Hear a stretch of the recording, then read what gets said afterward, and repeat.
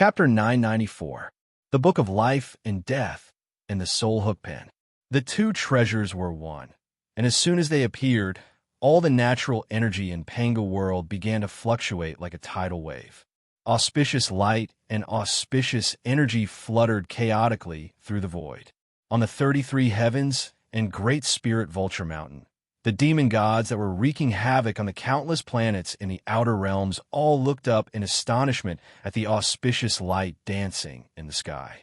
An aura that made them uneasy was echoing across Panga continent. But even the strongest celestial fiend gods from the outer heavenly realms could not sense where the aura came from or what it meant. The two treasures were crafted with the Pangu's map, which was indeed made from the cornea of the great Saint Pangu, fused with the eyelids of both eyes. Wuxia separated the eyelids, turning his left eye into the Book of Life and Death and his right eye into the Soul Hook Pen. In Panga world, all the information of the living beings with Panga world's natural energy was recorded in the Book of Life and Death. With a gentle wave of the black Soul Hook Pen in his right hand, the pages of the Book of Life and Death in his left hand turned quickly. The Book of Life and Death seemed to be only as thick as a finger, but it had countless pages. Each page was filled with tiny, pitch-black characters. According to the positions of the stars in the universe, Panga world was divided into several regions, each corresponding to the void in the outer heavenly realms and a continent on Panga continent. According to the regions, the Book of Life and Death listed the lifespans of humans, immortals, ghosts, monsters, demons, insects, fishes, birds, beasts, flowers, trees, and many other living beings. As Wuxia waved the pen, the Book of Life and Death stopped abruptly, and the information of Emperor Haozuan was marked on the first page. Emperor Haozuan, the human emperor of the human race, was born in the city of Liangzhu in Yuxiong Plain on Panga continent. He was born with 120 years of lifespan and had consumed a spirit fruit to prolong his life by 3 eons. Now, he had 74,594 years left. The Soul Hook Pen touched Emperor Haozuan's name, and the names of the spirit fruits he had consumed to prolong his life, as well as when he had consumed them. All the information flew out of the Book of Life and Death, turning into a small light screen that hovered in front of everyone. Great Horns happily punched Wuxia in the chest and laughed. "Brother, it's finally done. Hey, let's celebrate."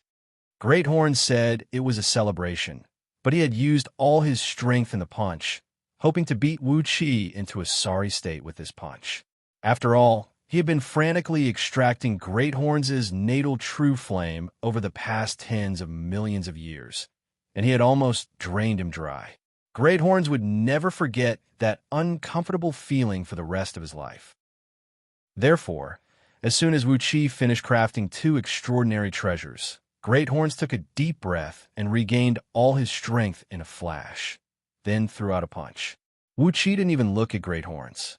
He stood firmly where he was and let Great Horns' fist slam into his chest, followed by a thunderous bang, which sounded like 2 iron ingots clashing against each other. A buzzing sound came from Wuxia's chest. His body didn't seem to be made of flesh and blood. Instead, it seemed to be made of gold and iron. Gritting his teeth, Great Horns threw his head back and let out a long howl, his left hand clutching his right fist as he stumbled back dozens of steps. With their sharp eyes, Yao Ling and the other Dao, fusing experts, saw that Great Horns' right hand below the wrist had been completely deformed, and the flesh and bone were trembling slightly, looking as tender and bouncy as tofu pudding. It was clear that all the tissue structure under the skin of his right fist had been shattered by the counterforce, and the flesh and bone had turned into a ball of something that looked like soy milk. The saints looked at Wuxia in horror, and Wu Shun cried out, "Yuan Ling, old freak, your fleshly body." Disapprovingly, Wuxia twisted his neck, producing a series of crisp cracking sounds of his joints. "It's nothing," he said coolly. "I've just cultivated the last chapter of my heaven refining grand magic by chance over the years, and it's just a preliminary achievement. Great Horns, you can't blame me for beating me."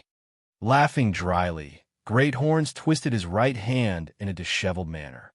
In the time it took Wuxia to say that his right hand had recovered, But the severe pain and shock brought by the shattering of his right fist still lingered in his heart. Gritting his teeth, he stared at Wuxia and murmured, "What a tough body. I reckon your fleshly body is the strongest among all chaos fiend gods now, isn't it?" He clenched his fist and patted his own chest, producing a series of crystal-clear clanking of metal. Nodding his head, Wuxia said, "I'm afraid so. Unless Jade Devil and Gold Deity are still alive and have made breakthroughs in their cultivation bases, my fleshly body is 100 times stronger than when I was at my peak in my previous life. Well, maybe not 100 times, but 90 times is a safe bet." The saints were aghast, and they gave Wuxia a look as if they were looking at a monster, not bothering to discuss the matter any further. In his previous life, Yuan Ling's fleshly body ranked in the top 3 among all chaos fiend gods, and now it was 100 times stronger than when he was at his peak. What did that mean? In other words, it was not so easy for a Dao fusing expert to hurt Wuxia, unless they used a supreme treasure of primal to attack him. Yao Ling twitched her mouth and sighed. Yuan Ling is indeed Yuan Lingham. What happened? Just now, a bright light flashed across the Book of Life and Death.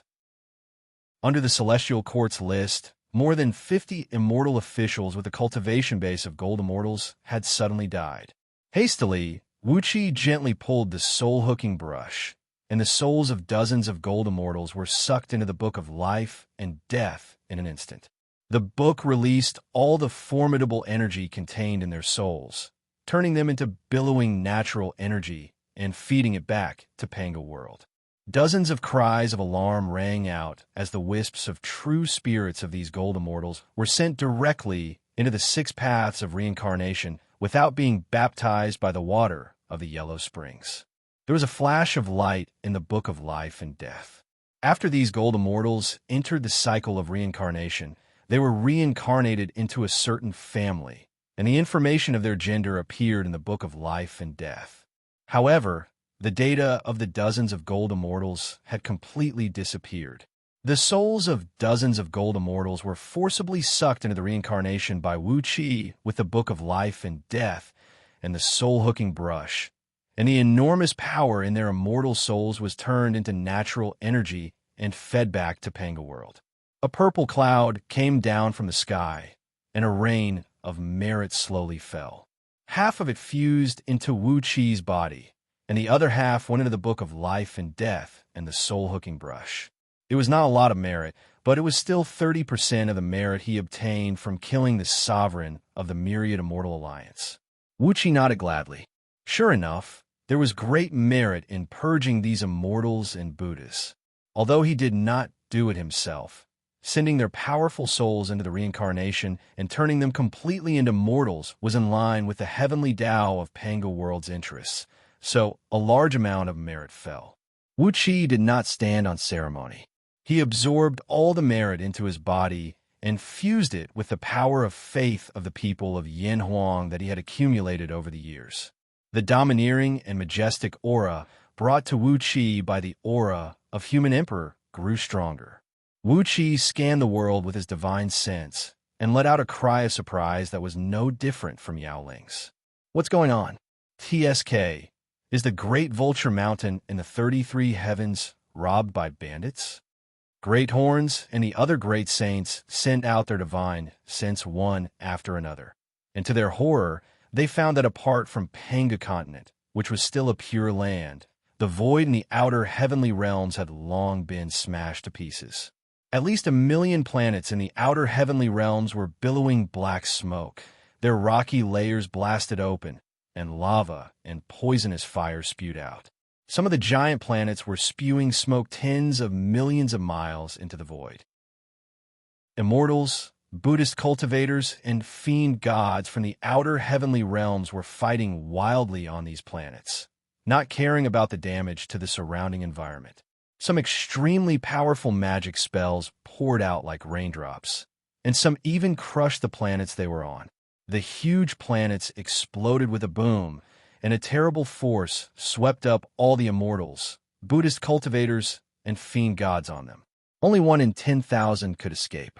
Not a single immortal could be seen in the 33 heavens, and the once magnificent and majestic palace of the celestial court had become the residence of fiend gods. No one knew what those grotesque fiend gods were up to, but the 33 heavens was now covered with all kinds of slime and spider webs, and all kinds of strange fiend gods were rolling and crawling on the slime of color and smell terrible. A large number of fiend god eggs were hatching, and some baby fiend gods were playing with the unhatched eggs of their own kind. All the immortals had retreated to the Daluotian continent outside the 33 heavens. Terrible purple thunderbolts densely covered the Daluotian continent, turning any fiend god from the outer heavenly realms into ashes as soon as he approached.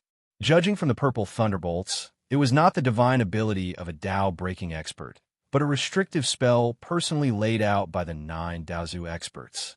The first 6 peaks of Mount Gridrakota were completely lost, and only the last one, Mount Thunder, was still in the hands of the disciples of the Buddhist League.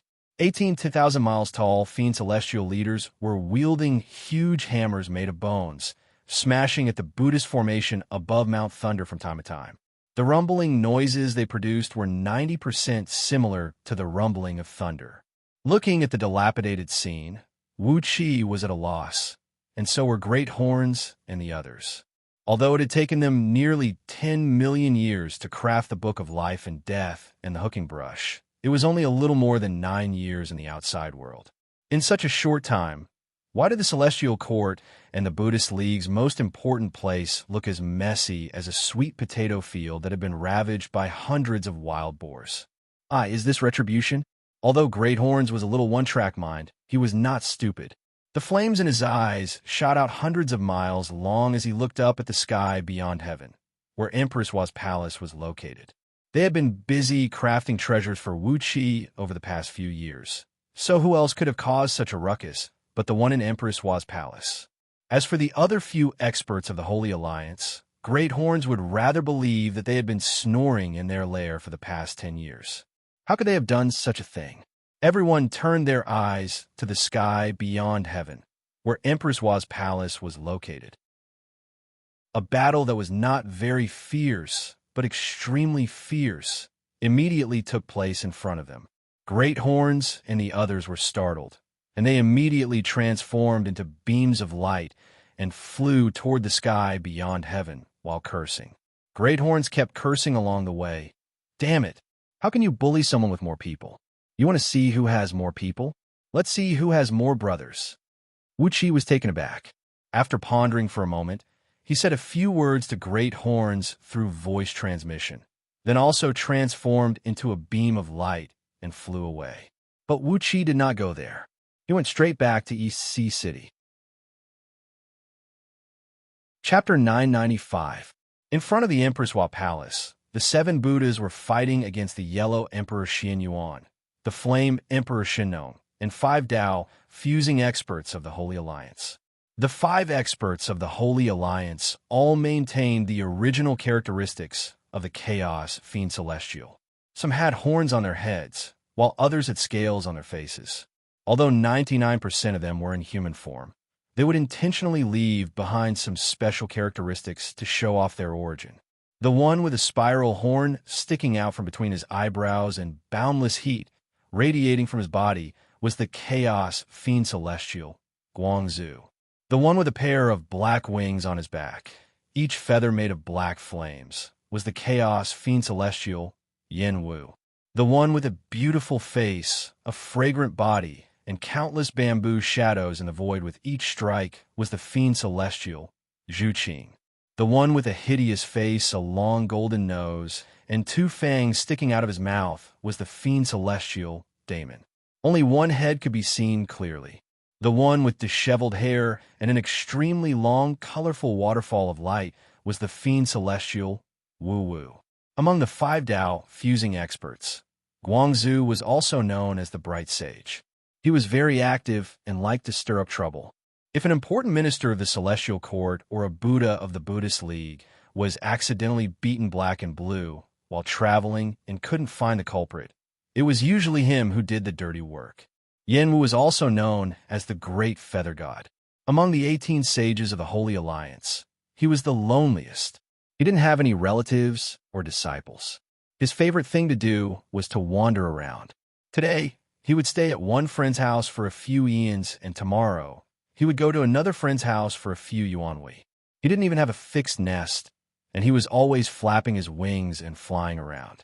Zhu Qing was also known as Mother Qing. She had a noble and pure personality, and her heart couldn't be any kinder.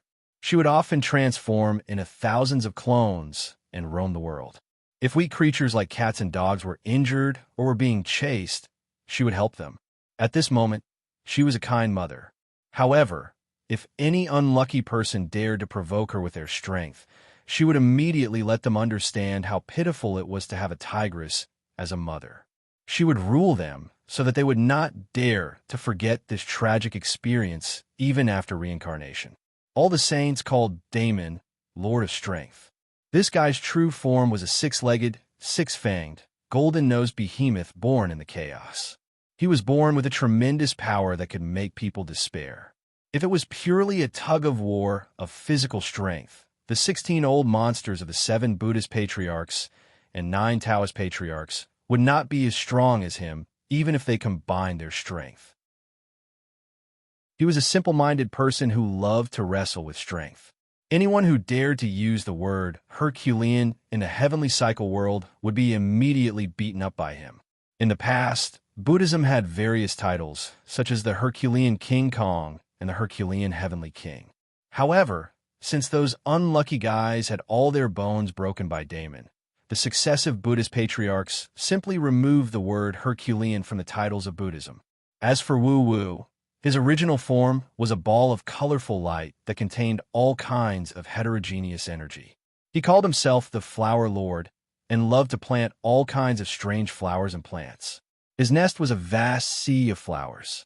Although he did not accept disciples, the various spiritual monsters that cultivated from flowers and trees in his nest treated him as their parents. If one were to ask who had the most disciples among the 18 saints of the Sanctuary Alliance, it would naturally be Wu Wu. 5 mighty figures of the Tao fusing realm, together with the 2 new Tao fusing saints, the Yellow Emperor Xianyuan and the Yin Emperor Shinon. The 7 of them are fighting against the 7 Buddhist patriarchs. However, at the level of the Tao fusing realm, they could not just draw their swords and attack like ordinary cultivators. Instead, they stood in the void and attacked each other with their divine powers and secret techniques. For example, the Buddhist divine powers cultivated by the 7 Buddhist patriarchs had reached an unfathomable level. When they attacked, there was not even a trace of light and shadow. If one was not careful, they would be hit by their spells.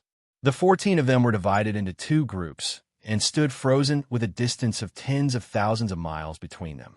Occasionally, there was a flash of light in the corner of their eyes and the tip of their eyebrows. Strange ripples flashed across their bodies.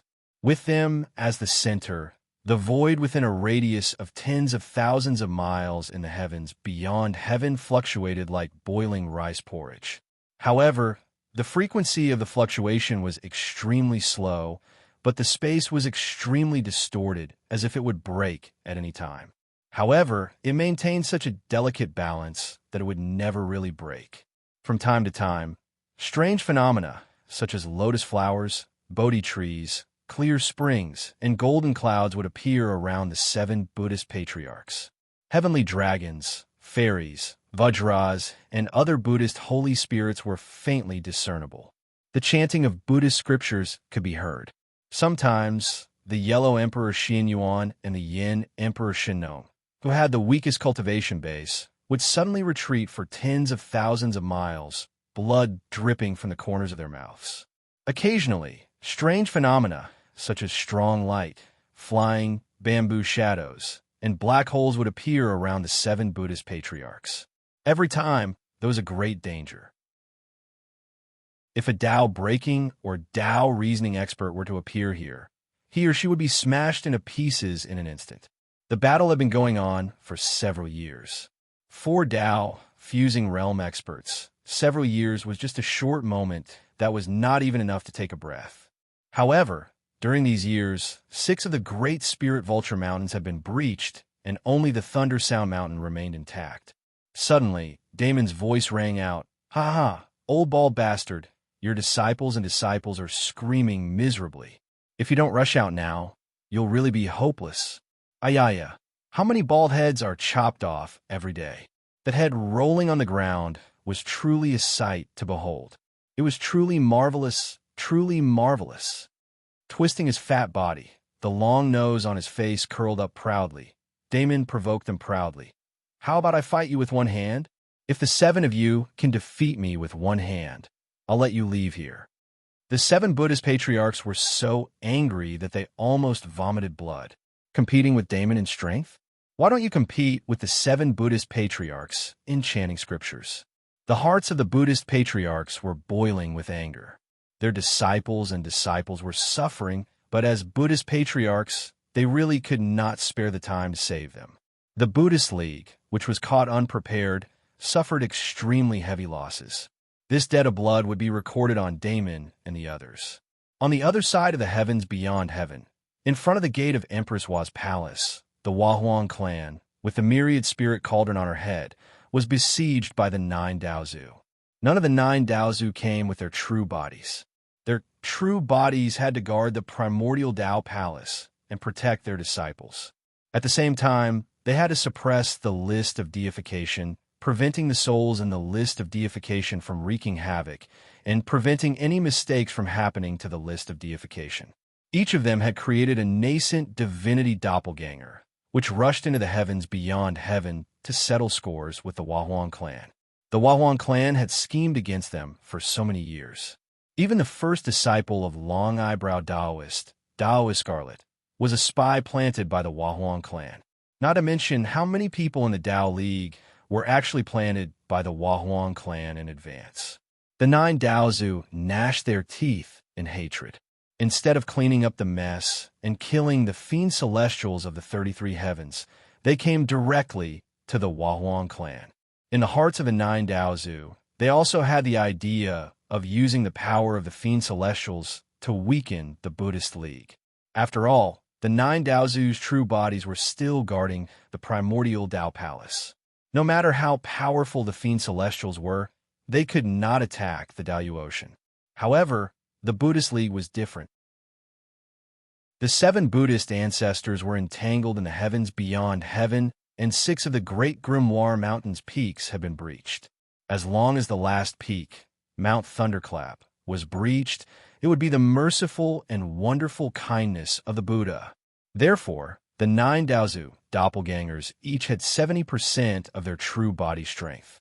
The 9 of them joined forces to besiege the Wahuang clan, but they did not spare any manpower to help the 7 Buddhist ancestors escape.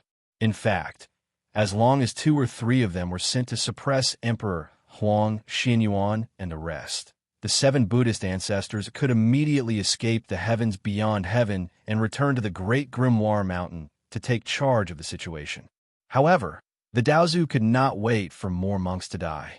They pretended that they did not see the 7 Buddhist ancestors' awkward situation and only focused on besieging the Wahuang clan. The Dao ancestor naturally could not attack with sword light and lightning flashing in the sky. That kind of murderous method would embarrass them for no reason. The 9 Daozu trapped the Wahuang clan in the direction of the 9 palaces. They sat down cross-legged and recited the mantra of virtue and virtue. Word by word, each word turned into a lotus of different colors that drifted down. Each lotus contained an enormous power that an ordinary Dao-breaking expert could only obtain after cultivating for a period of time. The lotuses fell like grinding wheels, grinding away the Wahuang clan's defensive spirit light. The 10,000 spirit cauldron hovering above the Wahuang clan's head emitted beams of light to protect her, but the light was being ground away layer by layer. The 9 of them were attacking her together. Even though she had the 10,000 spirit cauldron, the original spirit treasure of Panga World, she was still no match for the 9 Daozu. From time to time, the long-browed Daoist mocked the Wahuang clan. He claimed that he only wanted the Wahuang clan to give him justice, and he wanted the Wahuang clan to tell the 9 Daozu how many other people like Scarlet Taoist were hiding in the Dao League.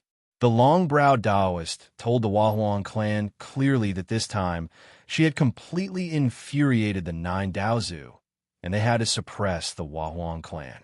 With the power of the 9 clones, they could certainly suppress the Huahuang clan forever by sacrificing a supreme artifact of primal. When that time came, the Huahuang clan would still not be able to protect the human race, and the 9 Daozu could take their time to clean up the mess, kill all the fiend gods of the outer domains, and continue with the deification plan. Just as the long-browed Taoist was nagging, a flame rushed out of his back. Great horns suddenly flashed out from behind him and gave the Taoist a hard kick on the back of the head. The Taoist howled miserably and fell forward, and the 9 palaces formation of the 9 Daozu disintegrated immediately. The Huahuang clan's eyes flickered with a bright gleam as the 10,000 spirit cauldron smashed the Taoist 108 times in a row, bruising his face and knocking out one of his teeth.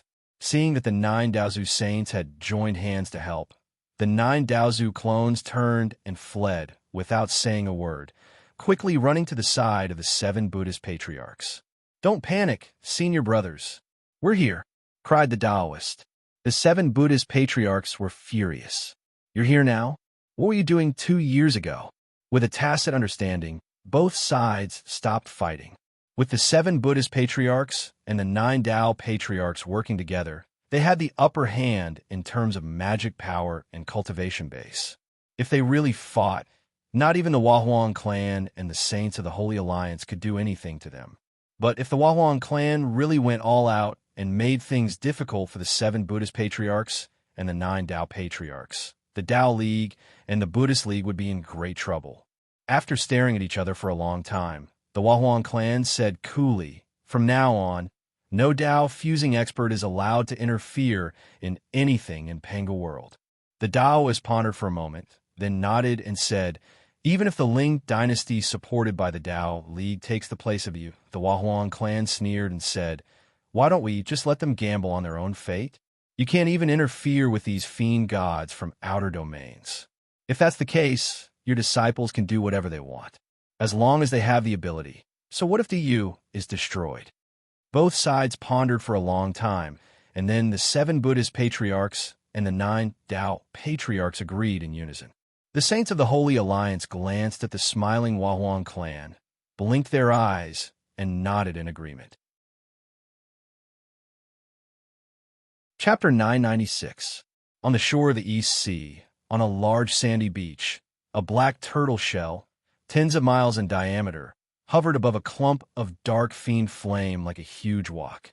Tens of thousands of pitch-black metal stakes were buried on the sandy beach, and a large group of soldiers of the East Sea, clad in fully enclosed armors, were standing next to the metal stakes, shouting in a deep voice from time to time. These soldiers had twisted and ferocious skull masks on their faces, and their armors had sharp edges and strange lines, giving them an evil look. Furthermore, these armors were not forged from metal, but formed from some kind of living tissue. If one stared at these armors for a long time, one would have a feeling that these armors were slowly wriggling, sending a chill up one's spine from the soles of one's feet. When Wuxia returned to the EC city, he saw this strange scene on the sandy beach outside the city.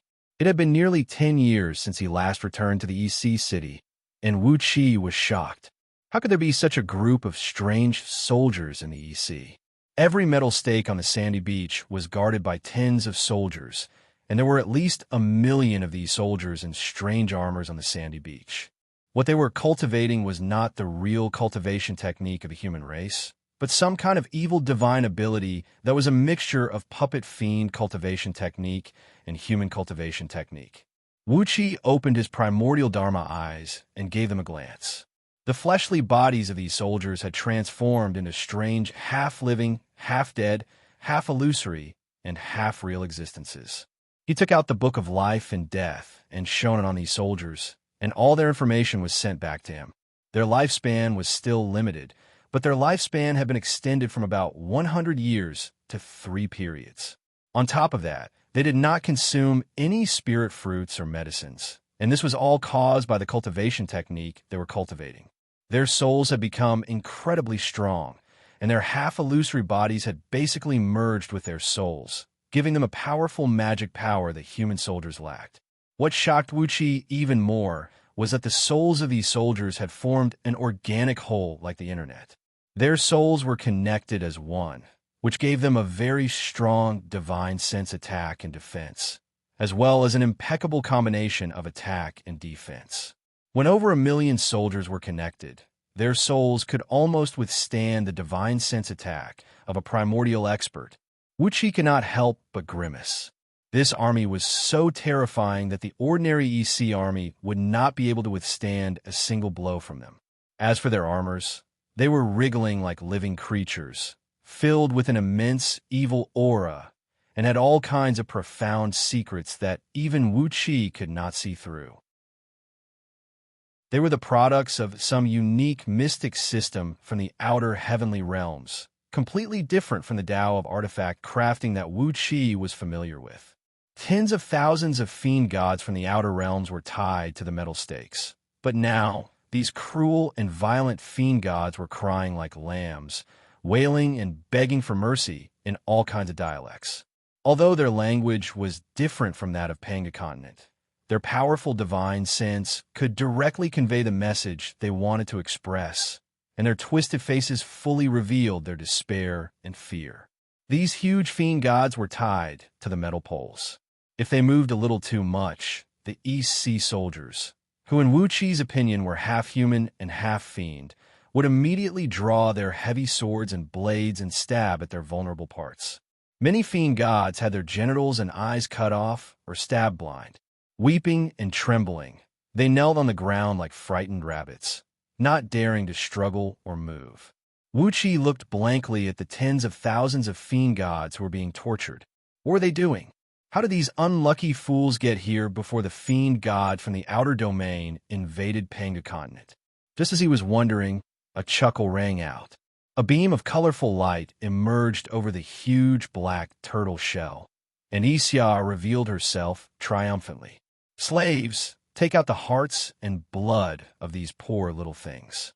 Be careful, and if you dare to waste even a drop of blood, I'll send you to the Earth Fire Fiend Cave and burn you for 3 years in order to temper your body. Amidst a clanging sound, swords and knives were drawn.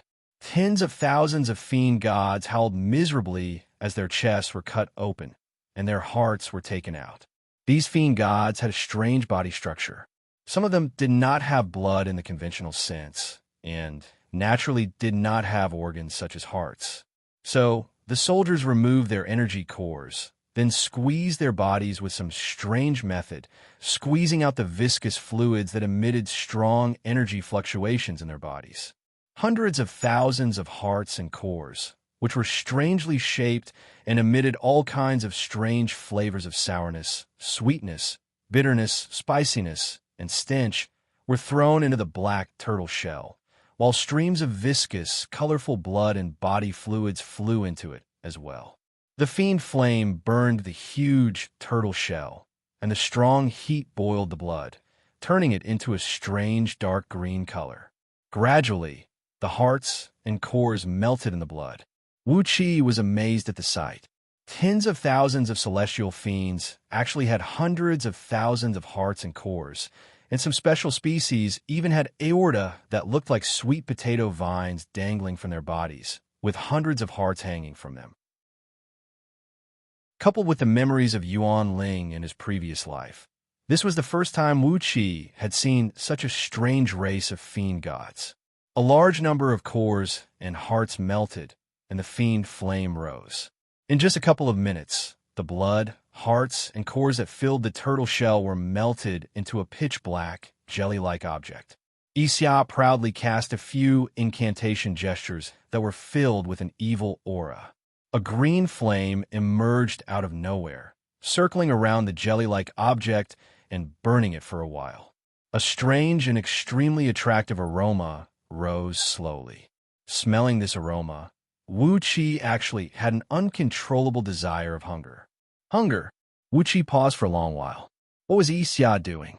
Hiding in the clouds, Wuxia looked down with great interest. Xianxia clapped her hands proudly. Under the burning of the green flame, The jelly-like object gradually turned colorful and transparent, quivering like a jelly. The jelly was about 7 to 8 miles in diameter. She pouted her little mouth and blew a sharp whistle. Dragon cries rang out one after another.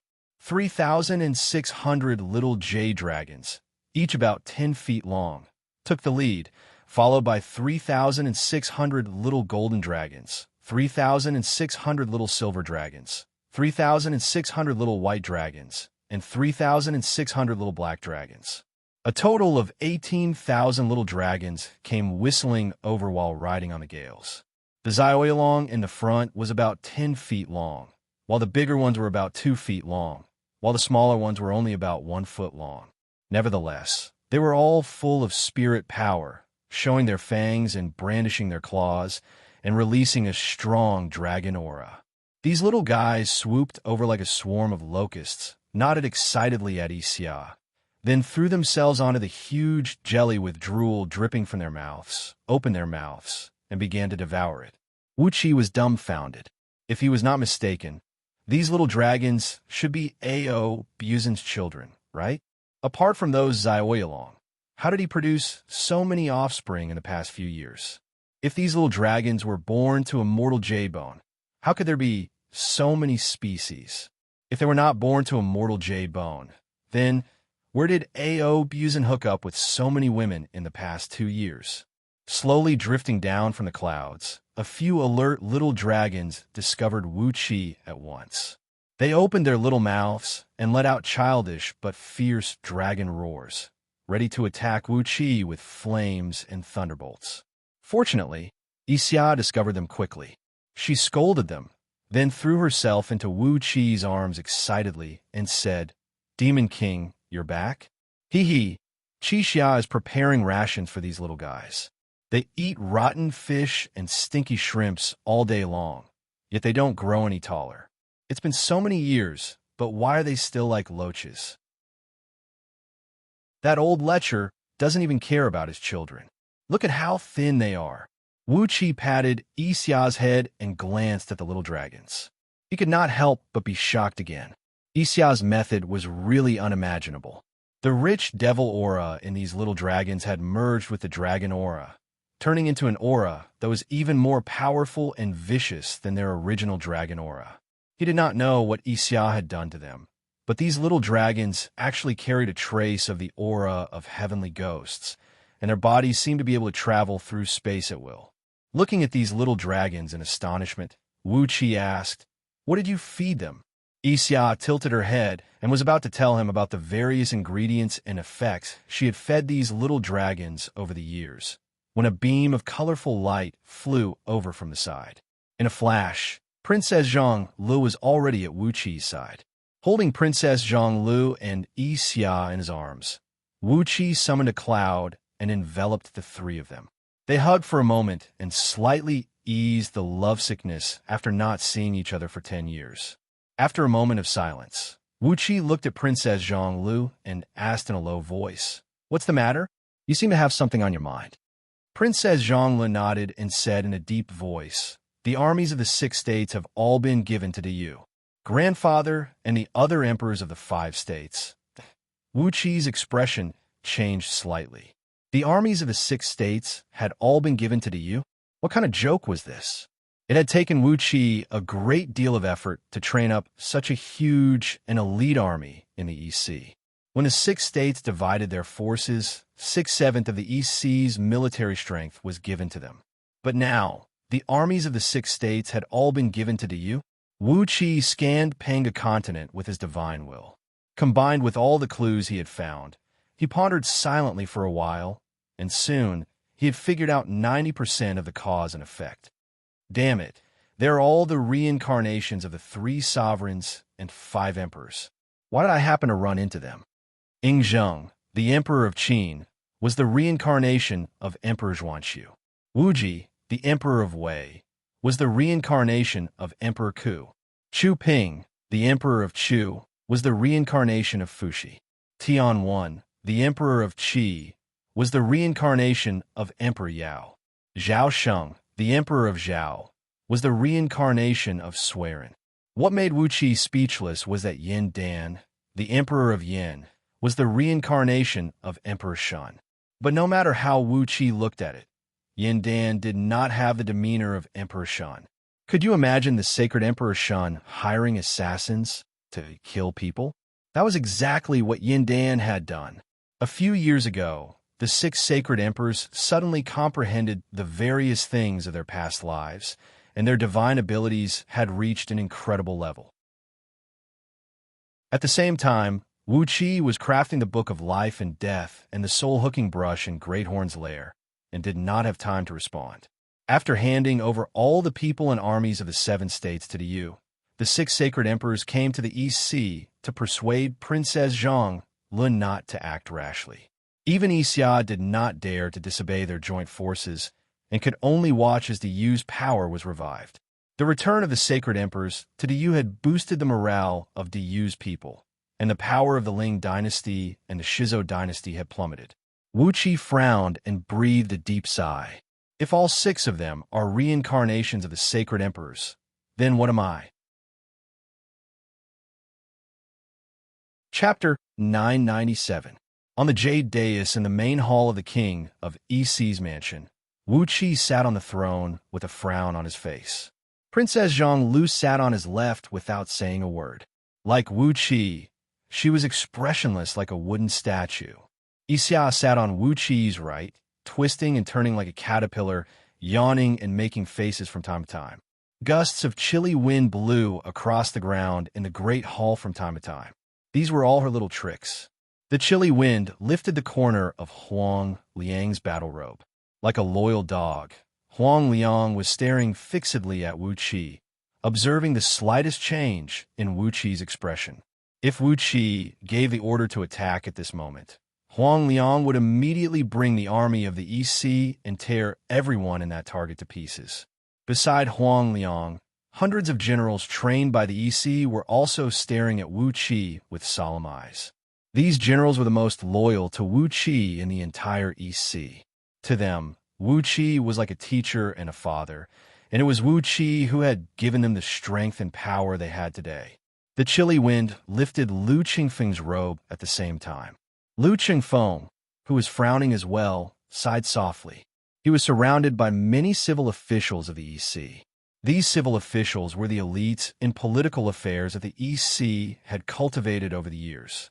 But, after all, the natives of Panga continent were simple and honest, and they were not as quick-witted as the civil officials of the 6 states. But now that the forces of the 6 states had all been withdrawn and merged into the Yu, and all the civil and military officials of the 6 states were under the Yu's control, the only thing they could do was to promote these civil officials of the East Sea to many positions in a hurry. Fortunately, Wuxia had taken precautions and used Dark Yin Celestial Tower to accelerate time to train tens of millions of civil officials in the East Sea. So, after the sudden incident of the 6 states, the administrative system of the East Sea was not greatly affected. Batches of new soldiers had also been trained in the underground spirit caves, barely filling the gap in the military power of the East Sea after the 6 states merged into the Yu. But these newly trained soldiers had not gone through any battle, so their overall strength was far inferior to the original army of the East Sea. Fortunately, Xianxia had trained millions of half-fiend and half-human soldiers for the East Sea with the means of the Fiend League. This army was brutal, and had an amazing fighting capacity. Especially when their souls were controlled by Xianxia, there was absolutely no problem in their loyalty. After the incident of the 6 states, the Fiend army of the East Sea took the initiative to attack the territory of the Ling dynasty, slaughtering 3,000 major cities of the Ling dynasty.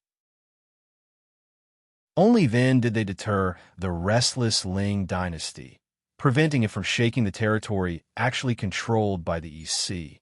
Apart from Lu Qingfeng, who stayed in the East Sea, the only people from the 6 states who remained under Wuxia were Yin Bugui, Xianyu, and Hu Hai. Yin Bugui was in charge of the Punishment Court, the largest intelligence agency in the East Sea, and he lived a good life in the East Sea. In the East Sea, he was the biggest leader of the Punishment Court. But if he went to the Yu, He could at most be a criminal officer in the punishment court to you. So, Yin Bugue stayed in the East Sea. As for Xianyu and Hu Hai, Xianyu had sworn to serve Wu Qi to the death, so he stayed with the Xiang clan. Hu Hai, on the other hand, was a loner. He had a strange character and did not get along well with the civil and military officials of Daqin, nor was he close to his elder brother, Fu Su. Therefore, he simply stayed in the East Sea and took the initiative to become Xianyu's deputy. Wu Qi looked at the remaining forces in the Great Hall in the East Sea, then suddenly sighed and said, "How magnificent was the gathering of heroes in this great hall that day. Why do I feel so cold today?" Sitting cross-legged on the ground, Ao Buzin suddenly sneezed. He pointed a finger at Xianxia and cried out, "My lord, if you don't tell this little girl to stop quickly, the cold wind will make everyone feel cold, and we will all fall sick with a fever." Immortal Jadebone and a few other female fiend immortals sat around Ao Buzin, looking at Ao Buzin with a smile on their faces. Immortal Jadebone was subdued by Ao Buzin years ago, and during the 10 years when Wu Qi was concentrating on refining treasures, Ao Buzin had a few more powerful female fiends around him, and his offspring had grown several times stronger. It was not hard to imagine the background of these female fiend immortals. After listening to Ao Buzin's complaint, Wu Qi patted Xianxia on the head. Xianxia immediately sat up straight and withdrew the cold wind in the great hall. A little annoyed, he rose to his feet and walked down the jade platform.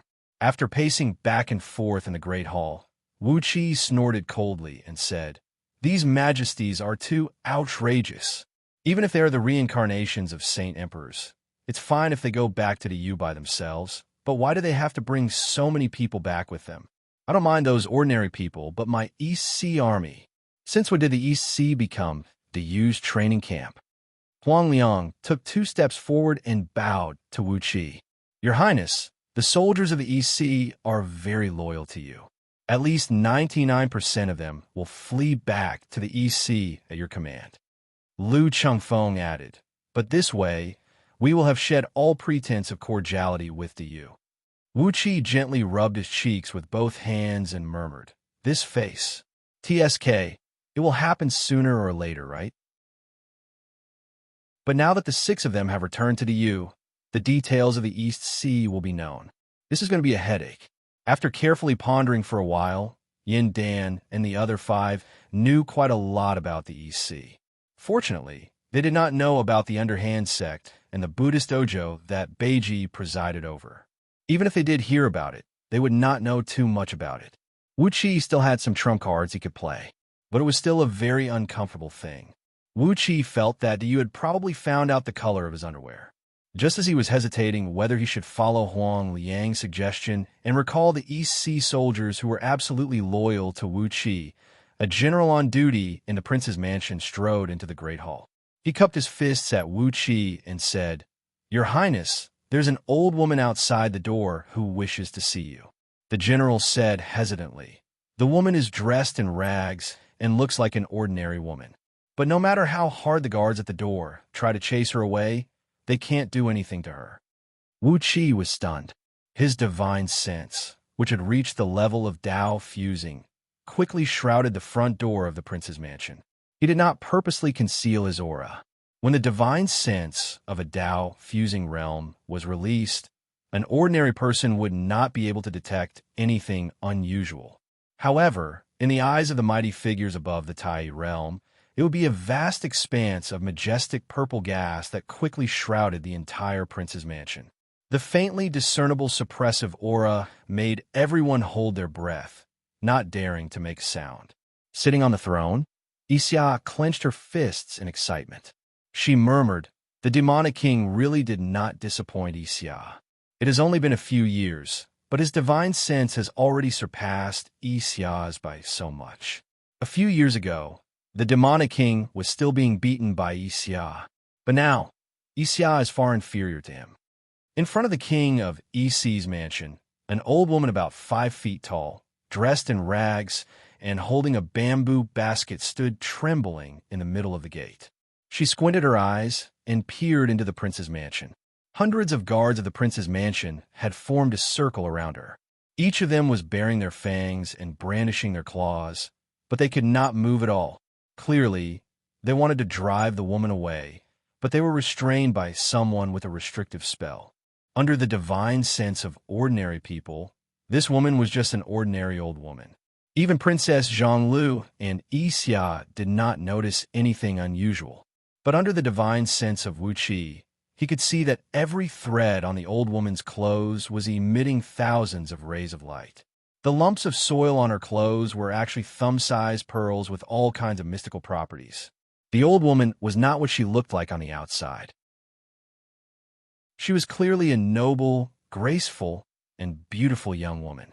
The auspicious purple light swirled around her, and there was a strong sense of kindness and love in her boundless majesty. Wuxia sucked in a cold breath.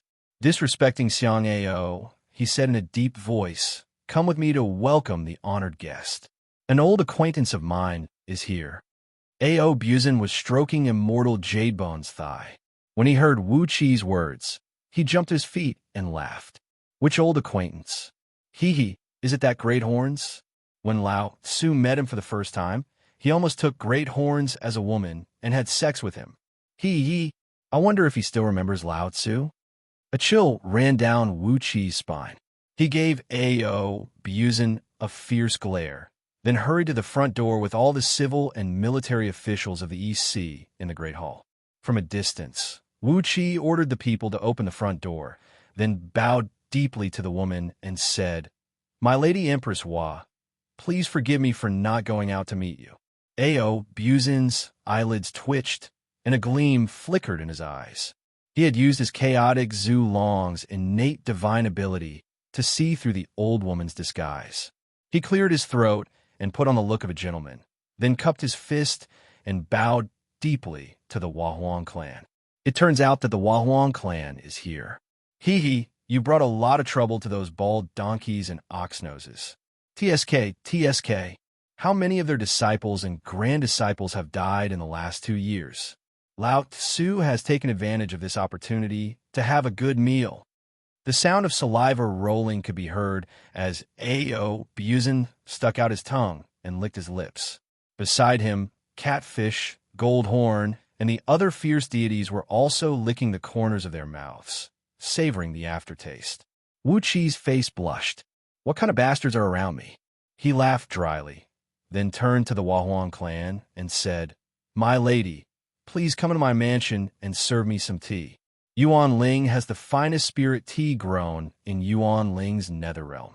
I dare not say anything about other vengeful spirits, but when it comes to tea leaves, the little resources of all my old friends combined are not even as good as those produced in Yuan Ling's nether realm." The Wahuang clan smiled faintly. Purple mist rose from her body, and she returned to her original appearance. Almost instinctively, all the soldiers of East Sea dropped to their knees, touched their foreheads to the ground, and bowed deeply to the Wahuang clan. It was an instinctive reverence for the Lady Saint who created their own race in the human bloodline. It was like a lamb kneeling at its mother's breast, or a crow feeding on its mother's breast. It was a natural instinct that could never be erased. "You're too polite, my old friend Yuan Ling," the Wahuang clan chuckled and said, "It has been many years since I last tasted the spirit tea grown in Yuan Ling's nether realm." "You don't have to be so polite, my old friend. I, Nuwa, have come here today because I have something to ask of you." A.O. Buzin's eyes went wide as he stared at the Wahuang clan. Being stared at by A.O. Buzin's strange gaze, the Wahuang clan glared angrily at A.O. Buzin and snapped, "You're a troublemaker. Why are you staring at me like that? Back then, if I hadn't protected a wisp of your true spirit with the 10,000 spirit cauldron, allowing you to reincarnate and nurture your soul, how could you return to your original appearance today?" A.O. Buzin was taken aback. Hastily, he bowed solemnly to the Wahuang clan and expressed his gratitude. Since the Wahuang clan had said that, it must be true. Back then, when he raped that Chaos Fiend God, he was killed by the Chaos Fiend God, who was so furious and ashamed that he exploded himself. Initially, He thought that his soul should have perished, but now he was able to return to his original appearance. He felt that he owed the Huang clan a great favor. Wuxi's heart skipped a beat.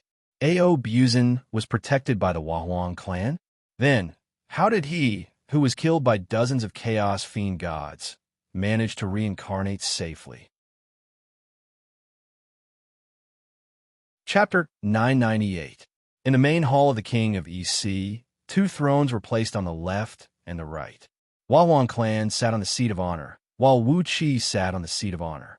Princess Zhonglu and Xianxia were boiling water and making tea, while Ao Buzin and the others stood respectfully in the hall, without making any sound. Ao Buzin owed Huang clan his life. Although he was a bit of a bastard, he valued kindness very much, and that was the reason why he had been serving Wu Qi as his master. Huang clan had saved his life, so he naturally had to show respect to her. As for the others, Lu Chengfeng and the others were pure human beings, and they naturally admired and respected Huang clan. Immortal Jadebone and the other female immortals under Ao Buzin's control knew about Huang clan's background, so they dared not to show any disrespect to her. Holding the translucent jade cup and taking a sip of the fragrant tea, Huang clan nodded in satisfaction, smiled, and said, "It's indeed a supreme tea. The few divine teas in Empress Hua's palace are far from being comparable to it. Has Yuan Ling, my old friend, taken back Yuan Ling's nether realm?" Wu Qi slowly nodded and said in a deep voice, "Indeed, it has been taken back. Fortunately, no one has broken into Yuan Ling's nest these years. Everything in it is still intact." Huang clan smiled and didn't say another word. She tasted the tea with an appreciative smile, and Princess Zhonglu poured her a new cup of tea. After 3 cups of wine, Wu Qi asked, "Back then, in the depths of the chaos, in front of the ancient holy palace, Yuan Ling was attacked by the 7 Buddhist patriarchs, the 9 Tao patriarchs, and over 30 chaos monsters. He thought that he would die for sure, but luckily, he escaped into the reincarnation of Pangu world and survived Yuan Ling. Do you know why?" Putting down the teacup, Huang clan nodded and said, "Back then, Saint Pangu had just created the Pangu world. His soul and 90% of his life force transformed into the 10,000 spirit cauldron, which Nuwa found. The 10,000 spirits cauldron was the original spirit treasure of Pangu world. In Pangu world, it had countless magical uses. Nuwa just happened to preserve a trace of my old friend Yuan Ling's true spirit and send it into samsara.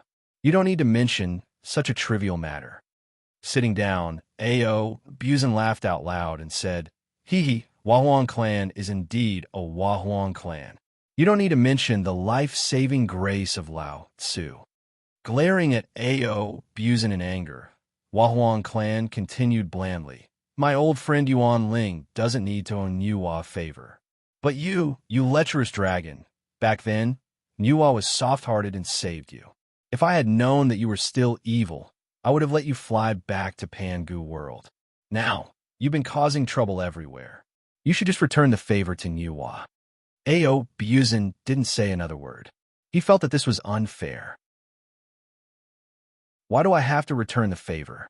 Putting down the teacup, Wu Qi nodded and said, "Empress Hua, Holy Mother, please be frank. If there's anything that Yuan Ling can do to help, he will certainly help." Huang clan remained silent for a while, then stood up, bowed to Wu Qi, and said, "In this case, Nuwa will be shameless."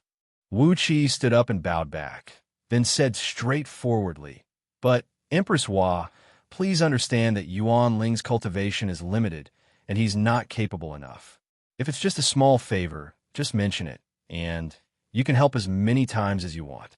But if you want Yuan Ling to fight those few old bastards, haha, let's talk about it after Yuan Ling fuses with Dao."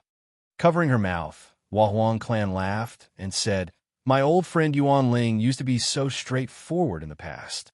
How did he become so cunning now?" Shaking her head with a smile, Huang clan said in a low voice, "Of course I won't trouble my old friend Yuan Ling too much. But, Yuan Ling, please agree with me. Now that the 7 Buddhist patriarchs and 9 Tao patriarchs are fighting for the destiny of the human race and trying to use it to help them break through the current shackles, before the fate of the human race is settled, my old friend Yuan Ling, please don't make things difficult for you. Wuxia pondered for a long time, then nodded slowly and said, if they don't make things difficult for me, I won't make things difficult for them. The 6 divine emperors have actually reincarnated countless times in the mortal world. My lady's means are really unpredictable. Hee, those soldiers and horses are a gift from Yuan Ling, but you can't provoke me, or I'll definitely fight back with all my strength. Smiling, Huang clan nodded and said, how dare they? After all, my old friend Yuan Ling and Xianxia are father and son-in-law. From now on, the East Sea will be independent from you. You can form your own kingdom or sect. In any case, the eastern region of Panga continent will belong to you from now on. Huang clan deliberately mentioned the father-in-law and son-in-law. Wuxia blushed and kept cupping his fist and begging for mercy from Huang clan. Among the 90,000 women of 6 dynasties, the karmic entanglement between him and Emperor Xianxia and the other 5 divine emperors could not be separated. Now that Huang clan had promised him that he could form his own kingdom in the East Sea, Wuxia could only accept it, lest he had to tangle with Xianxia and the others in the future. After chatting and laughing for a while, Huang clan suddenly fell silent. Wuxia shut his mouth as well. He knew that it was time for Huang clan to pay him a visit. In the eyes of Huang clan and Wuxia, 90,000 women and son-in-law were just some trivial matters. Something that could make Huang clan visit him in person must not be such a trivial matter. After a moment of silence, Huang clan slowly told him about the agreement she had made with the 18 saints of the Holy Alliance, as well as the 7 Buddhist patriarchs and the 9 Tao patriarchs. Whether it was the fiend gods of the outer heavenly realms or the battles between the Ling dynasty and the Shizo dynasty, the almighty experts of Tao fusing realm could only watch from the sidelines and give advice, but could not do anything themselves. The chaotic heavenly secrets continued to be chaotic, and to emerge victorious from it, it was up to the disciples of various powers to work hard. Aside from Tao fusing realm experts, Tao breaking realm experts were the pinnacle existences. According to what Huang clan knew, on the 2nd day after the agreement was made, the leaders of the 99 sects of the 33 heavens of Tao League and the first-generation sect leaders of the 100 sects of Buddhism came out in full force. These 199 people were all almighty experts of Tao breaking realm, and they had countless disciples.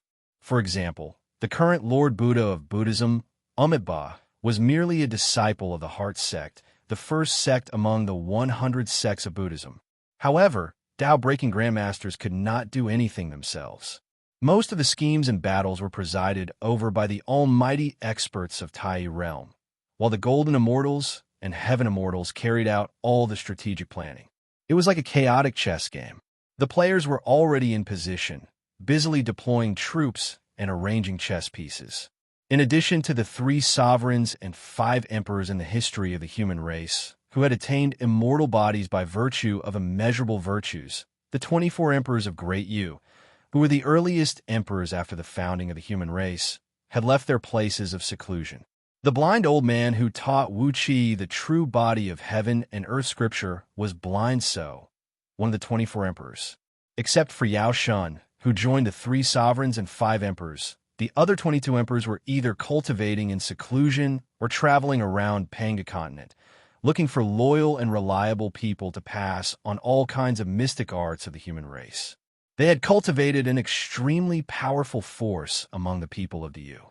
Now that the 6 states had returned to the Yu, and the 22 emperors had handed over the forces they had cultivated over the years to the Yu dynasty's reputation had soared, and its overall strength was several times stronger than when Wuxia first came to Panga continent. Now, Great Yu had a strong army and numerous experts. Its only shortcoming was that Tao League and Buddhist League had a large number of supreme treasures of primal, chaotic spirit artifacts, innate spirit artifacts, and many other precious treasures, as well as countless powerful acquired treasures. The only thing to you could bring out were the supreme towers, which were made with countless materials. But the highest grade of the supreme tower was only comparable to an innate spirit artifact.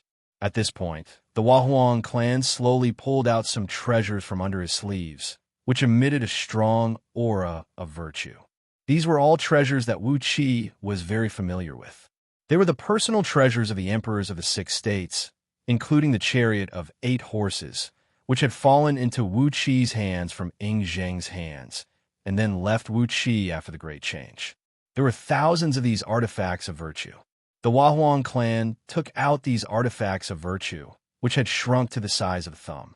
With a strange smile on her face, she looked at Wuxia and said a little embarrassedly, "I know this is too difficult for you, but Yuan Ling, my old friend, please refine these artifacts of virtue again. Try to improve their power as much as you can." Wuxia trembled slightly. Thousands of artifacts of virtue. He pointed at them and asked dryly, "Where did you get so many artifacts of virtue?" The Wahuang clan pursed her lips and smiled. Taoist League and Buddhist League have joined hands to refine the mortal worlds, plundering the virtues from them, she said in a low voice. Niwa has only benefited a little from it. The emperors of the Yu were all sent into the mortal worlds by Niwa after their lifespans came to an end, allowing them to accumulate great virtues. Naturally, these artifacts of virtue were created. Speaking of which, this is all the credit of the 7 Buddhist patriarchs and 9 Tao patriarchs. Wuxia gave the Wahuang clan a quick glance. She was so skillful in using others to lay eggs. He wondered what the 7 Buddhist patriarchs and 9 Tao patriarchs would think if they knew the truth. But with so many artifacts of virtue, the last shortcoming of Da Yu would no longer exist. As long as Wuxia could refine these artifacts of virtue a little stronger, those treasures of Taoist League and Buddhist League would definitely suffer greatly when they encountered them. With a wry smile, Wuxia gave the Wahuang clan a thumbs up, nodded, and praised, "The Holy Mother's plan is flawless. Yuan Ling admires you." The Wahuang clan smiled. She knew that Wuxia had agreed to her request. She pulled out 2 exquisite house models the size of fists from her sleeve and said with a smile, "The best inventory of the past generations of the Yu, as well as all the materials that Niwa has collected from the chaos during her years of guarding the human realm beyond heaven are here. My old friend, Yuan Ling, you can use them at will." Pondering for a short while, the Wahuang clan pulled out a golden longsword from the thousands of artifacts of virtue floating around her, emitting strong energy waves and a bright light. She handed the majestic longsword to Wuxia and said seriously, "My old friend, Yuan Ling, please reforge the Xianyuan sword first. Do you need an extremely powerful treasure to stabilize its natural fortune? Don't think about anything else, just improve its power."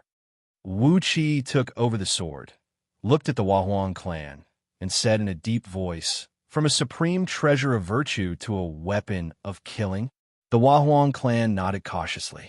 Looking at the sky outside the hall, she said blandly, "There are too many disciples of Taoist League and Buddhist League, and Pangu world can't bear them all. For the humankind, they have to suffer." Wuxia flicked the Xianyuan sword with his fingers, making the sword buzz and let out a dragon roar. Then, he nodded and said, "In this case, Yuan Ling will take this job." The Wahuang clan slowly stood up and bowed to Wuxia. Wuxia bowed back. Then the Wahuang clan disappeared. Holding the Xianyuan sword, Wuxia pondered for a short while, then threw the sword to Xianxia. "Xianxia, help me forge the weapon. You, invisible sky devil, use all of your evil tricks this time." Weapons of killing? Thousands of weapons of killing. She is truly going to kill. Chapter 999. At Wahuang clan's request, Wuxia went into seclusion once again. With his half-step Dao fusing cultivation base, he could barely accelerate the flow of time in Dark Een Celestial Tower to 1,000,000 times, but it would take too much energy. But the last thing a cultivator of Scroll of Stealing feared was the consumption of energy. As long as he prepared enough resources in advance, Wuxia could keep the flow of time 1,000,000 times faster than in the underground spirit cave in EC City. All the higher-ups of EC had followed Wuxia into the underground spirit cave to assist Wuxia in artifact crafting. Although they said they were assisting Wuxia, in fact, they were just providing some insignificant true flame for Wuxia to use. Meanwhile, Wuxia would activate the heaven refining cauldron to refine and purify their true flame, then mix it with his own understanding of the heavenly Tao and give it back to them. This was equivalent to Wuxia forcibly improving their cultivation base with a method of imbuing them with wisdom. Even the so-called rapid progress paled in comparison to this speed of improvement. As time went by, the overall strength of East C gradually grew stronger.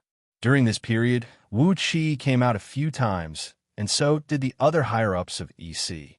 Each time, they only spent a few days dealing with the affairs of East C, and then returned to the underground spirit cave to continue their cultivation. When Wuxia came out for the first time, he simply issued an edict to the territory of EC. The whole EC broke away from the Yu and formed a kingdom of its own. The name of the kingdom was Yanhuang, which was exactly the same as the name of the kingdom of the human race in the world in his body. Wuxia himself did not delve into the name of the kingdom, but when the news that the EC had formed a kingdom of Yanhuang spread, the Yellow Emperor Xianyuan and the Yin Emperor Shinon were stunned for a long time. They had counted on their fingers many times, but they could not figure out why Wuxia would name his kingdom like this. Only Huang clan smiled. The fact that Wuxia named his kingdom Yanhuang meant that the kingdom's destiny was connected to the Yellow Emperor and the Yin Emperor. If the Yu was defeated in the future, the Yu's destiny would be inherited by Yanhuang Kingdom, and the destiny of the human race would not be taken by Tao League or Buddhist League. Conversely, if Yanhuang Kingdom was destroyed by the Ling Dynasty or the Shizo Dynasty, it would still belong to the human race, and no outsiders would benefit from it. When Yanhuang was founded, its political structure was exactly the same as Great Yu's. Wuxia was a lazy man, and he did not want to change the social structure or political system. That kind of laborious work was not suitable for him. Great Yu's system had been running for countless eons without any major problems, which proved that it was a pretty good system. Wuxia had only increased the conscription rate of Yanhuang Kingdom, recruited new soldiers in preparation for the war, and did not take any other special measures. That was all he had done on the surface, but secretly, Wuxia had been constantly transferring the troops of Yanhuang Kingdom from his inner world to Panga continent. In just 1 year, Wuxia had come out of the spirit cave 3 times, and each time he had transferred a large number of troops from his inner world, which were stationed around the EC by Huangliang. In just these 3 times, Wuxia had deployed an army equivalent to 2 armies of the EC. During this 1 year, the situation on Panga continent was so turbulent that even the most ordinary mortals could sense that something was wrong. First of all, Wanling City, the capital of the Ling Dynasty, avoided the East Sea and moved from the eastern border of the Yu to the south. Kamhart City, the capital of the Shizo Dynasty, was also moved to the south. The capitals of the 2 dynasties faced each other from a distance, staring at the southern territory of the Yu like 2 fierce tigers, ready to pounce. Meanwhile, Great Wu, supported by Wuxia, had shrunk its defense line again and again, putting on a weak and powerless appearance. The Yu began to deploy a large number of troops on the southern border. With the huge army trained by Wuxia, the Yu had a lot more room to mobilize. In the past, a small military town might only be garrisoned by 100 men, but now, even the smallest military town was garrisoned by thousands of soldiers. For a time, the Yu's military strength was so strong that the Ling Dynasty and the Shizo Dynasty dared not to act rashly. But the Yu's southern territory was in a state of panic, with several powers flaunting their military strength all day long. The sound of a single drum made of dragon skin could travel tens of thousands of miles, and if tens of thousands of such drums were beaten at the same time, the sound of a mighty army could travel tens of millions of miles away, shattering mountains and rocks like a thunderclap. War drums rumbled and hooves pounded. There were very few ordinary people in Diyu's southern territory, as most of them had been moved to the north by Diyu. Emperor Haozuan personally presided over Dingnan City, an important city in the southern territory, putting on a posture of confrontation with the Ling dynasty and the Shizhou dynasty. The stances of the three powers were extremely tough, and Great Wu was like a rabbit in front of three tigers. Because of the confrontation, Great Wu had a chance to catch its breath and develop. Yigu, Z, and MOD did not return to Diyu with the people of the 6 states. They had promised Wuxia to support Great Wu, and they had done their best for Great Wu. With their help, Great Wu did not seem to be a match for any of the powers, but if Diyu attacked them in a hurry, they might be badly wounded. In the past year, all the powers had been training their armies and preparing for the war. Although there was no real war yet, all kinds of rumors and prophecies had spread all over the world. For example, they said that Emperor Haozuan was tyrannical and killed his courtiers. For example, they said that Zhang Tingyun was dissolute and raped his own sister. For example, they said that Emperor Wugo was shameless and immoral and held open meetings in public every day. All kinds of bizarre and jaw-dropping rumors were flying everywhere. Even the people at the bottom of the social ladder would discuss the affairs of their emperors and the emperors of other dynasties during their meals. The vivid details were enough to make Emperor Haozuan and the others vomit blood. Even Wu Tianming, the most honest and dutiful of them all, was hit by the arrows. He was living a peaceful life in Great Wu, but some power had made the first move. Rumors that Wu Tianming was a mentally retarded son of a close relative and was not qualified to preside over a kingdom had spread throughout Great Wu with the wind. The rumors were so fierce that Wu Qianming's father, the emperor, had given birth to Wu Tianming after drinking too much and having an affair with his niece. Every position, every posture, and every movement of his father were described in great detail. As for whether Wu Tianming's father had this niece or not, who would care? Wu Tianming, fuming with rage, immediately sent out countless spies of Great Wu to spread the colorful rumors cooked up by the court scholars to the other 3 dynasties. In these heartbreaking articles, the reason why the Ling dynasty and the Shizhou dynasty suddenly dispatched troops to Diyu is known to all the people of the 3 dynasties. Zhang Tian and Emperor Wugo had fallen in love with Emperor Haozuan at the same time, and they had sent out a huge army to break into Dingnan City and snatch their beloved Emperor Haozuan back to their country. It was said that Zhang Tingyun had not been intimate with his concubines and palace maids for years because of Emperor Haozuan, and the reason why Emperor Wugo had held an open meeting was that Emperor Haozuan had rejected his proposal. That had dealt the emperor a heavy blow, and that was why he had done such an outrageous thing. Because of the emotional entanglement between Zhang Tingyun, Emperor Wugo, and Emperor Haozuan, none of them was fit to be the human emperor. Emperor Haozuan, as the current human emperor of Diyu, had shown his face in public to flirt with women. This was simply ruining the human wheel. How could he be qualified to rule Diyu? Emperor Haozuan, Zhang Tingyun, and Emperor Wugo were so angry that they almost coughed up blood.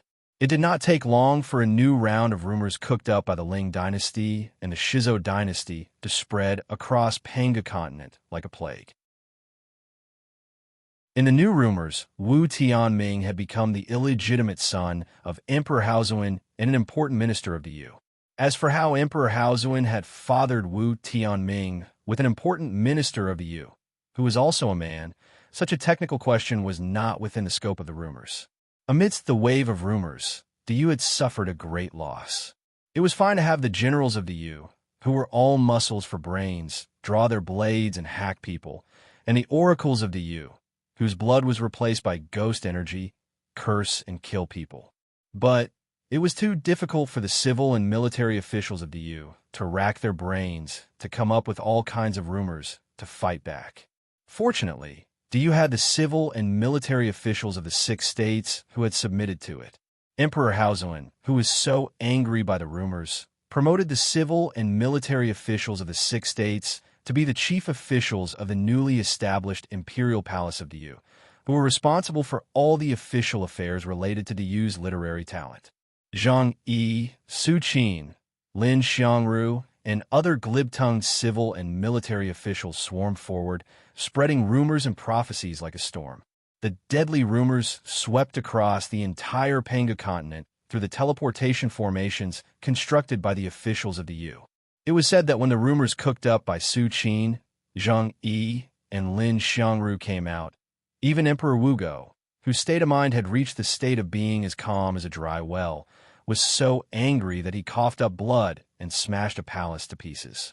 Amidst the endless attack of rumors, the monarchs of the Yu, the Ling dynasty, the Shizhou dynasty, and Great Wu plummeted in reputation. In the eyes of outsiders, these four rascals had become a bunch of bastards who were worse than dog shit. How could they be qualified to be the human emperor?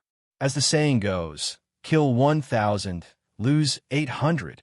In this wave of rumors, all four states suffered serious losses, and none of them emerged victorious. The enmity between the four states continued to ferment amidst such rumors. Middle-scale conflicts began to break out on the borders, and the number of casualties soared from thousands to tens of thousands every day. Everyone knew that a great war was imminent. Whether it was the Tao League or the Buddhist League, they could not tolerate the situation to continue like this. All they needed was a fuse to detonate the entire southern region.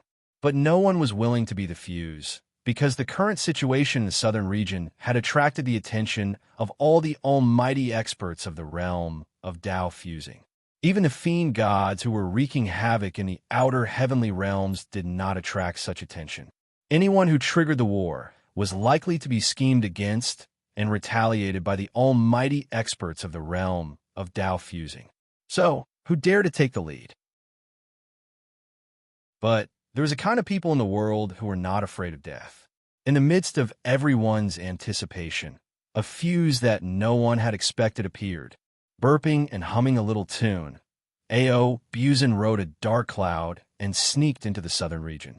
Goddess Niwa, the Yellow Emperor, the Flame Emperor, the 7 Buddhas, the 9 Taoists, and the 18 Saints, the supreme beings of the Panga world, all focused their attention on Ao Buzin at the same time. Ao Buzin, who rode a dark cloud all the way, shivered all the way. He grumbled and grumbled, not knowing where that inexplicable feeling in his heart came from. After carefully searching for a long time, he still could not find the source of that feeling. Ao Buzin could only blame it on the fact that he had spent too much time with Immortal Jade Bone last night and had damaged his vital energy.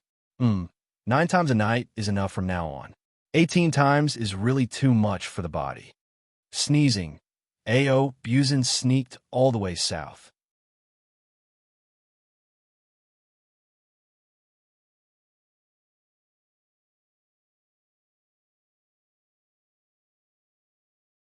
As soon as he entered the city of Wanling, he ran into a legendary scene. The favorite son of an important minister of Ling Dynasty was galloping wildly on a horse, leading a large group of guards and parading through the streets. Ao Buzin had never known how to give way to others. He stood in the middle of the street in a daze. When a young man charged at him while cursing, Ao Buzin gave him a slap on the face and smashed his head. Grabbing the neck of the gold immortal, Ao Buzin sniffed him, ripped off his clothes, opened his mouth, and shoved him into his mouth. As he chewed the unlucky fellow's bones, a copious amount of golden immortal blood sprayed out of the corner of Ao Buzin's mouth. Looking vaguely at the guards, who were stunned with fear, he said, Lao Tzu wanted to keep a low profile. Do you know what it means to keep a low profile?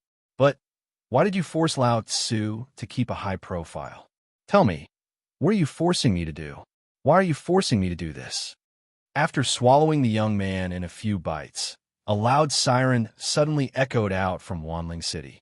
Countless layers of defensive spells emerged from the surrounding palaces and mansions, connecting into a large area. 100 miles thick, 1,080 layers of defensive formations tightly wrapped the city up. Ao Buzin yawned and looked curiously at the soldiers of Ling Dynasty who were rushing in from all directions. At least 100,000 soldiers of Ling Dynasty had surrounded the city, and among them, 20,000 soldiers of Ling Dynasty were riding flood dragons of various colors. The most elite group of soldiers rode on heavenly dragons whose cultivation base had reached the realm of heaven immortal, while the rest of them rode on flood dragons, which were subspecies of all kinds of strange and bizarre creatures. A strong dragon aura filled the void, as tens of thousands of bows and crossbows were aimed at Ao Buzin. Vaguely, there were immortals hiding in the clouds around him, controlling Ao Buzin remotely with the aura of flying swords and magical treasures. Up in the sky, many military officers were scolding at Ao Buzin, demanding him to suppress his energy, squat down on the ground, and surrender. Laughing strangely, Ao Buzin glanced at the mounts of the soldiers, then unsteadily took off all his clothes. As a dark mist rose slowly from under his feet, he snapped, "You bastards! You are a disgrace to Lao Tzu by being the mounts of these bastards." As the dark mist rose, Ao Buzin revealed his true form as Zulong. His body was pitch black, and he had 9 feet under his abdomen, each with 9 claws. His ferocious and bizarre appearance was completely different from the dragons people were familiar with. Ao Buzin threw his head back and gave a long roar. With a gentle flick of his long tail, dozens of immortals of Ling Dynasty who were hiding in the void were whipped out, howling miserably.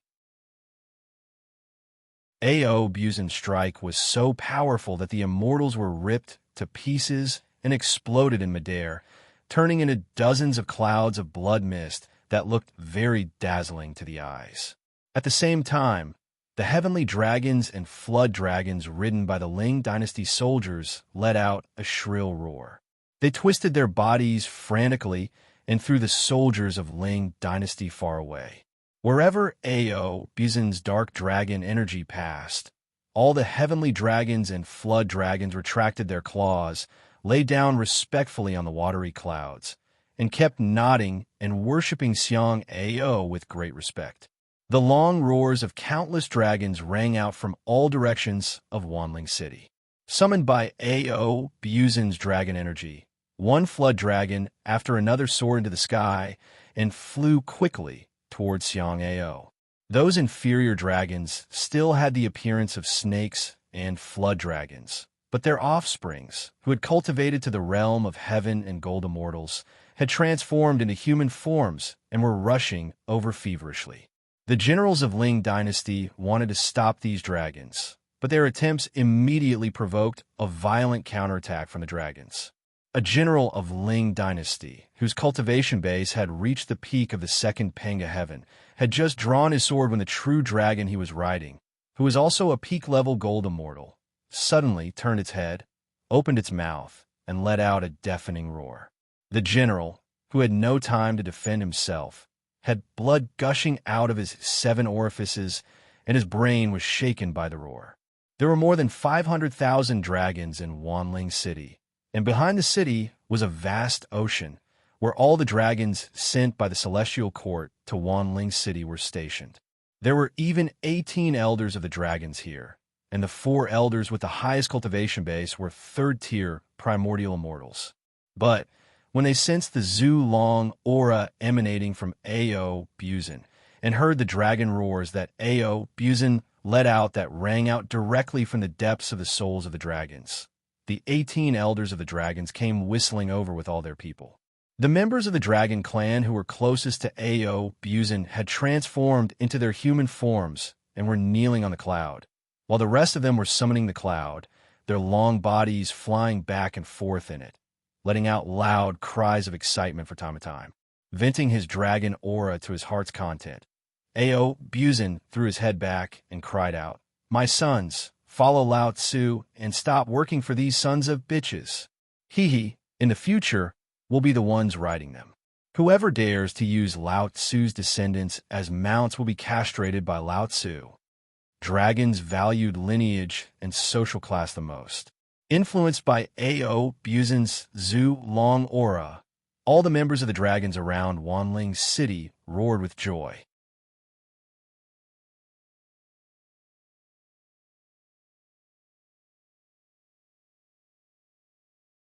Now that these dragons had joined Ao Buzin, the perverted dragon suddenly had a formidable army under his command.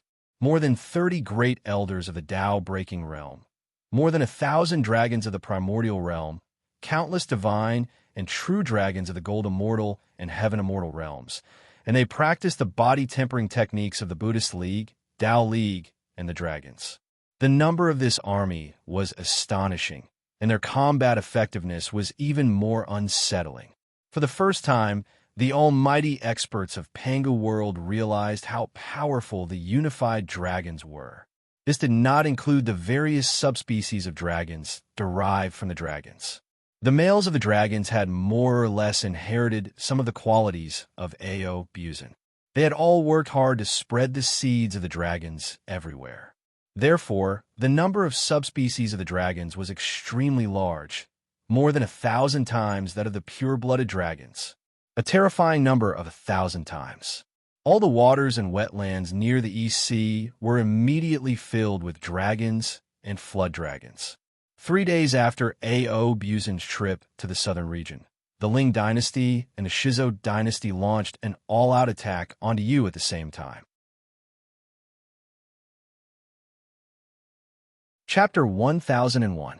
In the southeastern territory of the Yu, a magnificent city was in sight between two mountains. In front of the city was a piece of flat land that measured hundreds of miles in circumference, large enough to accommodate an army of 1,000,000 soldiers. Dense tents occupied the open space, and soldiers carrying the banner of Ling dynasty were drilling around the barracks like ants. The faint sound of drums and horns could be heard.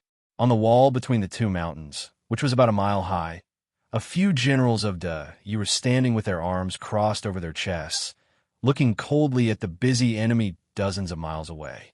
All the restrictive spells inside and outside the city had been activated, and the restrictive spell that stretched for tens of thousands of miles had turned the place into a forbidden zone for all flying creatures. From time to time, some unlucky birds would stray into this airspace and then fall to the ground like stones. There was not a single civilian in the city.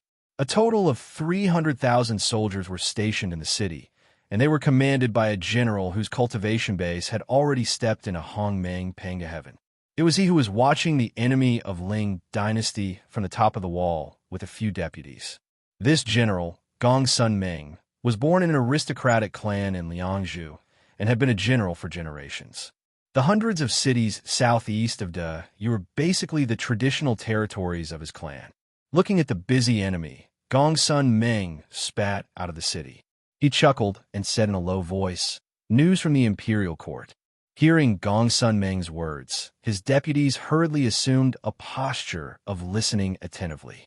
Gongsun Meng nodded with satisfaction, then slowly told them the information he had received from Gongsun clan. After Ao Buzin's messing around, all the dragons, divine beasts, and immortal beasts of various powers had returned to EC. The strength revealed by the dragons and the huge dragons had frightened all the powers. All of a sudden, the EC had become an influential power on Panga continent, and no one knew what other trump cards the EC had. The Ling dynasty and the Shizhou dynasty thought that Ao Buzin's actions were inspired by Wuxia. After some deliberation, they launched an all-out attack onto Yu. They were all afraid that the East Sea would attack them after they completely absorbed the dragons. Before the worst situation came, they had to conquer the Yu as soon as possible and complete the deification plan that the 7 Buddhist patriarchs and the 9 Tao patriarchs had been planning for many years. Therefore, this all-out attack by the Ling dynasty and the Shizhou dynasty was forced by Ao Buzin. Gongsun Meng laughed and said, "However, what is the background of that fellow named Ao Buzin? Even the elders of my Gongsun clan couldn't get any information about him.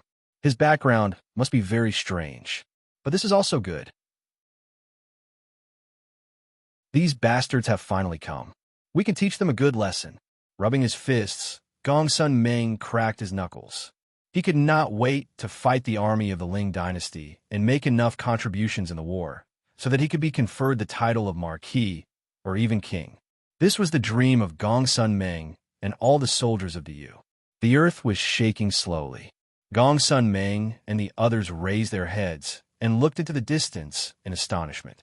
Right behind the army camp of the Ling dynasty, dozens of heaven immortals were using immortal spells to split open the mountains and the earth, gradually drawing over a river that was tens of miles wide. The earth cracked open, and the white river surged all the way to the city wall with the sound of crashing waves. Gong Sun Ming's face darkened slightly, and he immediately gave the order to prepare for battle. Nearly 10,000 soldiers quickly climbed up the wall, carrying out a great number of lethal weapons, such as bows and crossbows, from the armory inside the wall. Quietly, hundreds of oracles stood behind these soldiers, their hands flashing with bright lights as they cast various defensive spells on the soldiers. Gong Sun Ming was so excited that his body was twitching. Here they are. Finally, here they are. The army of the Ling dynasty had been confronting to you in the southern region for more than a year, and now they were finally here. White heads, bloody corpses, and battle credits flew all over the sky. Gong Sun Ming took a deep breath and slowly exhaled a scorching hot breath. When they were about 10 miles away from the city, the heaven immortals stopped. They were busy working on the same spot, casting all kinds of immortal spells. Gradually, a great lake, about 100 miles in circumference, appeared in front of the city. The white water was rippling, and some strange-looking fishes with lumps on their heads slowly poked their heads out of the water. What are they doing? Doesn't this lake, which is about 100 miles in circumference, block our attack route? Gong Sun Ming looked at these heaven immortals in confusion. What are they playing at? The lake alone has taken up almost all the open space in front of the city wall where the army can be deployed. How can the soldiers of the Ling dynasty launch an attack? And what are those fishes in the lake? Why do I have a bad feeling about them? Before Gong Sun Ming could come up with a solution, tens of thousands of these strange fishes suddenly poked their heads out from under the white water. Their mouths, about 10 feet in circumference, were aimed at the city wall. The surrounding water was shaking violently, and a series of loud popping noises could be heard as countless streams of white water shot out from the mouths of these fishes and smashed onto the city wall. A series of collisions rang out, and the city wall trembled violently. A blinding light burst out from the restrictive runes on the city wall, and a black screen of light, several miles in width, about a mile in height and 10 feet in thickness, appeared outside the city wall. The white water streams smashed onto the black screen, causing it to shake violently, even though it was so thick that it could withstand a full-force strike from a gold immortal. These water streams had an astonishing penetrating power, and each of their strikes almost pierced through the screen. The city wall was shaking, causing Gong Sun Ming and the others to sway and lose their footing. What is this strange thing? Where are they shooting out? He cried out in shock. The white water streams smashed and shattered on the black screen. Loud noises rang out as a great amount of water poured down, forming a waterfall that was several miles wide on the city wall. These white water streams were formed by the extremely compressed water of the lake by those huge fishes, which made them hundreds of times denser than steel. Coupled with the incredible speed at which they shot out these water streams were extremely lethal. In just a few breaths of time, at least tens of millions of water streams had smashed onto the defensive mechanism. The black screen of light grew thinner and thinner, and suddenly, the sound of energy stones cracking could be heard coming from inside the city wall. A few defensive mechanisms were destroyed by the tremendous impact, while the restrictive formations deployed inside the city wall collapsed, and a large area of the light screen suddenly exploded. The dense white water streams swept across the city wall like a storm. However, the soldiers of you who were hit by these water streams were smashed to pieces like eggs smashed by a hammer. The water streams pierced through the air and produced deafening rumbling noises. In just a blink of an eye, several thousand soldiers had their bodies smashed and died. Gong Sun Ming flew into a rage. Oracles, come forward and stop these damn things. Quickly repair the defensive mechanisms on the city wall and activate the second defensive formation. On top of the city wall, Gong Sun Ming was very busy. Meanwhile, on a small hill in the military camp of Ling Dynasty, a few generals of the Ling Dynasty were narrowing their eyes and looking in this direction. The leader of these generals of the Ling Dynasty was none other than the trusted general of Liu Bang, Han Exin. With a gloomy face, Han Exin gently stroked his chin, nodded satisfyingly, and said, "These shooting sun demon carps sent by those bald donkeys are indeed powerful. They're truly a powerful weapon when used to attack a city. TSK, what a pity. How come only 6 of the Spirit Vulture Mountains have been breached, and only a few shooting sun demon carps are left?" The nearby generals of the Ling Dynasty agreed with Han Exin respectfully, accusing the disciples of the Buddhist League for being too useless and nearly having their lair completely destroyed. These shooting sun demon carps were demons secretly bred by the Buddhist League, specifically to be used by the Shizo dynasty to attack the cities of the Yu. Unfortunately, 6 of the Spirit Vulture Mountains had been breached, and many of the lakes used to breed the demon carps had been breached by the Fiend Celestial from the outer domains. The demon carps in the lakes were all eaten up, and only the Thunder Note Mountains were left with hundreds of thousands of demon carps. In order to attack the Yu, the Buddhist League had generously given half of the demon carps to the Ling Dynasty. These demon carps were specially bred by the Buddhist League to be used in attacking cities. Now, they had only used 30% of their strength, yet they were able to defeat the city that was guarded by Gong Sun Ming. It was obvious how powerful they were. The water beams shot out by these demon carps were not only formed by the compression of a huge amount of water, but they also contained various restrictive spells. In fact, they were a type of divine attack. Furthermore, the frequency of their attacks was extremely fast. With every snap of their fingers, they could shoot out thousands of water beams. Not even gold immortals could release immortal spells at such a high speed, let alone ordinary siege weapons. Apart from the fact that they had to be used in places with water sources and that they had to be specially created for them, these shooting sun demon carps were truly top-notch siege weapons. Within a short quarter of an hour, 37 layers of defensive mechanisms of the city guarded by Gong Sun Ming were broken in a row. Thousands of streams of watery light smashed directly onto the city wall, leaving thousands of holes on the 1-mile-thick city wall and shattering all the defensive mechanisms inside the city wall. Many of the armory built inside the city wall were destroyed as well, and over 3,000 of the tens of thousands of soldiers who were resting in the caves and preparing for their shifts were killed. The heavy loss nearly drove Gong Sun Ming mad. Accompanied by a deep, muffled whistling noise, countless water beams shot out in all directions, and the city wall trembled under the tremendous impact. Suddenly, a loud boom rang out, and a section of the city wall, about 1 mile wide, suddenly crumbled. However, the army of Ling Dynasty did not seize the opportunity to attack. Instead, they just laughed aloud as they watched the demon carps in the lake spew out water beams crazily, smashing the city wall into pieces. On a tall mountain behind the city, Baichi was sitting on top of an ordinary white horse, looking gloomily at the destroyed city wall. Fools! At this stage, if we don't go out of the city and kill those big fishes, what's the point of guarding the city wall? Baichi laughed contemptuously, shook his head, and said, "Are you sure that the army of Ling Dynasty in front of us is under the command of that little Han Exin?" A few Yu generals standing around Baichi bowed and answered, "Your Highness, it is indeed the army of Ling Dynasty under the command of Han Exin." Baichi grinned, nodded slowly, and said, "Good. I heard that this little Han Exin is a very good commander of the army. It is not in vain that I snatched this opportunity to fight with him. Let Wang Jian, Li Exin, and the others enjoy the wind, while Han Exin, this fat piece of meat, is mine.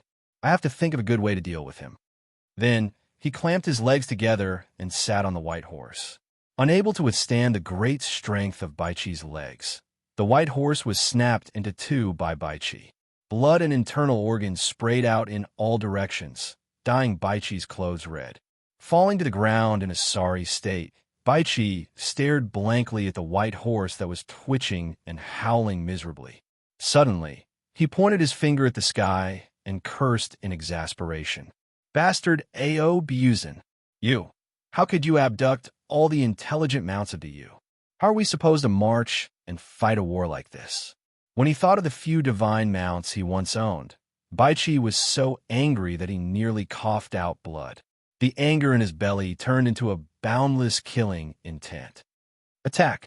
Cried Baichi in a deep voice. We will take a detour from both flanks and march straight to the main camp of Ling Dynasty. Clenching his fists tightly, Baichi stared at the camp of Ling Dynasty in the distance and said fiercely, Han, Exen, you are dead meat. Chapter 1002. In the underground spirit cave of the East Sea City, the heaven-refining cauldron floated above Wuxia's head. Wisps of flames were constantly melting various rare materials, turning them into colorful solutions. Under the control of Wuxia's powerful divine sense, these melted rare materials were twisted into various complex runes and constantly imprinted into thousands of weapons of merit. In the middle, a Xianyuan sword floated. Its original majestic aura was still there, and a despair-inducing sharpness was bursting out from the blade, stimulating the heaven-refining cauldron to make muffled, buzzing sounds. Thousands of senior civil officials of the East Sea, including Lu Qingfeng and countless immortals of the East Sea, sat around Wu Qi and spewed out their natal true fires. After being refined and purified by the heaven-refining cauldron, Wu Qi added his own understanding of the heavenly Tao to them. Around these immortals were dragons in human form and other divine beasts and immortal birds. Ao Buzin unified the Zhou Tian dragons and abducted countless beasts that were forced to become mounts. Regarding Ao Buzin's behavior, Wu Qi did not express any opinion on the surface, but he was very happy in his heart. He specially cultivated the dragons and these beasts, striving to produce a large number of high-level dragons, divine beasts, and immortal birds in a short period of time. Whether it was dragons or other beasts, they all had their own innate abilities, and their cultivation speed was much faster than that of humans. Under Wu Qi's deliberate promotion, in just a short period of tens of thousands of years, more than a dozen elders of the dragons broke through to the Tao-breaking realm, and nearly 1,000 other elders broke through to the Tao-reasoning realm. The overall strength of the dragons had almost doubled. Other beasts also broke through one after another. Under the leadership of Ao Buzin, the best of these divine beasts and immortal birds were paired with the dragons, further complicating the bloodline of the dragons and greatly enhancing the combat power of the dragons. Regardless of whether they were married to a handsome dragon or a beautiful dragon girl, they were all on the same boat of the dragon race. They were tightly tied to the war chariot that was the Yanhuang country. The transformation of an artifact of virtue was extremely complicated. Increasing their power without damaging the aura of virtue was a job that required great care and attention. Even with Wu Qi's artifact refinement technique, it had taken him nearly 1,000,000 years to transform the thousands of artifacts of virtue into their final forms, and he was only one step away from the final stage of nourishing them. Suddenly, Wu Qi, who had been covering the entire Panga continent with a wisp of divine sense, was stunned. He performed a few incantation gestures and threw them into the heaven-refining cauldron. The Yuanling true flame burst out and enveloped the items of merit. He chuckled and said, "There's going to be a show, Huang Liang of Qi, Huang Huang, Huang Huang, and the items of the Huang, Huang Huang sect emperor realm." Then he pulled out the Book of Life and Death and drew a line in the air. A screen of light shot down, revealing two armies marching through the mountains. Like two large pincers of a crab, the two armies, one on the left and the other on the right, were clawing at the camp of the Ling Dynasty, which was located on a flat land surrounded by mountains. Each army had hundreds of thousands of men and horses, and each of them had a strong cultivation base. They could cross mountains and rivers as if they were walking on flat land, moving extremely fast in the mountains. The armors worn by the two armies were very different from the standard armors of the Yu. The half-body armors only covered the vital parts of the upper body, giving off a fierce air. Many soldiers did not even bother to put on the armors, but just clenched their jaws and marched forward with their weapons in hand. Look carefully, they are wearing only half-body armors or no armors at all. These are the characteristics of the Daqin warriors. It looks like the 6 states have returned to you, but they still haven't given up on the things buried deep in their bones. Wuxia said coolly. Huang Liang learned from them how they arrange their armies and formations. The tactics of DU are outdated in front of them for God knows how many years. If you lead an army to fight against them, you won't even know how you died. The generals of the DU army were all simple-minded. They were best at relying on their overwhelming strength and superior numbers to fight and charge. The formations they were best at were the most traditional square and circular formations. In the face of famed generals like Bai Qi and Han Xian, such a rigid and inflexible strategy was simply suicidal. Therefore, Wuxia took some time out of his busy schedule to show the head-on clash between Bai Qi and Han Xian, so that Huang Liang and the other generals of the EC could learn what a real war was. If it was Huang Liang who was in charge of the Great Yu army, he would definitely choose to charge out from the city and clash with the enemy head-on. That way, he would be bombarded by tens of thousands of demonic shooting sun carps, and it was unknown how many soldiers he would lose before he could reach the Ling dynasty's camp. As for Bai Qi, he simply ordered his soldiers to make a detour from the mountains on both sides and launch an attack. Relying on the powerful cultivation base of his soldiers, he would definitely be able to disperse the Ling dynasty's camp. While the two armies were taking a detour, the collapsed city wall of the city that Gongsun Meng was stationed in was suddenly blasted open by a huge force. Bai Qi, who was bare-chested and holding a long sword in his hand, rode out on a black horse, followed by a few thousand cavalrymen. Bai Qi raised his long sword and swung it forward, unleashing several dozens of blood-red beams, shattering all the white beams shooting toward him. The sword beams streaked across the lake, and those demonic shooting sun carps quickly hid in the water. When the sword beams streaked across the lake, blood could be vaguely seen spraying out from the water. Obviously, some of the demonic shooting sun carps were injured. Throwing his head back and laughing wildly, Bai Qi raised his long sword up high and cried out, "Han Xian, little brat, do you dare to fight with me, Bai Qi? Ha ha ha! If you don't, then crawl under Grandpa Bai Qi's crotch. Can you really endure the humiliation of being crawled under my crotch?" Standing on a small hill in the middle of the military camp of the Ling dynasty, Han Xian remained perfectly calm and said with a resonant voice, "Wang Bai Qi, the murderer? I've long heard that you're a rare, famous general. But how could you say such a stupid thing? Han Xian is good at commanding troops, but I'm not interested in fighting you with my bare hands." Clicking his tongue, he said, "You were still in Liangzhu City a few days ago. Why are you here with your army today? Are these the reinforcements you brought? What can 1,000 people do?" Bai Qi laughed out loud and said, "Cut the crap. I don't care what you're good at. As long as you don't dare to fight me alone, you're a useless coward." Han Xian knitted his eyebrows. Ignoring Bai Qi's provocative words, he sneered and said, "Bai Qi, you can't possibly bring only 1,000 people here as reinforcements. Where's your army?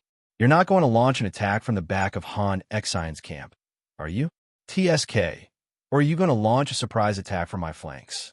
I don't think your soldiers are digging tunnels under the ground, and you're going to launch a surprise attack from the inside of my camp, are you?" Bai Qi grinned and squeezed his legs. Crack! A dark horse, which he had just replaced, was torn into two by Bai Qi. Bai Qi cursed angrily, cursing all 18 generations of A.O. Buzin's ancestors. Han Xian's expression flickered as well. He turned to the general next to him and said, "So, even the high-grade Mount of Da Yu has been abducted by that A.O. Buzin?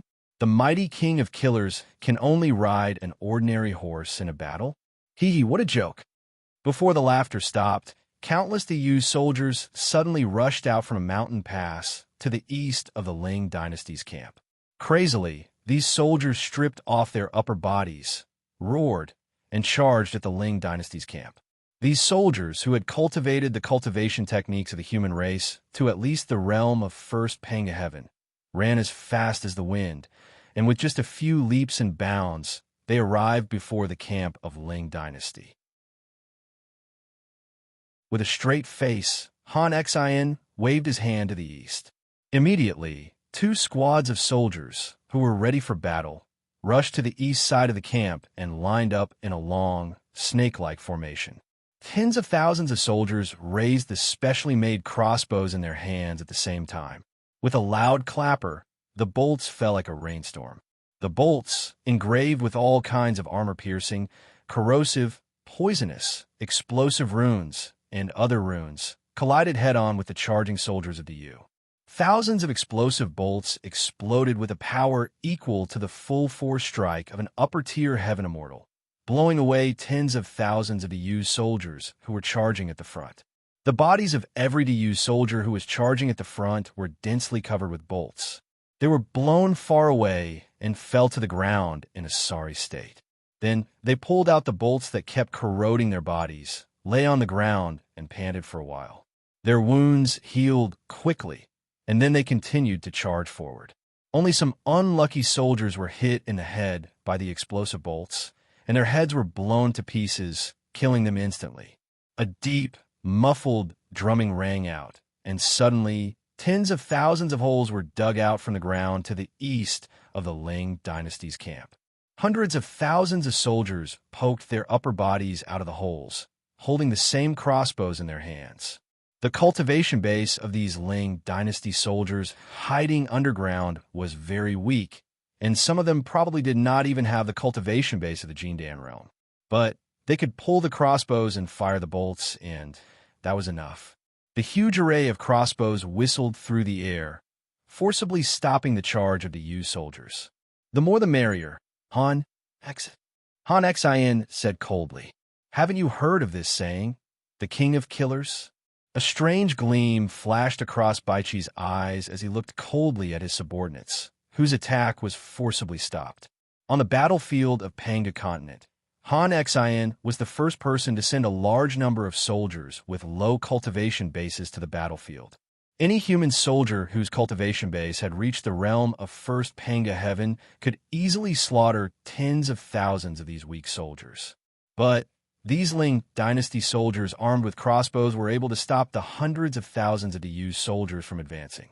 The eastern mountains of the Ling Dynasty's camp were blanketed by the explosion of arrows. After trying out the effects of various arrows, the Ling Dynasty soldiers brazenly switched to explosive arrows. These arrows could blow the charging to Yu soldiers back, and if they were lucky, their heads were blown off, effectively killing an enemy.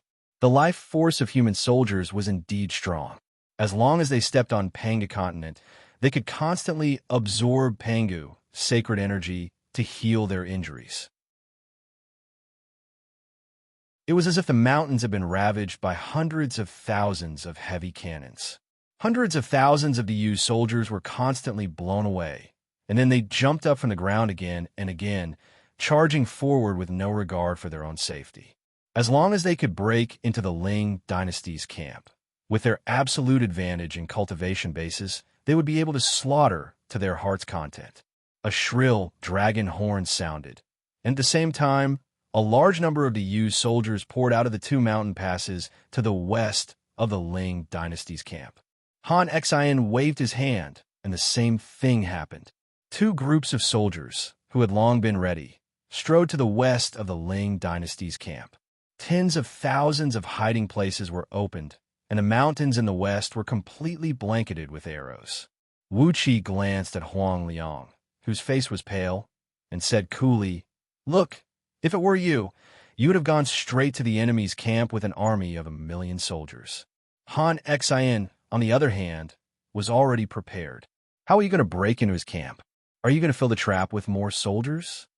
Huang Liang bowed his head and said nothing, lost in deep thought.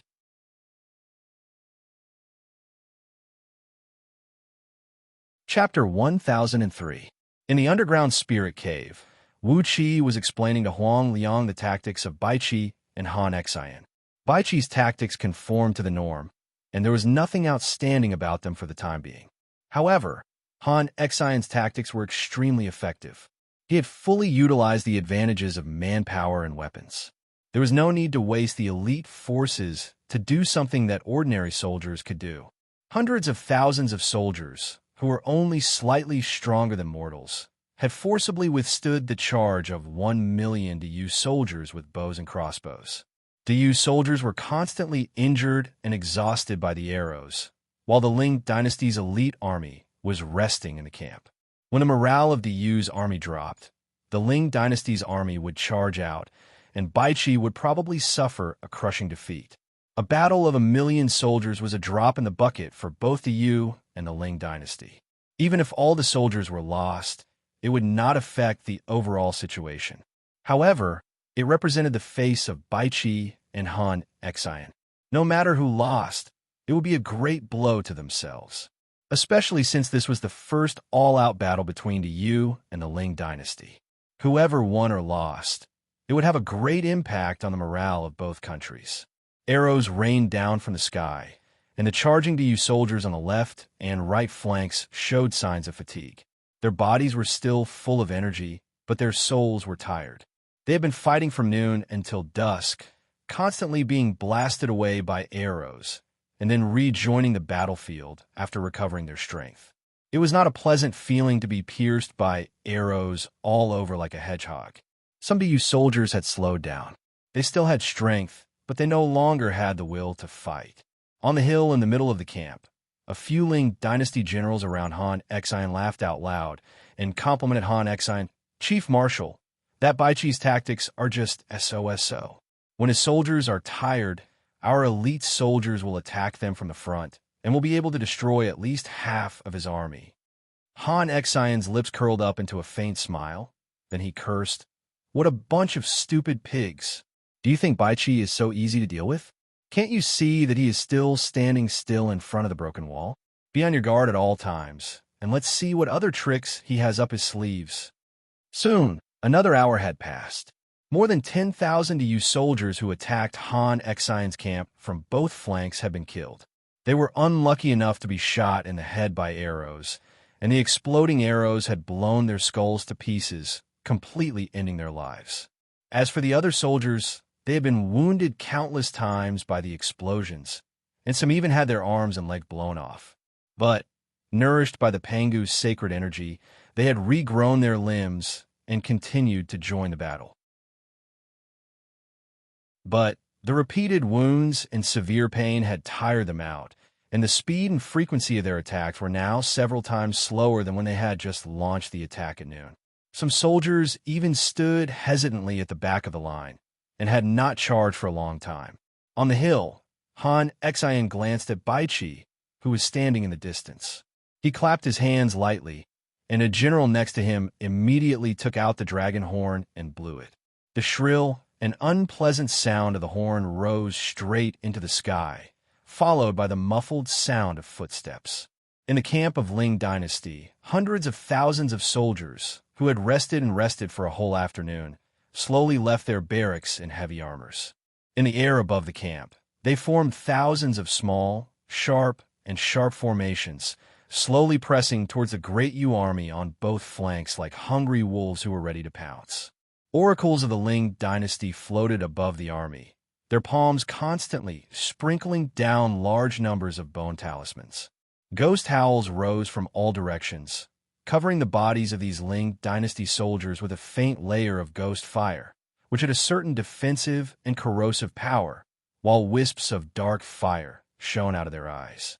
Hundreds of thousands of Ling dynasty soldiers breathed deeply and deeply at the same time. Their breaths turned into a strong gale, blowing up the sand and dust on the ground. The hesitation and fear in the hearts of these soldiers were dispelled by the magic of the oracles, and the strong will of fighting and the desire of killing had taken control of their minds. These soldiers of the Ling dynasty had transformed into hundreds of thousands of bloodthirsty beasts, barely maintaining their last trace of sanity and joining the battle. Muffled drumbeats rang out. Behind the battle formation of the Yu army on both flanks, a large number of oracles in black robes appeared. They, too, sprinkled out large numbers of bone talismans, and cast all kinds of defensive spells on these soldiers of the Du army. Some oracles were even incanting spells with shrill voices, sprinkling a large amount of blood-red light to dispel the fatigue of these soldiers and boost their morale, so that they would have the strength to continue the battle. With the help of the oracles, these soldiers of the Du army, who were already exhausted, were filled with energy as if they had a sudden recovery before death. Roaring, they rushed towards the camp of the Ling dynasty. The rain of arrows had stopped, and the soldiers of the Ling dynasty in the caves had fled back to the camp through the underground tunnel. Only hundreds of thousands of elite soldiers of the Ling dynasty, who had reached the peak of their physical strength and morale, were marching slowly towards them. In the blink of an eye, the armies of both sides were tangled up in a fierce battle. Spears, blades, and swords tore through the air, shredding all the enemies in front of them. The generals of both sides were fighting one-on-one, while the low-ranking officers were fighting crazily with their soldiers, and blood was spilled all over the ground. Over 1 million soldiers of both sides were entangled in a fierce battle, while the oracles of both sides had also joined the battle in the sky. Fire, lightning, ice, wind, and snow swept across the land, throwing and shredding many soldiers into the air. Some of them had their faces suddenly turned black, some were bleeding from their 7 apertures, some were spitting out their tongues, and some were bleeding from their internal organs. Faced with the strange spells cast by the oracles, the soldiers of both sides were either killed or wounded. Han Xian frowned. The strength of the soldiers of the Du army was beyond his imagination. Basically, it would take 2 to 3 soldiers of the Ling dynasty army to fight against 1 soldier of the Du army. After a quarter of an hour of fighting, over 100,000 soldiers of the Ling dynasty army had been killed or wounded. Although over 90,000 wounded soldiers soon returned to the battlefield, their overall strength had been greatly weakened. The blades of the soldiers of the Du army were tinged with a strange blue color. It was a deadly poison concocted by the oracles of the Du army. Once they were injured by the poison weapons, even if they could recover quickly with the help of the Pangu's sacred energy, they would still lose 20 to 30% of their energy. As the battle went on, although the soldiers of the Du army were exhausted, they were gradually gaining the upper hand. Poison weapons? Han Xian raised his long brows and sneered. Why didn't the oracles of the Ling dynasty concoct this poison? The generals of the Ling dynasty looked at each other, speechless. All the spells of the oracles of the Ling dynasty were taught to them by the immortals of the Celestial Court. In order to better control the Ling dynasty and prevent the Ling dynasty from evolving into another Du army, the immortals of the Celestial Court were not so stupid as to pass down all the spells of the human race they knew. The poisons on the weapons of the soldiers of the Du army not only had a very good effect on weakening the human soldiers, but also had a terrible lethality to the fragile bodies of the immortals. Unless the immortals of the Celestial Court had a cramp in their brains, they would not even have the time to destroy the recipes of these terrible poisons. How could they teach the oracles of the Ling dynasty army? Han Xian spread his hands helplessly and said with a bitter smile, I understand now. Well, the soldiers are not as good as the Du army, and the weapons and armaments are not as good as the Du army. If I did not have a set of military formations, I'm afraid this army would have long been wiped out by the Du army. How dare they clamor about overthrowing and replacing the Du army with such a weak foundation? The generals of the Ling dynasty did not dare to answer. Han Xian's complaints were not directed at the Ling dynasty, but more at some people in the Celestial Court. Since Han Xian dared to say something like that, he must have a strong backing. But if these generals dared to say that, they would probably disappear in a few days. After complaining for a while, Han Xian shook his head, shook his hand, and shot a fireball into the sky. The white fireball rose tens of miles high with a long tail of smoke trailing behind it, then exploded and turned into a dazzling ball of light in the sky. The flame lasted for a long time without dissipating, and suddenly, a wild battle cry came from the surrounding woods. Countless cultivators, the strongest of whom were only nascent divinity cultivators, darted out of the woods in the distance, riding sword beams and rushing into the army of the Yu army. These cultivators hacked their sword beams randomly in all directions, detonated all kinds of thunders and spirit talismans in their hands, and then detonated their own nascent divinity.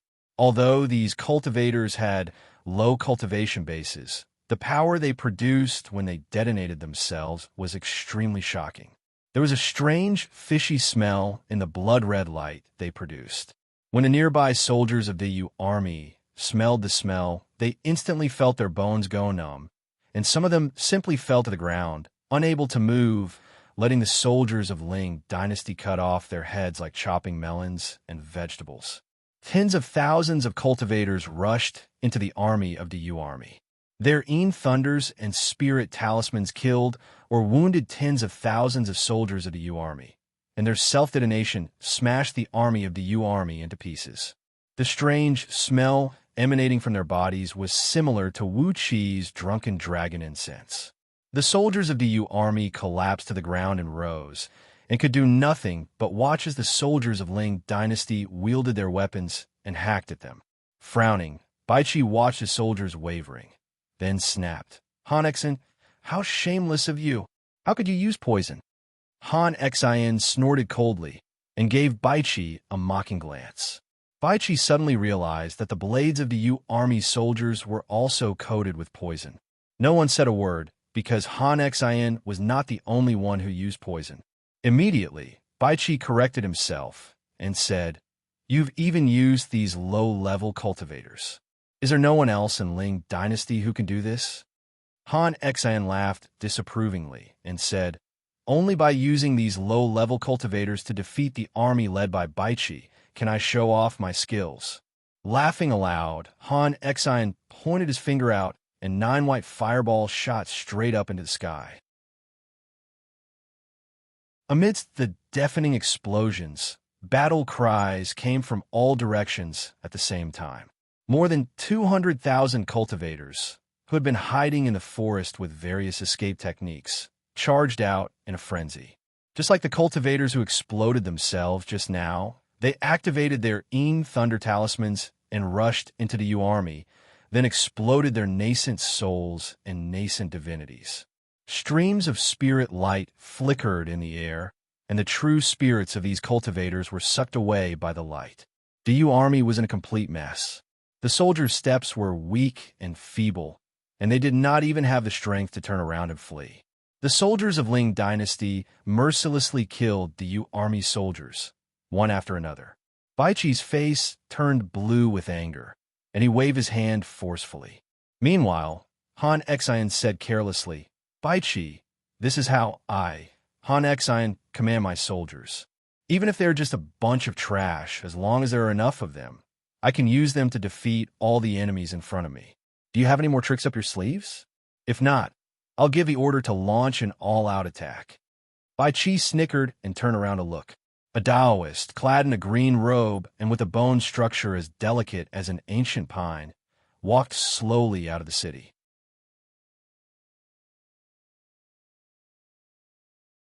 Chapter 1004. Han Xen trembled with anger. Gnashing his teeth, he pointed at Baiqi and Mu Wang, then turned and left with the generals and the immortals around him.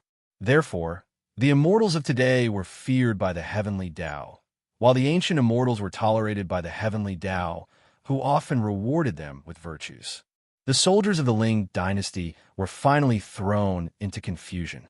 No one knew who shouted first, but the hundreds of thousands of soldiers abandoned their armaments and fled. The Ling dynasty soldiers, whose cultivation bases had reached the realm of the second Panga heaven and the first Panga heaven, ran as fast as the wind and vanished in the blink of an eye. The more the soldiers summoned by Han Xen, the better. Their cultivation bases were low, and they could not run fast enough or defeat the enemy.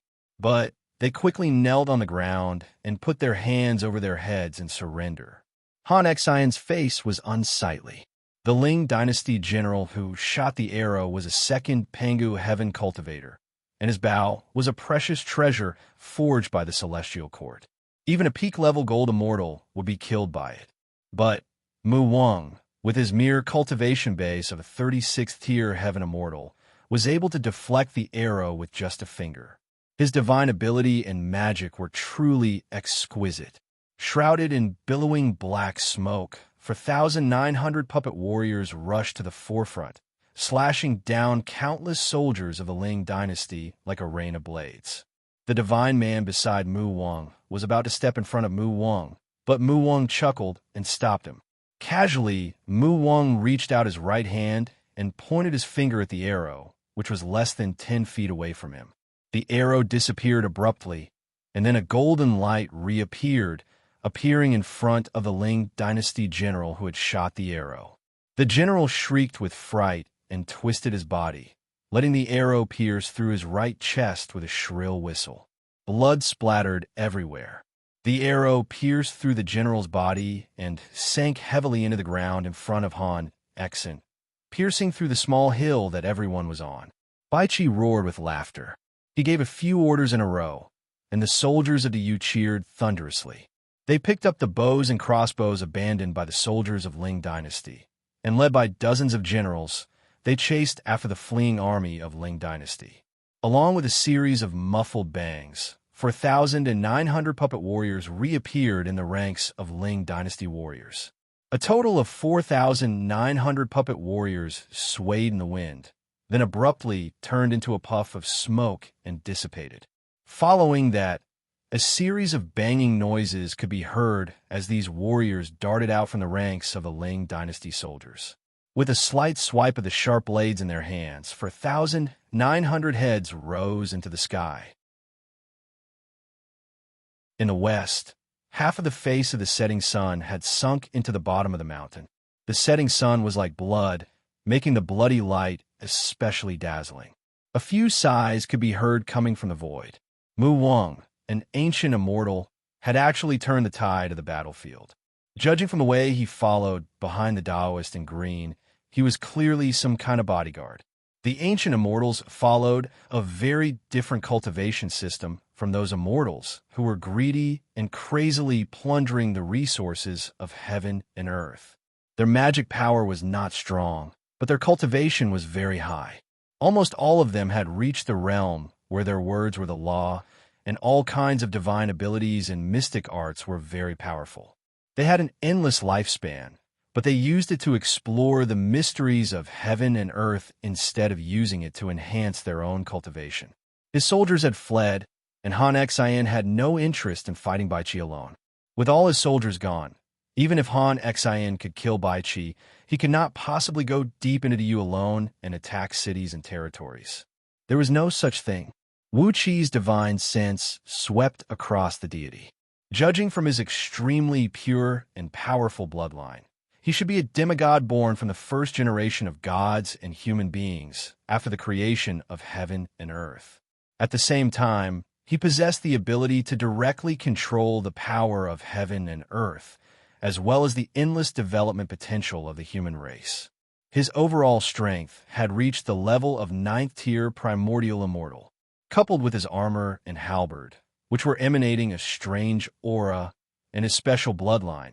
Perhaps even a primordial immortal who was 2 or 3 tiers higher than him could not fight against him. Staring fixedly at Bai Qi, Han Xian raised his hand and twirled it in the air. A dull drumbeat rang out, and the disordered soldiers of the Ling dynasty immediately retreated to the center of the camp, forming a purely defensive circular formation. Heavy tower shields were carried out by the soldiers of the Ling dynasty, which smashed heavily into the ground and formed a 30-feet-tall steel wall. A large number of bows and crossbows equipped by the soldiers of the Ling dynasty shot out through the openings reserved on the tower shields, forcibly blocking the pursuit of the soldiers of the Yu. Before his voice had died away, Mu Wang was already laughing. With a casual point of his finger, the ashes of the puppet warriors suddenly rose into the air. Accompanied by a harsh whistling sound, the ashes formed new puppet warriors. The new puppet warriors were pitch black in color, and their bodies were like smoke and mist, making them look like ghosts. Just now, the puppet warriors still had real bodies, but now they were completely made of smoke. With a shrill whistle, They picked up the blades that had fallen to the ground and moved as fast as a breeze through the ranks of the soldiers of the Ling dynasty. Wherever they passed, blood and flesh flew in all directions. Whether it was the soldiers or the generals of the Ling dynasty, none of them could withstand a light blow from the thin blades. Wherever the blades passed, limbs flew in all directions, and one head after another was cut by arrows of blood. In the blink of an eye, tens of thousands of soldiers of the Ling dynasty were killed on the spot. Han Xian's face flickered slightly. He pointed at Mu Wang, the Taoist in green, and cried out, "Shoot him!" Before Han Xian could give another order, Mu Wang pulled out a stack of thin paper from under his sleeve and threw them into the air. Shouts and shouts could be heard coming from all directions. The paper was so thin that it was almost transparent, and all of them were cut into the shape of human figures. Thousands of paper pieces swayed in the wind and shot out balls of golden light, which transformed into a skinny warrior who stood 12 feet tall, clad in a thin armor and holding a sharp blade in his hand. Han Xian laughed delightedly and said, "Blue Smoke Spirit Lord, your magic is indeed more profound." Behind Han Xian, a general of the Ling dynasty walked quickly out. He was holding a large bow that was almost as tall as a man, and knocked a pure gold arrow that was as thick as a child's arm. A muffled sound rang out, and a golden light burst out as the arrow shot straight toward Mu Wang's heart. The power of this arrow was frighteningly great. As the arrow tore through the air, it tore open a 10 feet wide fissure in the ground, and all living beings in its path were shredded to pieces by the shock waves brought about by the sword light. But this time, an immortal clad in a red Taoist robe, who stood next to Han Xian, finally made his move. He gave a long cry as his red Taoist robe suddenly fluttered. Countless fist-sized fire ravens flew out with sharp and unpleasant screeches, shooting across the sky with a high temperature. The puppet warriors were caught unprepared and were pierced through by the fire ravens. Their bodies began to burn rapidly, and in just a blink of an eye, they were turned into ashes and fell to the ground. The faces of these warriors were blurred, and it was obvious that they were not living beings but puppets. Their armors were dull and did not look like anything good, but the sharp blades in their hands were very eye-catching. They shone brightly as if they were made of crystal. Their reed-like shape was not suitable for hacking, but for cutting. Han Xian shuddered as he cried out, "Kill them!" Bai Qi cupped his fist and bowed to the Taoist in indigo. Mu Wang.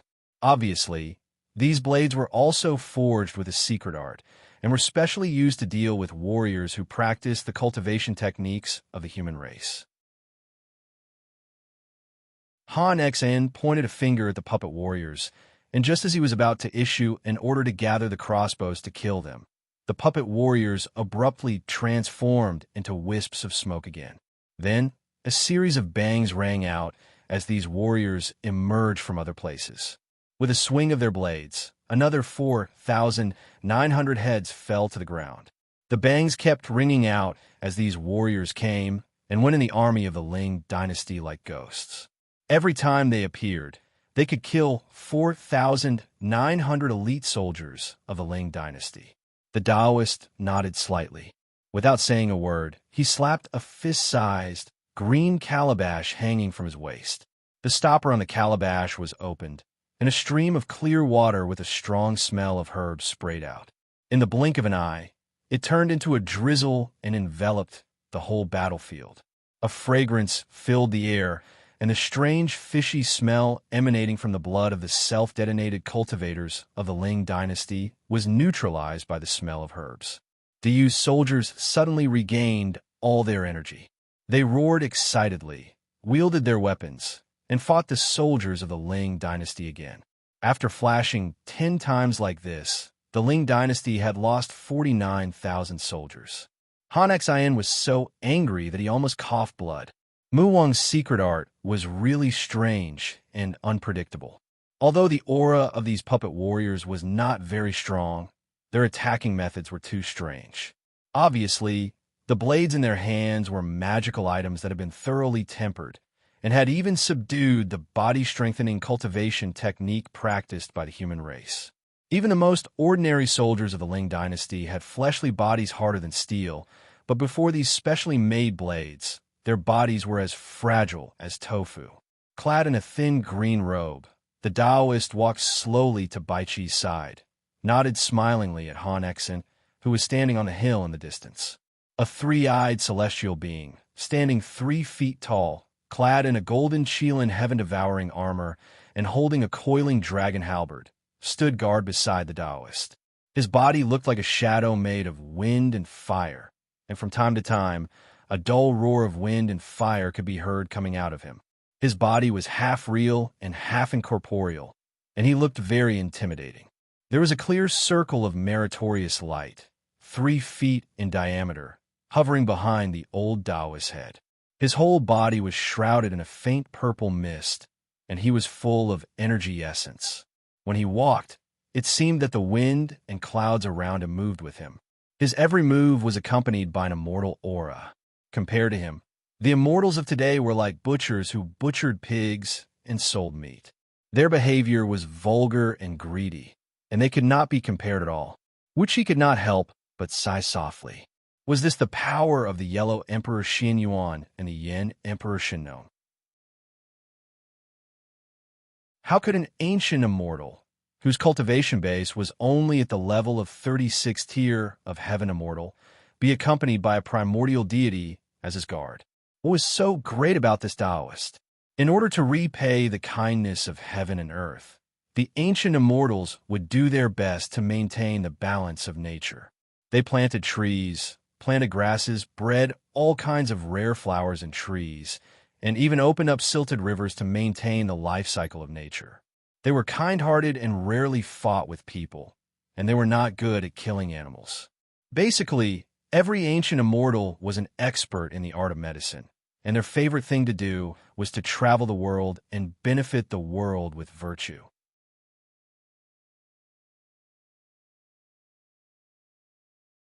Chapter 1005. The sound of horses neighing rang out as Mu Wang pulled out a wooden carriage model from his sleeve.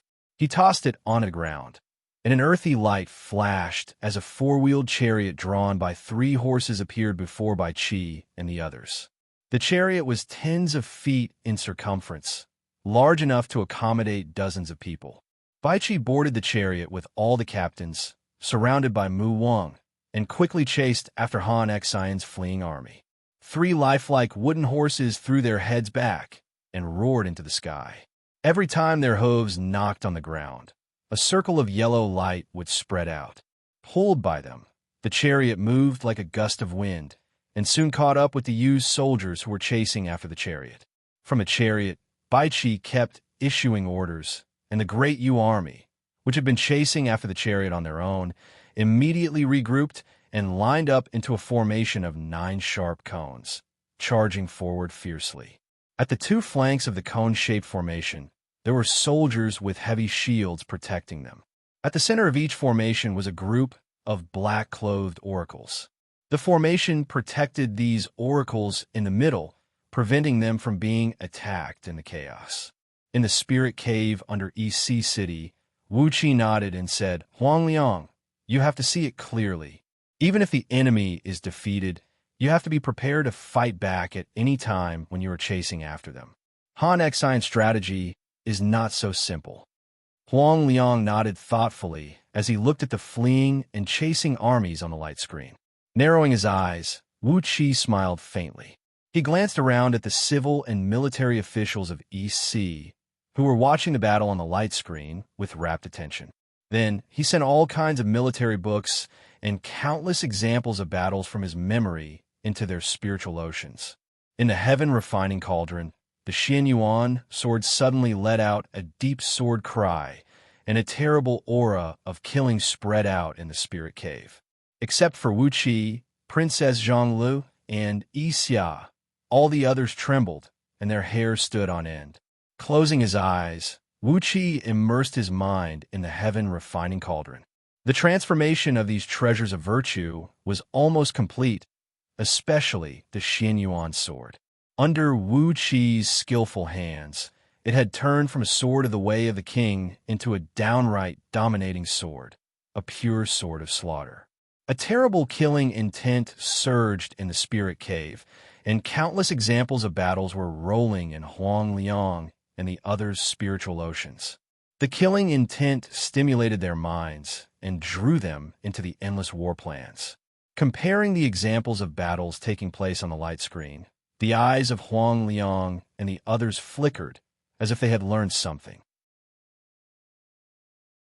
A fierce aura of war spread out from their bodies, as if countless soldiers were roaring furiously in the spirit cave. The Diyu army, led by Baiqi, had been chasing after the defeated soldiers of the Ling dynasty for 4 hours. After running for over 2,000 miles, the terrain in front of them gradually leveled off, revealing a vast area of hills. The remaining hundreds of thousands of soldiers of the Ling dynasty fled into the hills, and the soldiers of the Yu, who were in high spirits, plunged into the hills as well. A deep laughter suddenly came from all directions, and then a clear voice of a man rang out. Daqin has killed Wang Baiqi? I've been waiting for you for a long time.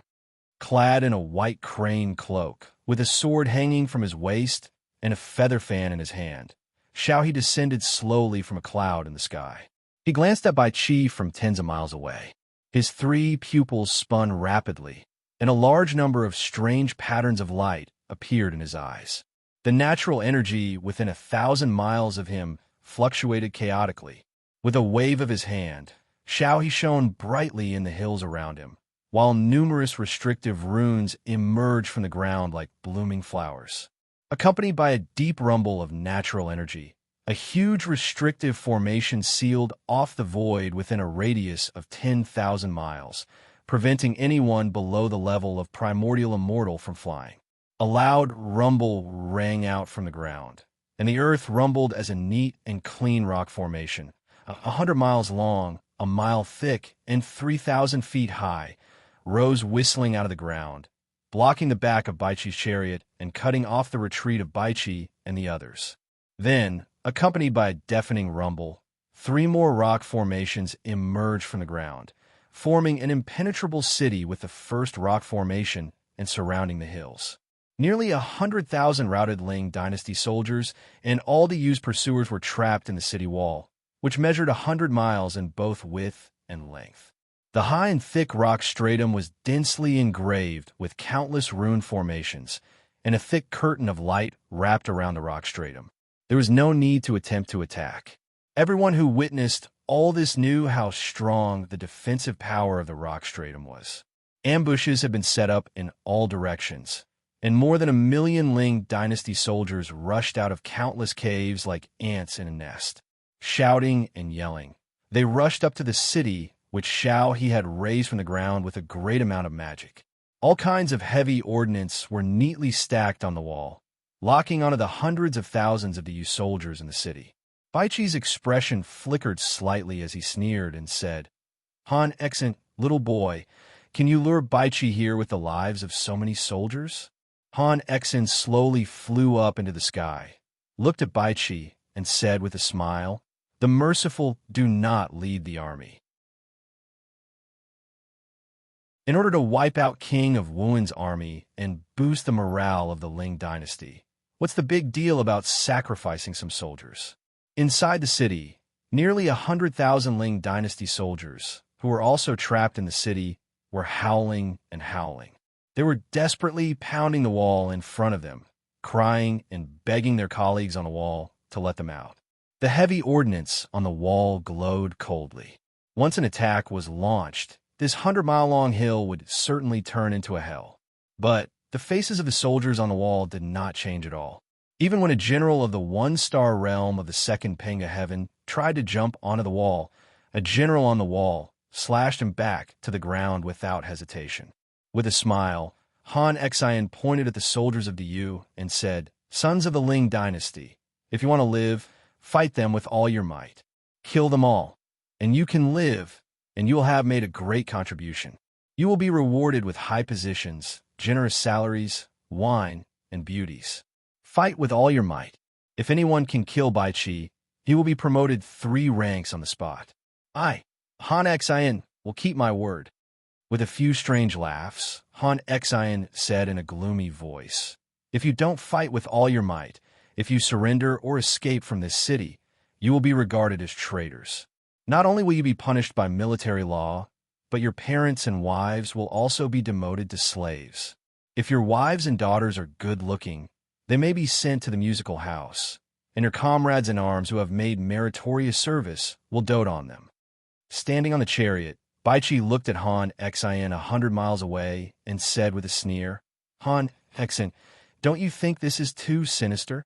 Han Xian folded his arms over his chest, looked at Baichi coldly, and said with a smile, "As long as I can defeat Wang Baichi of Daqin, what's the big price?" Suddenly, he snapped, "What are you waiting for? Where's the fighting pill distributed to you before the battle? Everyone, take the fighting pill and fight the enemy with all your might." A roar like that of a wounded beast was heard.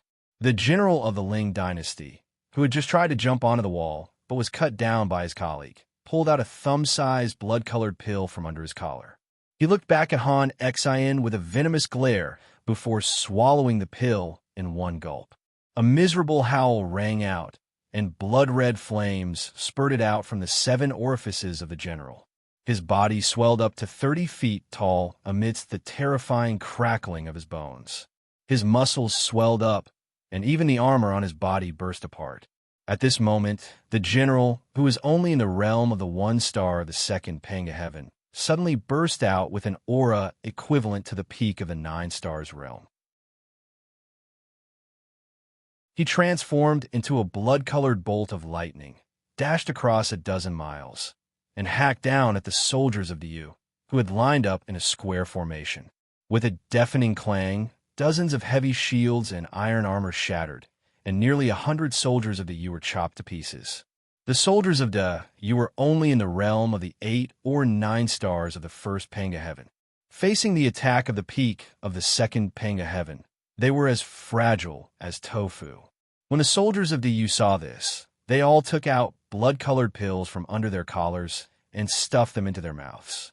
Shrill howls rang out as blood-colored flames sprayed out of the 7 apertures of all the soldiers of Ling dynasty. At least 70,000 soldiers were burned to ashes, but the remaining 20,000 soldiers, like the general, expanded to about 30 feet tall, transformed into blood-colored bolts of lightning, and charged at the army of the Yu. Above the city, Han Xian stood on a cloud that kept flashing with a bright light. "Tell those monsters of the Forbidden Clans that the death rate after taking this pill is too high," he said coolly. "How could so many soldiers die in a real battle? Well, this formation is very powerful. Even with the help of this flying treasure, I've consumed 30% of my energy. Xiaohe, can you lower the power of the formation a little?" Xiaohe smiled. Hovering under his feet was also a cloud that was flashing with a bright light. All right, don't complain about this," he said coolly. "We've already gained a great advantage by being able to fly within the range of the formation. Well, if we can kill Baichi today, that would be great." Han Xian was taken aback. He gave Xiaohe a look in shock, then turned to look at Baichi, who was commanding the soldiers to resist the attack of the Ling dynasty soldiers. Suddenly, he grinned and said, "Isn't that right? If we can kill Baichi, or capture him alive, that would be great. Well, attack." With a wave of his hand, the drums on the city walls began to beat like thunder, while countless arrows, talismans, flames, and thunderbolts swept across the battlefield like a storm, regardless of the tens of thousands of Ling dynasty soldiers who were still in the city. All of a sudden, Mu Wang gave a long roar. As he waved his sleeves, a green banana leaf rose into the sky and transformed into a green mist that enveloped the Yu army. Arrows, talismans, and other weapons exploded the mist, making it tremble. Flames and thunderbolts tore large cracks in it, but the green mist was inexhaustible. It rose and fell, blocking the fierce attacks of the Ling dynasty and firmly protecting the Dayu soldiers down below. Baichi grinned in a weird way. Suddenly, he waved his hand towards the sky. A dark sphere of flame rose into the sky along with shrill ghost howls. Boom! A dark sphere of flame exploded in the night sky. The night had just fallen, and the surroundings were dark. But the dark flame was so dazzling in the night sky that it could be clearly seen from tens of thousands of miles away. 4 supreme towers abruptly emerged from behind the 4 city walls of the city. Bright light poured down, and from the light, troops of heavily armored DU soldiers rushed out. Each supreme tower was loaded with over 1 million DU soldiers. They formed orderly battle formations and firmly surrounded the 100-mile square city from all directions. Accompanied by shrill ghost howls, the black arrows of light fell from the sky. Wherever they passed, the walls crumbled and the earth cracked, while raging flames and poisonous smoke blanketed the world. The soldiers of the Ling dynasty howled and shrieked under the rain of black arrows, and thousands of them were killed with every snap of a finger. Baiqi's backup plan had arrived.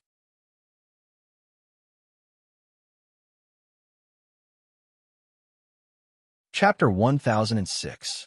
Inside and outside the city, the battle cries were deafening. Baiqi was never a kind-hearted man. As soon as the 4 supreme towers brought his ambush army to the battlefield, he immediately launched a counterattack against the Ling dynasty army. From all directions, millions of Great Yu army soldiers launched tide-like attacks on the city. Arrows and talismans tore the void apart and made the thick city wall tremble.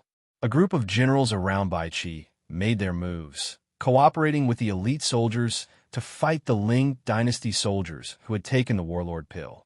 The generals around Baiqi were all elites of Daqin dynasty. Over the years in the East Sea, with the wholehearted support of Wuxia, at least nearly 100 generals around Baiqi were now strong enough to step into Hongming Panga Heaven at any time, while most of the others were at the peak of the second Panga Heaven. With their overall strength and the hundreds of thousands of the Yu soldiers, they steadily blocked the path of the Ling dynasty soldiers who had taken the warlord pill and turned mad, wearing out their energy bit by bit. The explosive power of these Ling dynasty soldiers was extremely strong, but the warlord pill was a great power that overdrew their spirit blood. In just a quarter of an hour, all Ling dynasty soldiers exploded and died at the same time. After a quarter of an hour of fighting, no more than 1,000 DU soldiers were killed or wounded. But these 20,000 Ling dynasty soldiers exploded, sending their blood and body parts across 100 miles in radius. Over 100,000 DU soldiers were stained by the blood that sprayed out when they exploded. The corrosive blood burned through their bodies, and a strange poison spread in their bodies, killing their souls. 100,000 elite soldiers fell to the ground. Their bodies melted quickly and turned into dark, sticky, poisonous liquid, burning the ground and making it sizzle. The people who witnessed all this were shocked. Han Xen murmured in a low voice, "Those monsters from the forbidden clans, the things they concoct are indeed vicious. We have to be careful when dealing with them in the future. We can never take the pills they concoct." Xiaoyi's face was also full of fear. He sighed in a low voice and said, "We can talk about the pills of the forbidden clans later. What do we do now?" This bastard Baiqi actually used Supreme High Priest to transport the ambush troops. This was simply preposterous. All the supreme oracles of the Ling dynasty have eyes on their foreheads, and it is impossible to count on them to help us. Why are the supreme oracles of the Yu so obedient? Han Xian was furious as well. If he had a few supreme oracles of the Ling dynasty to help him, he would have definitely devised more vicious traps to kill Baiqi. But the few supreme oracles of the Ling dynasty were extremely proud and arrogant. Even Zhang Tingyun had to be polite to them, and Han Xian could not mobilize any of them to help him in the battle. Han Xian's jealousy and resentment went without saying when he saw that there were 4 supreme oracles around Baiqi to help him transport the soldiers. Baiqi narrowed his eyes and looked at Han Xian and Xiaoyi in the distance. Through the movement of their lips, Baiqi could see what they were saying. Baiqi could not help but burst into wild laughter, his voice full of pride and arrogance. The supreme oracles of the Yu were very proud, and they did not like the courtiers of the 6 states. But the emperor of Daqin, Yingzheng, was the reincarnation of Emperor Yang Su, the sacred emperor of the human race. As Yingzheng's confidant, which supreme oracle of the Yu dared not to give Baichi face when he issued a military order. All the provisions and other supplies of Baichi's army were stored in the supreme towers of some supreme oracles, not to mention the soldiers, who on Panga continent had the ability to use supreme oracles as the logistics and transportation team. Full of enthusiasm, Baichi drew his sword and cried out, "Boys, kill, kill, kill all the traitors of the Ling dynasty. Take no prisoners in this battle." The soldiers of the Ling dynasty, whose morale had fallen, could hardly resist the attacks of the Yu's army. What was even worse was that the 4 supreme oracles were casting spells to attack these ordinary soldiers from all 4 sides of the city wall, which was almost like cheating. Even though they were only using the most common spells, the 4 supreme oracles were still beating the millions of soldiers of the Ling dynasty so hard that they could not even lift their heads. Amidst the shrill ghost howls, the black arrows of light came whistling down from the sky. All the soldiers of the Ling dynasty who were touched by the exploded black mist festered and died, and all their blood essence was sucked dry by the ghosts and deities hidden in the mist. The 4 supreme oracles stood proudly on the supreme towers that hovered in midair. With a casual point of their fingers, tens of thousands of arrows of light shot out and mercilessly harvested the lives of the soldiers of the Ling dynasty. Occasionally, some daring generals of the Ling dynasty would leap up and attack the 4 supreme oracles, but before they could get close to the supreme towers, they would shriek miserably and turn into pus and blood and die. If one were to look carefully with the Dharma eyes, one would find that the air around the 4 supreme towers was filled with billions of mosquitoes that were several times smaller than dust. These venomous goo bugs had turned into spiral-shaped clouds and protected the 4 supreme towers. If any enemy dared to come close, the goo bugs would immediately burrow into their 7 orifices and release their poison to kill them. The soldiers of the Ling dynasty on the walls were in a state of confusion, and they were about to be routed again. But Baichi himself flew up and lunged at Han Xian and Xiaohe. Han Xian, boy, and that 3-eyed freak beside you, is his name Xiaohe? Come and fight me, your grandpa Baichi. If I can't kill you with 3 strikes, I'll let your remaining soldiers retreat safely. What do you say? Without saying a word, Han Xian and Xiaohe turned and left. Baichi had the cultivation base of the 7 stars realm of the 3rd Panga heaven, and his overall strength was strong enough to fight against a primordial immortal. Han Xian and Xiaohe were still a long way from the realm of primordial immortal. Unless they were out of their minds, they would not risk their lives to fight a fierce man like Baichi. Without saying a word, Han Xian and Xiaohe turned and fled. Dozens of generals of the Ling dynasty who were loyal to their master leaped up and tried to stop Baichi, but Baichi easily chopped off their heads with a sword. Now that Baichi's cultivation base had reached the realm of Hongming Panga heaven, his sword strike was like an antelope hanging its horn. Although it was a killing move, it had a wonderful charm to it. The generals of the Ling dynasty who were killed even died with a smile on their faces. Baichi's sword strike was too beautiful. Han Xian and Xiaohe turned and fled, while Baichi laughed and chased after them in a beam of white light. The cloud that kept flashing under Han Xian and Xiaohe's feet was a flying magical treasure crafted by an almighty expert, and its speed was not slow. As Baichi's cultivation technique was not good at flying, he could only barely keep up with them. In the blink of an eye, they had traveled hundreds of miles. Han Xian and Xiaohe suddenly turned and looked at Baichi with a smile. Baichi's heart skipped a beat. Lao Tzu has been fooled. 2 shameless boys. How dare they use an army of 1,000,000 soldiers as bait? He cried out harshly. With a cold snort, Baichi turned and fled in the direction of the city. But when he had just flown hundreds of feet away, a jade-colored light sprinkled down from the sky, transforming into a crystal-clear and seemingly thin jade-colored ice wall that blocked in front of Baichi. Baichi's fist smashed on the ice wall. A crisp clang rang out. The counterforce, which was 3 times stronger than Baichi's punch, bounced back and broke Baichi's wrist immediately. Baichi was horrified. "Who are you?" he cried out sternly. A strong Pangu's sacred energy rose from the ground and quickly wrapped up Baichi's body. healing the injury on his wrist very quickly.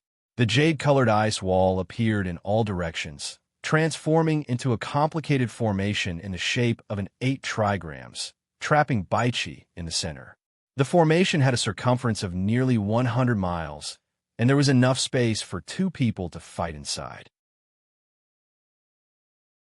The jade-colored ice wall emitted a cold air, and soon, a thin layer of ice formed on the edge of Baichi's sword. A silvery dragon roar echoed out, and a tiny and adorable jade-colored little dragon darted out of the void. A beautiful lady clad in a white Taoist robe, holding a jade-colored vase in her left hand and a 6-feet-long sword in her right hand, proudly trod on the back of the little dragon. She stared at Baichi coldly and said, "Murderer Wang Baichi? I'm Yulong, a true disciple of the Supreme Emperor Huang Zhengtian, sect master Xianluo. I was ordered to kill you." Snorting coldly, Yulong shook her head and said, "A villainous man with bloody hands like yours should have perished long ago. Why do you still stay in the human world and wreak havoc?" Baichi chuckled, raised his sword, and said, "Don't try to show off your eloquence, little girl. I'm killing for His Majesty of Daqin, for Daqin." Even though Baichi has killed countless people, he did it in a righteous and honorable way. Lao Tzu has never killed people with schemes. Compared to you thieves and prostitutes who talk about morality, justice, and righteousness, Lao Tzu's heart is pure and open. Yulong snorted coldly and said in a low voice, "Stubborn man, you deserve to die. If you can join the Ling dynasty." Baichi raised his eyebrows. Having been a military officer for so many years, Baichi was a real ruffian. Immediately, he laughed and continued Yulong's words, "If I can join the Ling dynasty, can your mother marry Lao Tzu?" The jade dragon was so angry that her face turned purple.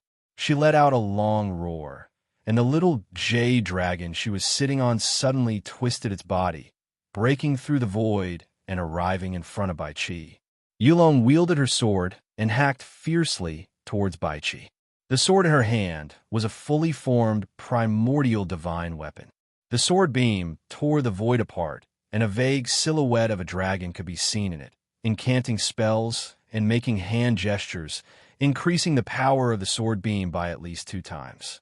Laughing coldly, Baichi swung the sword and cried out, "Get lost!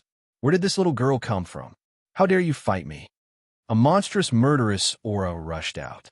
Yulong and Xiaoyulong cried out at the same time. The strong and brutal murderous aura was not something that should exist in the mortal world. The silhouette of the dragon and her sword beam was disrupted, and the power of the sword beam was reduced by at least 70%. Baichi's sword collided with Yulong's. A crisp sound rang out, and the primordial divine weapon flew out of Yulong's hand. Her right hand was smashed to a pulp, blood and flesh splashing in all directions, and her smooth, purple-gold hand bone was full of cracks. What Baichi was practicing was the body-strengthening technique of the human race, which belonged to the branch of body cultivators. And what Yulong was practicing was the orthodox code of Tao League, which belonged to the first class of Dharma cultivators. Was it not courting death for a Dharma cultivator to fight a body cultivator at close range with a sword? Yulong cried out in alarm. Xiaoyulong twisted his body and quickly fled dozens of miles away with her. Baichi's sword slashed out, narrowly missing the jade dragon's neck as it slid down. A ripping noise rang out as the sword hacked down from Yulong's back. Yulong's beautiful face turned deathly pale because of the pain. Furious, Yulong shook her left hand, and a tiny stream of jade-colored watery light shot out from the jade bottle, hitting Baichi in a flash. Baichi gave a muffled snort as his body was instantly frozen by a jade-colored xianbing.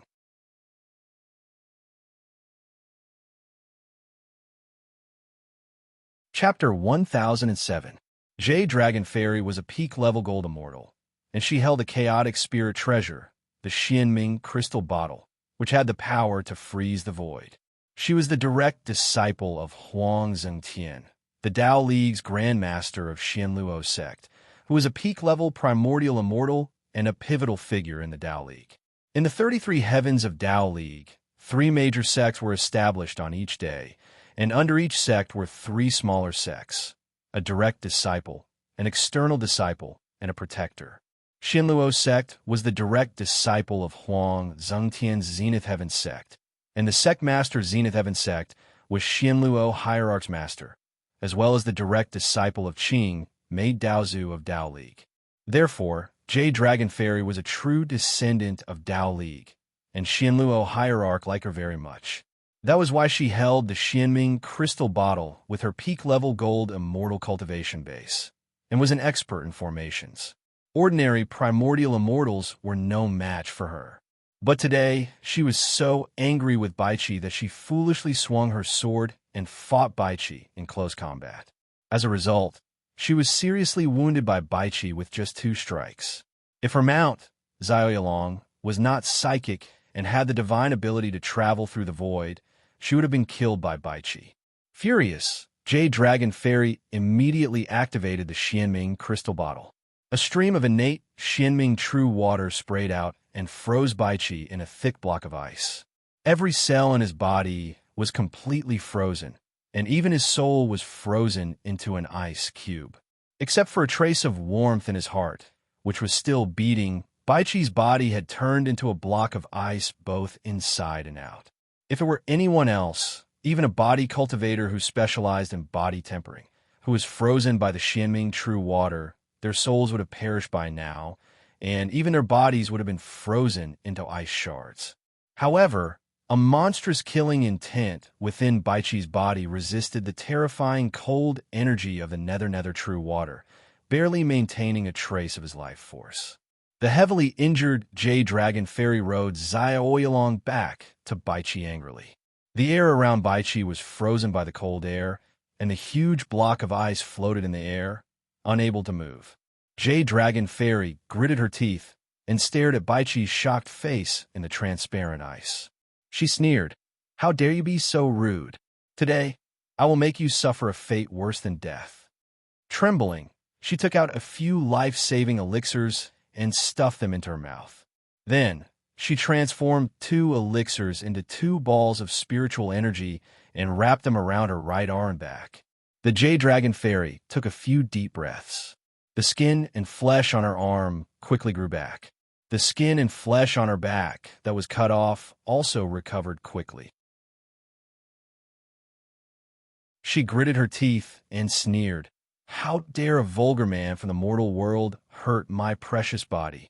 You may not be able to avoid death, but you can't escape punishment either." Turning around, Jade Dragon Fairy smiled at Han Xian and Xiao He and said, "Generals, the enemy's general has surrendered. I'll go with you now and kill those 4 monsters one by one. As for the matter of wiping out the Great Yu army, it's up to you." Han Xian and Xiao He looked at each other in horror. What was Baiqi's cultivation base? He was the existence of Hongmeng Pango Heaven, and his freakishly strong, fleshly body could not even be damaged by a huge mountain. But now, he was frozen into a living dead by a stream of water released by the inconspicuous purifying bottle in Jade Dragon Fairy's hand. Both of them could not help but marvel inwardly. This was the power that a Tao sect should have. Even an ordinary peak-level gold, immortal female disciple was protected by such a precious treasure. How could any other power have so many treasures to give to their disciples? Han Xian and Xiao He, who were frightened by Baiqi's pursuit, suddenly felt refreshed. They puffed out their chests and said with a smile, "As you said, as long as we kill those 4 old monsters, we'll deal with the rest." Jade Dragon Fairy smiled complacently.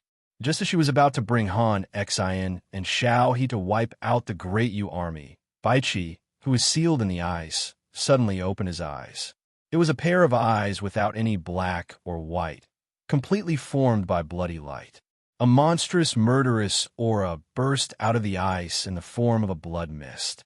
Inside Baiqi's body came the crazy cries of hundreds of millions of soldiers, as well as the shrill howls of countless beheaded soldiers before they died. Such a fierce, murderous aura made Jade Dragon Fairy tremble. Xiao Yulong, who was sitting on her back, screamed and quickly fled into the void with Jade Dragon Fairy. A cracking sound rang out.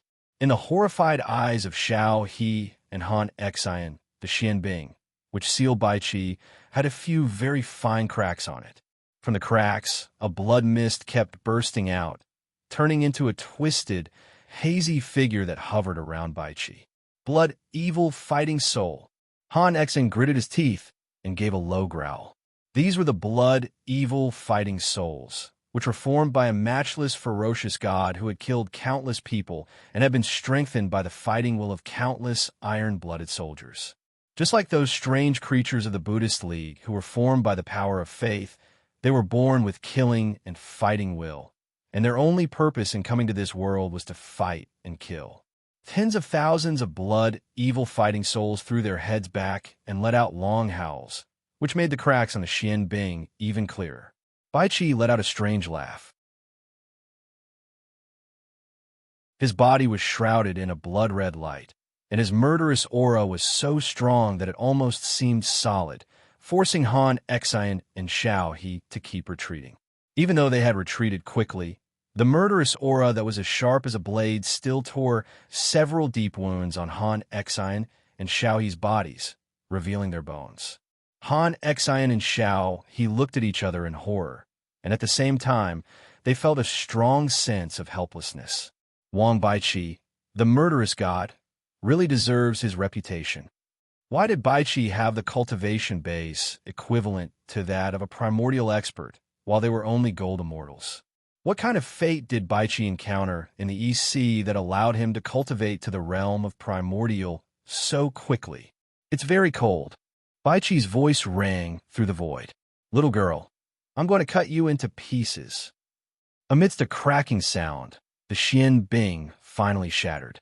Baiqi, with a thin layer of ice still hanging on his skin, rushed out of the Xianbing with a monstrous murderous aura and slashed at the Jade Dragon Fairy, who was dozens of miles away.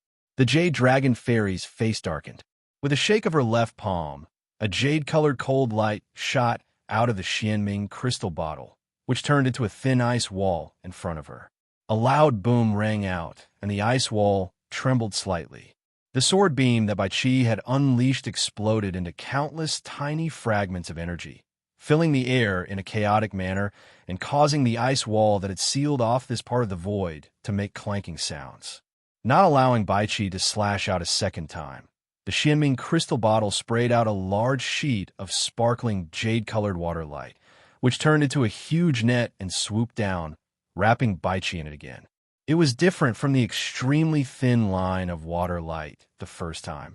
This time, the water light covered an extremely wide area, and the amount of Xianbing true water was extremely large. Baiqi and the tens of thousands of blood-fiend fighting souls around him were sealed in ice.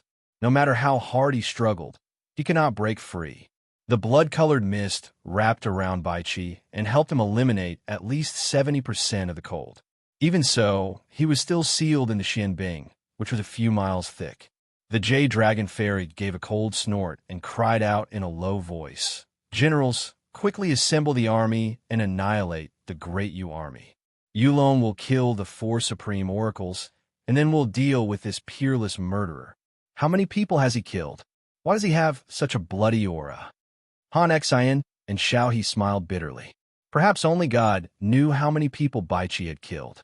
When he was still in the mortal world, he had killed 400,000 surrendered soldiers in the Battle of Chongping, and when he arrived on Myriad Immortals' planet, he had wiped out countless kingdoms and slaughtered countless natives. When he arrived on Panga continent, Baiqi was the vanguard of Daqin and the East Sea, and no one knew how many people he had killed. Just with his murderous aura, he was able to withstand the power of a chaotic spirit artifact. This Baiqi truly deserved the title of Peerless Murderer. Jade Dragon Fairy twisted her waist and was about to drive Zoe along toward the 4 supreme oracles when 2 thick arms suddenly wrapped around Jade Dragon Fairy's waist. An unpleasant laugh rang out.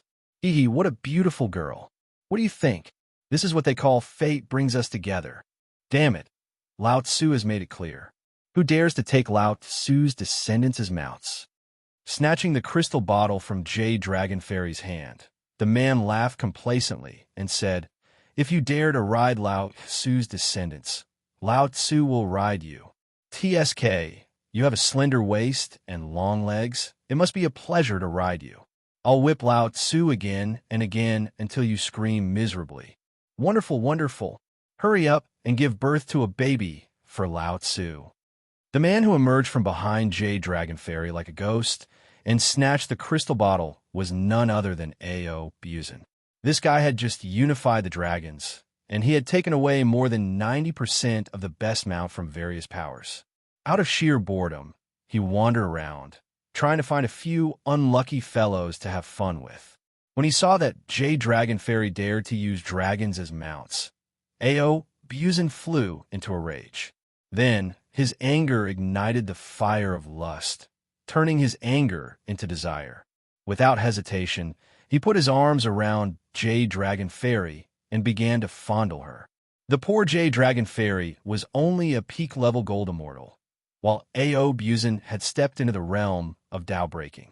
On top of that, he had regained the cultivation base he had in his previous life, and his divine abilities had reached an unfathomable level. Being hugged by A.O. Buzin, the Jade Dragon Fairy was scared out of her wits and could not struggle.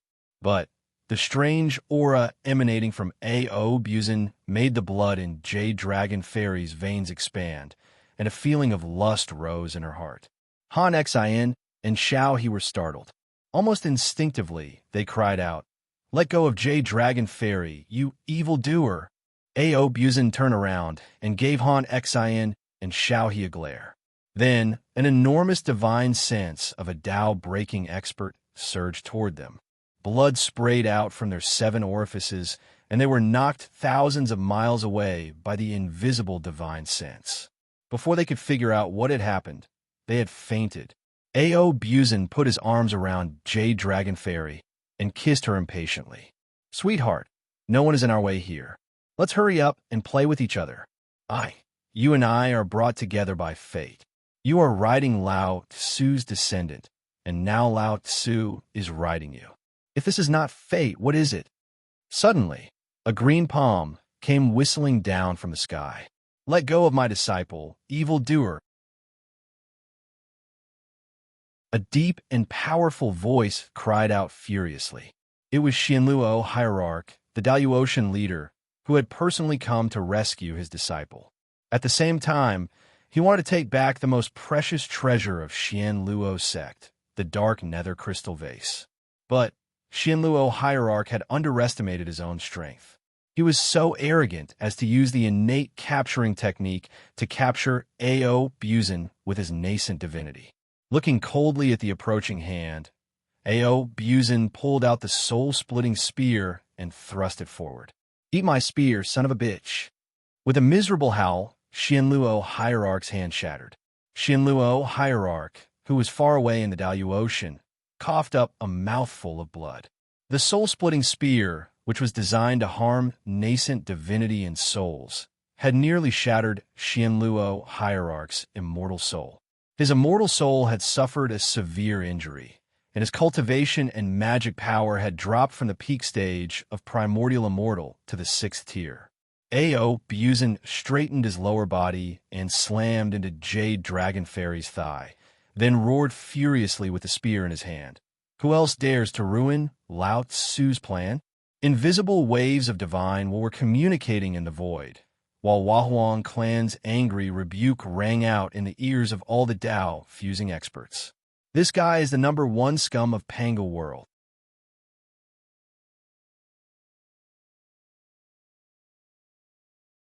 Chapter 1008. Beneath the blue sky and above the white clouds, A.O. Buzin had a beautiful girl under his left arm and a soul-splitting spear of Chaos Spirit artifact level in his right hand. His long black hair was fluttering like a great dragon, and he was emanating a chilling, murderous aura.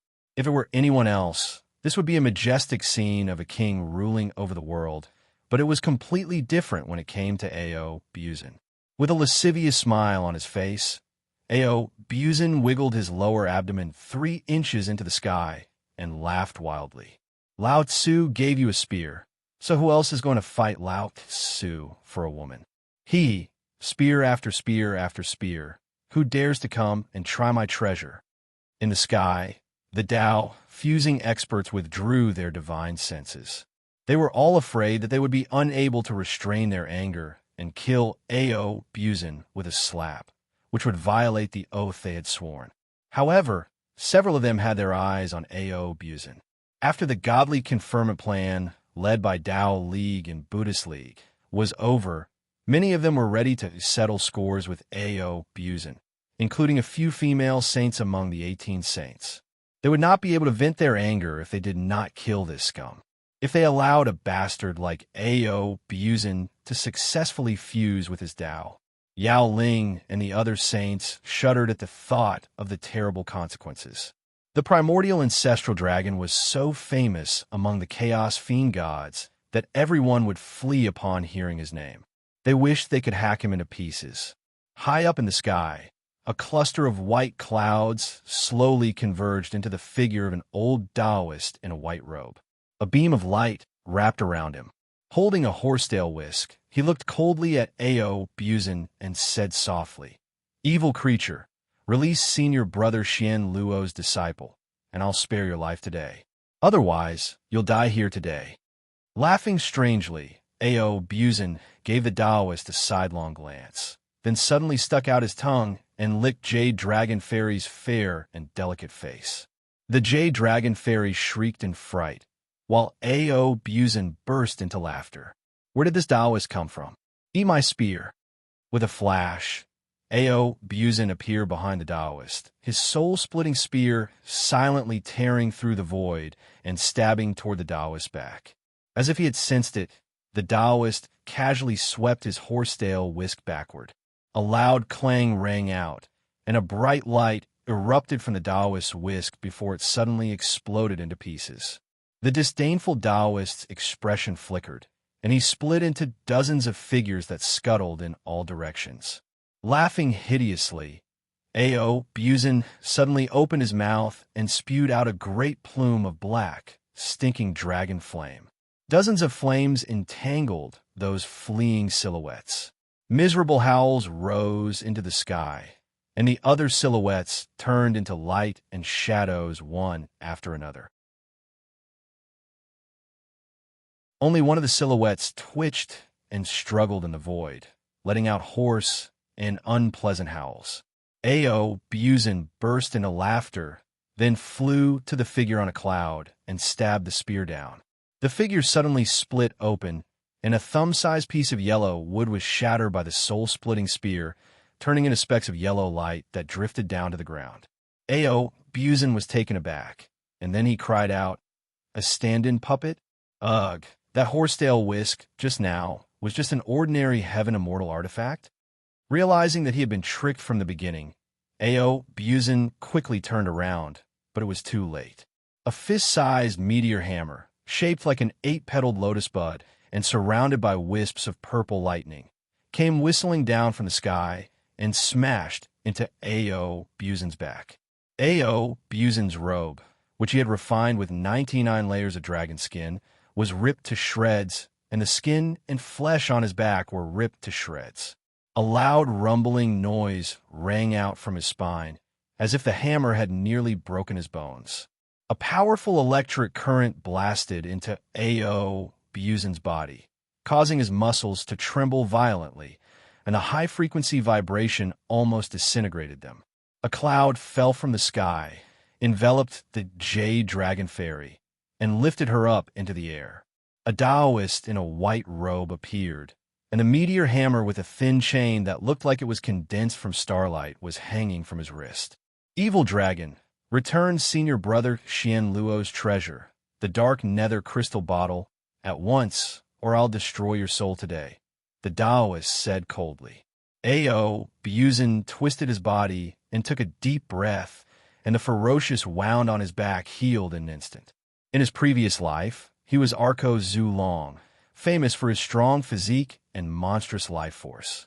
In this life, he had borrowed the opportunity when Wuxia formed his chaos incarnation to reform his Dharma body, and after Wuxia found the wisdom from his previous life, he inherited the heaven refining grand magic from Wuxia. The heaven-refining grand magic was the body-tempering divine ability that old man Yuan Ling used to awe all chaos celestial gods. Although Ao Buzin did not have the heaven-refining cauldron to assist him in his cultivation, with his talent and comprehension, as well as the time acceleration in Dark Een Celestial Tower, he had cultivated this technique for hundreds of thousands of years. Although his current cultivation base was not as strong as in his previous life, his fleshly body was definitely stronger than in his previous life. Narrowing his eyes, Ao Buzin gave the meteor hammer a glance and said, "A Chaos Soul artifact? You made Lao Tzu feel a lot of pain. Too bad that you missed. If you had hit Lao Tzu's head, perhaps you could have killed Lao Tzu with one strike. Why did you hit his back?" The Taoist was struck dumb.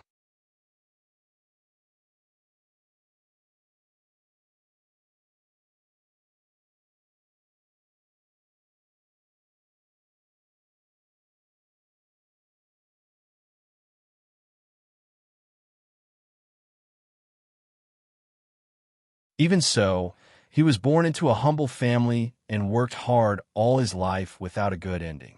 Wuxia smiled faintly. The book of life and death and the soul-hooking brush transformed into two beams of light and flew back into his body. After that, he raised his head and looked in the direction of the Dayu Ocean. If there were no problems with the list of deities, it would be difficult for me to compete with you. But, Nine Daozu, why are your artifact crafting skills so poor? There are so many problems in the list of deities, and I can sense them all from here. How can you compete with me now? In the Dayu Ocean Palace of Dao Origin, the 9 Daozu who were guarding the list of deities glanced at each other, dumbfounded. They watched Daoist Qing Ku being thrown into the reincarnation by a mysterious power and didn't even have the time to save him. What's going on? 9 strong spirit powers drilled into the chaotic world, trying to find out who had thrown Daoist Qing Ku into the reincarnation. But the world was in a mess, so how could they find Wuxia?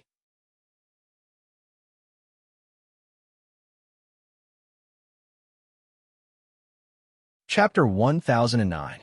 The divine senses of the 9 Daozu tried to search for clues in the chaotic heavenly secrets, but Wuxia added fuel to the fire and dealt them a heavy blow. Wuqi's divine sense of Dao fusing realm blasted into the heavenly secrets like a nuclear bomb exploding, completely blowing the heavenly secrets into a mess. The Dao fusing realm mighty figures used all kinds of mystic arts to muddle the heavenly secrets, and by following some kind of pattern, they could still obtain some information from the heavenly secrets by following the pattern themselves. However, Wuxia was different. He was not good at divination, so he simply used the most brutal method to completely blow up the heavenly secrets. If he relied solely on the heavenly Dao to stabilize the heavenly secrets, it would take at least 2 to 3 eons. The 9 Dao ancestors, whose divine senses were trying to identify all kinds of information in the torrent of heavenly secrets, suffered a great loss. It was like a person was swimming in a flood, and suddenly someone put a bomb beside him. 18 streams of blood flowed down from the 9 Daozu's nostrils. They exchanged a glance, clenched their teeth, and wiped the blood off their noses. Then, they focused all their divine senses into the investiture of gods. 18 streams of blood flowed down from the 9 Daozu's nostrils. They exchanged a glance, clenched their teeth, and wiped the blood off their noses. Then, they focused all their divine senses into the investiture of gods. They refused to believe that even if the investiture of gods was slightly flawed, they really could not defeat the mighty figure who was secretly giving them a hard time. They even began to speculate which mighty figure of Dao fusing was giving them a hard time. Could it be that it was the Wahuang clan who had the means and resources to refine such a magic treasure? After messing up the heavenly secrets, Wuxia clapped his hands triumphantly. The purple flame in the heaven-refining cauldron grew stronger, and he immersed his mind in it, cultivating while telling them the endless heavenly secrets. At this moment, not only did he teach the old man Yuan Ling's understanding of the heavenly Dao in his previous life, but also the essence of the heavenly Dao of great horns and the other saints to the people of the EC. A column of light towered into the sky from the heads of the ministers of the EC. Their spirit, energy, and spirit merged perfectly, and their attainments soared under Wuxia's infusion. This was especially true for Princess Zhonglu and Xianxia. They did not follow the path of Tao League or Buddhism League, and their cultivation had formed a system of their own. After 1,000,000 years of painstaking cultivation, both Princess Zhonglu and Wuxia had vaguely reached the limit of the Tao breaking realm, and as long as they found the right path, they would be able to fuse with the Tao. But both of them remembered the agreement between the Huahuang clan and the other Tao fusing experts, that no Tao fusing expert should intervene before the tribulation of heaven and earth was over. Neither of them had a calm temperament. How boring would it be if they could only watch from the sidelines when they had the cultivation base of Tao fusing experts? It would be much more interesting to bully the people of Tao League and Buddhism League with their cultivation base at the peak of the Tao breaking realm, as well as those fiend gods from outer heavenly realms. Therefore, both of them steadily stabilized their cultivation base in the Tao breaking realm and only kept tempering and improving their magic power. Their enormous divine sense fused with the divine sense Wuxia had unleashed, directly extracting the insights of the heavenly Tao from Wuxia's endless memories that were useful to them. They were enshrouded in rosy clouds and five-color divine light and pitch-black demonic flames intertwined, illuminating the entire underground spirit cave. On the battlefield, Han Xian and Xiao He were fleeing in panic. They could not fight against Baiqi alone, let alone a peerless villain like Ao Buzin. Daoist Qing Yun was killed by Ao Buzin, and his soul was forced into the transmigration. How could they dare to fight against him? When they returned to Liu Bang's side, Han Xian and Xiao He were shocked to hear that Daoist Qing Yun was completely finished, and that even the sect masters of the 33 heavens could not divine where he had been reincarnated to. It was as if there was an extremely powerful force between heaven and earth that had completely erased all traces of his existence, and even the 9 Daozu could not find any information about him. In other words, Daoist Qing Yun was completely hopeless. In the past, whenever an almighty expert of the Tao League died, even if his soul was sent into the transmigration, there would always be seniors and fellow disciples who would go to the mortal world to help him walk on the path of immortality. But this time, they could not even find where Daoist Qing Yun had been reincarnated to. How could they rescue him from the boundless mortal world? Since then, Liu Bang and the people around him had become extremely afraid of this conferment. According to their original plan, Han Xian, Xiao He, Zhang Liang, and the others would be the predetermined candidates for the conferment of celestial lords. But when they realized that they might not be conferred the title of celestial lord after their deaths, they immediately had other ideas. If they wanted to die, they should let others do it. It would be enough for them to have an immortal body. After being conferred the title of celestial lord, they would immediately become important ministers of the celestial court, and from then on, they would be spared from 99% of all tribulations. Except for the apocalypse of heaven and earth, no other tribulations would ever hurt them. But they had to be conferred the title of Celestial Lord. If they were sent into the transmigration like Daoist Qing Yun, who would be willing to take that risk? Not to mention the secret plan of Han Xian, Xiao He, and Liu Bang, who had escaped. Ao Buzin knocked out the Jade Dragon Fairy with a punch, then threw her onto the back of the Zioyalong. After that, he came to the frozen Baiqi and casually punched the Xian Bing into pieces. Baiqi roared furiously and struggled out of the ice. He was about to swing his sword forward, but fortunately, he stopped in time when he saw Ao Buzin's face. He forced a smile and nodded at Xianxia, then asked what happened. Ao Buzin stared at Baiqi for a while, then slowly put away the soul-splitting spear. He grinned and said, "Luckily, you put away your sword. Otherwise, if you attacked Lao Tzu with your sword, Lao Tzu would surely poke 17 or 18 holes in your body." Old Bai, Lao Tzu helped you drive away Han Xian and Xiao He, and also subdued this fierce woman. You should thank me. The Jade Dragon Fairy lay unconscious on Zai Oilong's back with her eyes rolled up. Han Xian and Xiao He were nowhere to be found. Beside Ao Buzin floated the dark nether crystal bottle and the green nightmare thunderhammer, two chaos spirit treasures. Hearing his words, Baichi thanked him repeatedly.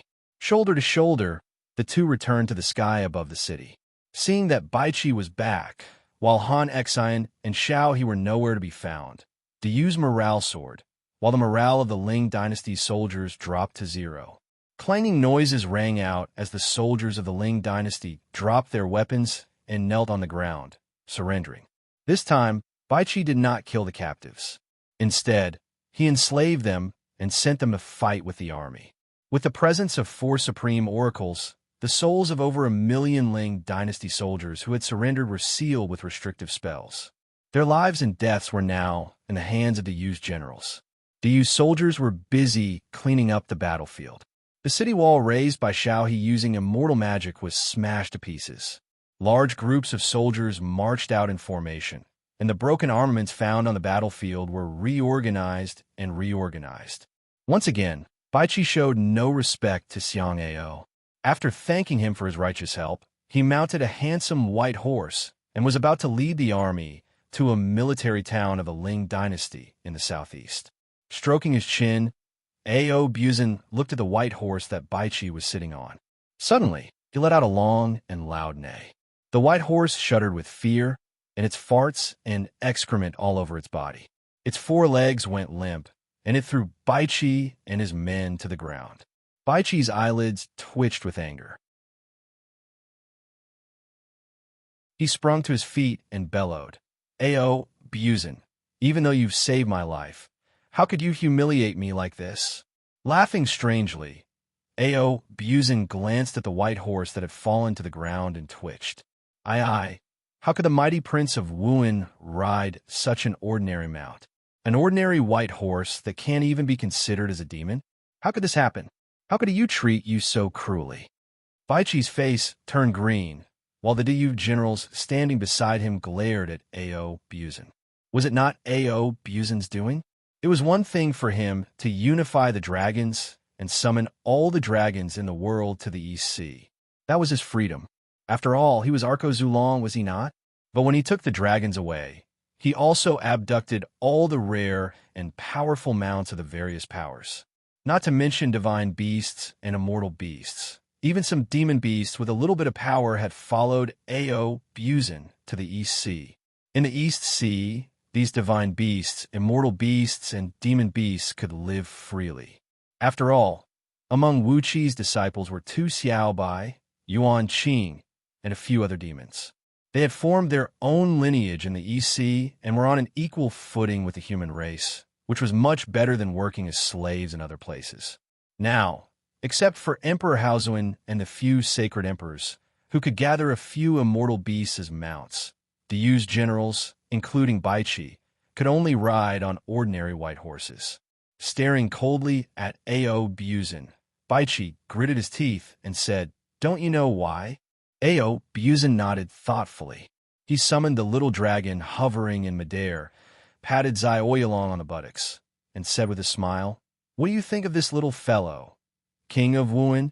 The cultivation base of a true dragon is equal to that of a gold immortal, and it has the divine ability to travel through the void. I think it is a good candidate for a combat partner, don't you think?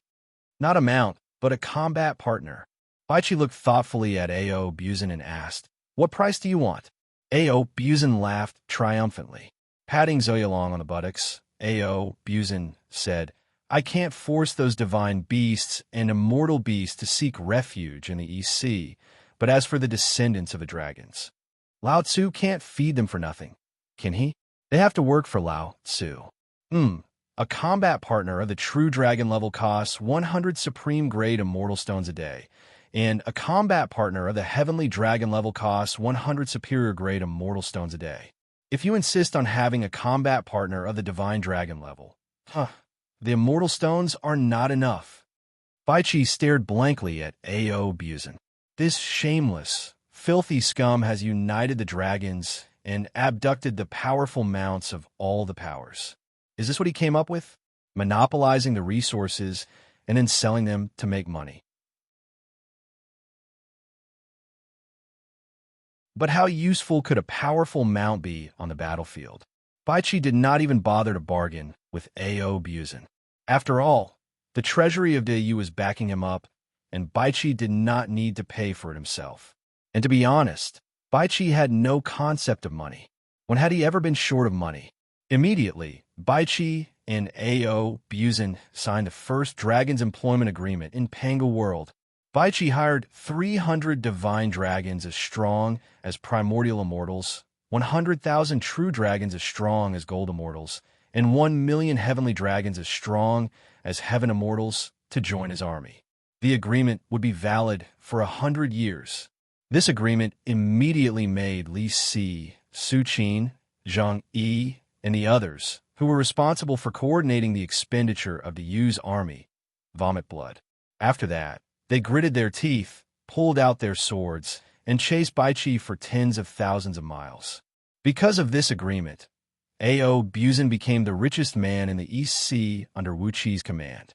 Every day, countless of his descendants worked hard for the sake of A.O. Buzin's wallet. The Celestial Court and the Buddhist League reacted immediately. They secretly sent envoys to contact A.O. Buzin. The second and third employment agreements of the dragons were immediately produced.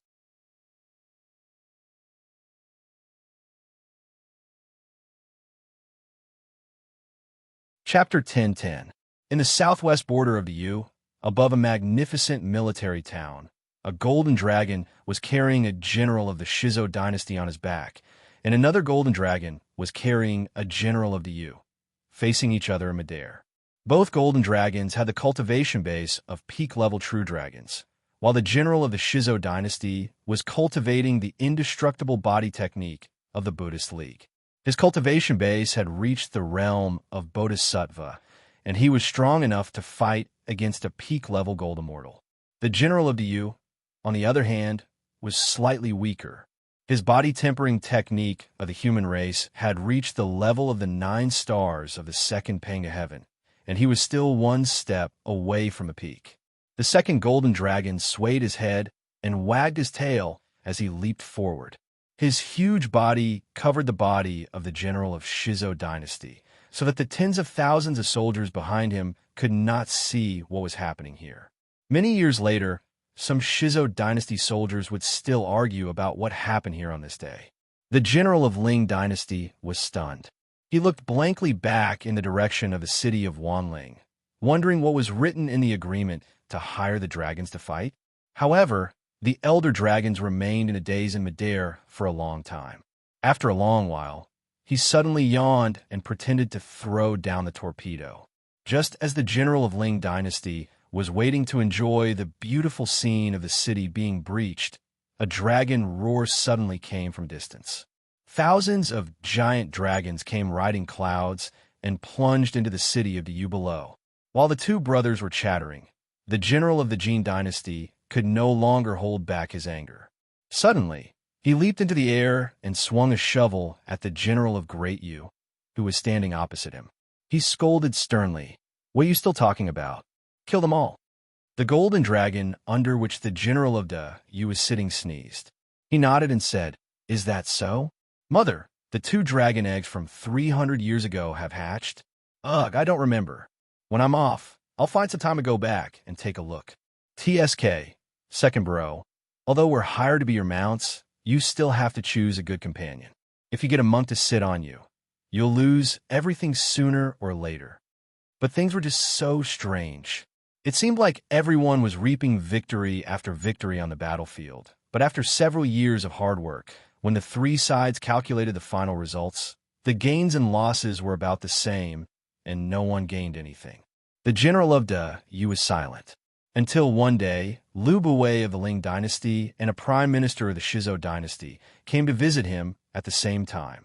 The general of the Ling dynasty stared blankly at the treacherous old dragon in front of him, then stammered, but, you are helping us fight." if you leave those dragons. A.O. Buzin successfully sold millions of dragons to Diyu to join the Diyu army, and the Celestial Court and the Buddhist League also offered a huge sum of money to hire the dragons to join the war. In particular, the Buddhist League became the biggest spendthrift. They spent an astronomical amount of money to hire the members of the Dragon Tribe, one of the original members of the Buddhist Celestial 8 divisions, back to the Buddhist League, and spent a huge amount of immortal stones every day to hire them to help them fight. Without the control of these dragons, the monstrous waves that soaked the whole city quickly dispersed, and the dark clouds in the sky retracted, and the bright sun shone down. Below, the cheers of countless Diyu soldiers could be heard coming from the city of Diyu, and the sonorous roars of the dragons could be heard. With the addition of the dragons, the generals and soldiers of Diyu, the Shizhou dynasty, and the Ling dynasty had a powerful combat partner. To put it bluntly, they had qualified mounts. But the addition of the dragons also gave the commanders of the three parties a headache. With the Arco Zulong, A.O. Buzin, in charge, no one dared to kill the members of the dragons as they had done in the past. Instead, they had to worship them like their ancestors. A few generals of the Ling dynasty fixed their eyes on the water bomb in the hand of the dragons, wishing they could rush up and snatch it from him, which was powerful enough to blow up ordinary primordial experts and completely destroy the city of Diyu below. Since the dragons joined the war between the three parties had suddenly become very strange. It was as if the whole war had been stuck with glue. Although cities were being captured every day, overall, the progress of the three parties was about the same, and no one had really gained the upper hand. The elder of the dragons threw his head back and yawned, rubbed the water bomb in his hand, sealed it, and shoved it into his sleeve. Then, he whistled and turned to leave. Thousands of dragons who were stirring up trouble yawned lazily, twisted their huge bodies, and transformed into strong men. Laughing and laughing, they put their arms around each other's shoulders and rode on clouds, retreating with the elder of the dragons toward the military camp of the Ling dynasty in the distance. Wuxia was very pleased with himself. The war on Panga continent was unfolding according to his will, and no one could end the war quickly. Somewhere on the coast of the inland sea on Panga continent, a magnificent city of Diyu was swaying in the raging storm. Perhaps because of A.O. Buzin's influence, the dragons were degenerating day after day. They were even more despicable, and shameless than the hooligans in the market. 90% of the violations of military discipline in the army were committed by them. A.O. Buzin was laughing so hard that his teeth almost fell off. His children were making him a huge fortune every day, and he had never been so rich. The dragons fought bravely, and many of the generals of the three parties were seriously wounded or killed by them. Their powerful innate divine abilities had also helped the three armies capture many of the enemy cities. Some members of the dragons had even suddenly become excellent strategists. Under their guidance, the armies of the three parties had accurately found the flaws of the enemy during the march and wiped out a large number of the enemy's armies. A miserable howl rang out. The head of the Shizhou general was cut off by the sword of the Diyu general, and his body was riddled with 25 transparent holes by dragon claws. Yes, 25 transparent holes. When the body of the Shizhou general fell to the ground, many Shizhou soldiers saw clearly that there were indeed 25 transparent dragon claw marks on his body. But it was obvious that the golden dragon had only attacked him once. Why were there so many wounds? The general of the Shizhou dynasty was silent. The elder of the dragons looked at the general of the Ling dynasty with a serious face and said, "Cut the crap. In short, everything will be done according to the terms of the employment agreement signed by the dragons. We, the dragons, are the most trustworthy people, and we will never go back on our word. As long as there are members of the dragons in the city, we will never strike again. Of course, because of our existence, they will never strike again. That's all." After a full quarter of an hour, the eldest brother of the golden dragon suddenly came to his senses and said, "Second brother, cut the crap. Aren't we at war now?" The two golden dragons and the generals of the two countries were separated by a distance of 3 to 5 li suddenly, the golden dragon that the general of the Shizo dynasty was sitting on raised his right front claw and greeted the golden dragon opposite him. "Big brother," Mother sent a message. "Don't gamble away all your pay this month. Leave some for home. Mother has just given us 2 younger brothers, and we need some money to buy some good elixirs for them to lay a foundation for." The eldest brother of the golden dragon drooled as he laughed. "Our ancestor taught us that there is nothing more satisfying than finding a beautiful woman to bear children with. TSK, the most beautiful woman in the world belongs to our king of East Sea. The second most beautiful woman belongs to our ancestor. As for the other beauties, they will be taken by the good men of the dragons. TSK, second brother, I hooked up with one in the city the day before yesterday." The second brother of the golden dragon was stunned for a long while. He waved his tail and turned to look at the general of the Shizo dynasty who was standing on his back with a stiff face and a green face. He laughed and said, "Why don't we retreat and return to camp today? It's a rare chance to meet Big Brother. This is a good day. For the sake of us brothers, we might as well bury the hatchet. TSK, instead of drawing our swords and creating a river of blood, why don't we go to the nearby village and find a few beauties and have some fun?" Thousands of giant dragons hovered in the air, stirring up more than half of the inner sea, turning it into a powerful waterfall that fell from the sky and fiercely washed over the city's defenses. The huge city was almost soaked in water. The soldiers in the city stared blankly at the dark sky, where countless giant dragons could be vaguely seen. They had the illusion that they were suffocating. The elder of the dragons widened his eyes. He pointed his wooden staff at the city of Diyu and shouted, "How can we do that? The contract signed between the Ling dynasty and us dragons of the East Sea clearly states that we, the dragons, will never kill each other. Well, the other side also has dragons as reinforcements, so we can't do anything. In any case, we've already destroyed more than half of their defenses. Can't you deal with the remaining half?" A jet of dragon flame shot out and burned the corpse of the Shizo dynasty general to ashes. A black and white light flashed in the void, and the soul of the Shizo dynasty general was forcibly sent into the cycle of reincarnation. So, no one knew what had happened. Across the entire Panga continent, only Wuxia and Ao Buzin were laughing. In short, as soon as the second golden dragon moved, the eldest golden dragon and the general of the Yu moved at the same time. Thousands of giant dragons returned to the barracks in high spirits. Immediately, they slapped the tables and smashed the tents, demanding the army cooks of the Ling dynasty to serve them good wine and meat as soon as possible. If they were a little slow, they would immediately throw a punch at the Ling dynasty soldiers, causing them to scream and have all their teeth knocked out. The tens of thousands of soldiers behind the 2 generals fell silent. They stared blankly at the 2 golden dragon brothers, who were chatting with each other, and felt that something was not right. The tense atmosphere suddenly became extremely strange. The 2 golden dragon brothers kept talking and drooling, and when they got excited, they let the woods down below enjoy a downpour of dragon saliva. In the coming year, the vegetation here would grow much better, and many spirit herbs would grow here. An elder of the dragons was hovering in midair. He looked a little old, with a wooden staff in his hand and a black torpedo the size of a water tank in his right hand. The torpedo was condensed with 30% of the water from the inland ocean, which was hundreds of millions of miles in circumference, and possessed a terrible lethality.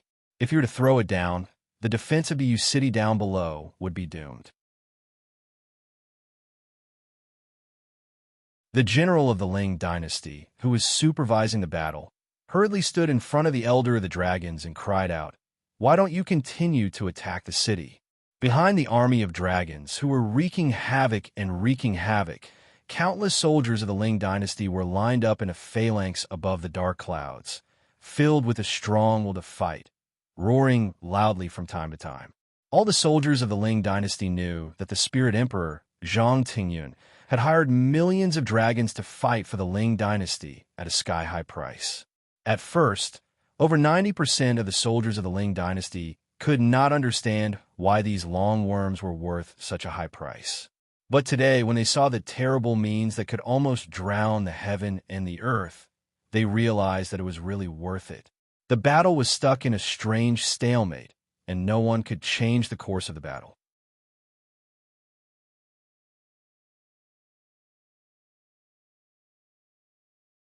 Chapter 10:11.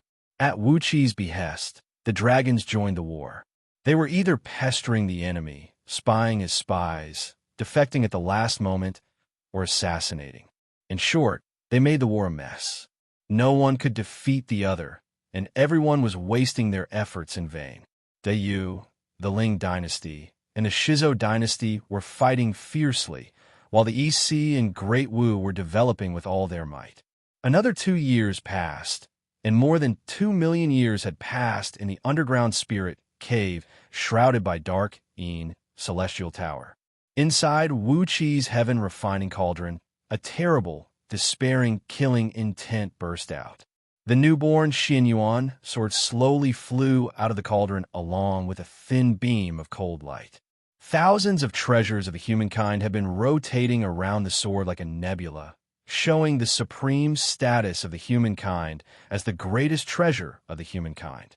The newborn Xianxia sword was dim and lusterless, with only a very thin gleam flashing on its edge from time to time. The gleam was so sharp that except for Wuxia, who was the one who crafted it, no one, including Xianxia, whose cultivation base had recovered to its peak, could look at it directly.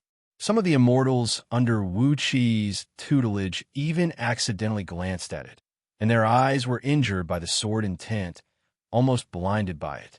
With a flick of his sleeve, Wuxia put all the artifacts of virtue into his left sleeve, then placed the heaven refining cauldron in the spirit cave. With the help of the endless natural energy, he turned it into a raging flame to nourish the other tens of thousands of strangely shaped magical artifacts in the cauldron. 2 years ago in the outside world, he had already refined these merit weapons. However, he deliberately slowed down and spent a lot of time refining these 10,000 magic treasures. Now, Wuxia had no shortage of materials. After coming into contact with thousands of artifacts of virtue day and night in the heaven refining cauldron, the artifacts had more or less been contaminated with some of their mysterious power. As a result, the newborn magical artifacts now had the vicissitudes of time, making them look even more powerful. But they were, after all, newly crafted and still lacked some foundation, which made Wuxia a little dissatisfied. At best, they could be regarded as top-notch primordial artifacts, and they were still a step away from being innate spirit artifacts, let alone supreme treasures of primal and chaotic spirit treasures. Among the almighty experts of the Tao League, just the 2 junior sect masters of Grand Emperor Huang Xingtian had 2 chaotic spirit treasures, the Dark Nether Crystal Bottle and the Dark Thunderhammer. So, Wuxia was not in the mood to distribute these newly crafted artifacts to his disciples and subjects of the East Sea. After giving a few words of advice to Princess Zhonglu and Xianxia, Wuxia clasped his hands behind his back and walked step by step into the sky. With each step, he traveled 1 trillion miles, and in the blink of an eye, he had arrived outside the Empress Hua Palace in the human realm upon heaven. Looking at the Empress Hua Palace in the boundless purple mist, Wuxia's eyes shone brightly. The resources of the Tao League and the Buddhist League were too profound. Since the beginning of time, almost all the treasures once owned by those fallen chaos fiend gods in Panga world had fallen into their hands. Therefore, if he wanted to fight against the countless treasures of the Tao League and the Buddhist League, he could only use the artifacts of virtue. The artifacts of virtue of the human race responded to the heavenly Tao, the geography, and the human heart. They were the ultimate treasures of heaven, earth, and man. As long as there was an enormous amount of virtue to purify the artifacts just crafted by Wuxia and let them absorb enough power of virtue, they would be smoothly transformed into artifacts of virtue. Even when fighting against chaos spirit treasures, the artifacts of virtue would not fall into a disadvantage. The only thing he had to worry about was the supreme treasures of primordial. But, how many supreme treasures of primordial did the Tao League and the Buddhist League have? Without the help of Tao fusing experts, if the disciples of the Tao League and the Buddhist League used the supreme treasures of primordial, wouldn't they be sending themselves to Wuxi's death? After pondering for a while, Wuxi walked step by step to the gate of the Empress Hua Palace. Layers of auspicious mist and dazzling light filled the air, and a fragrant breeze blew over.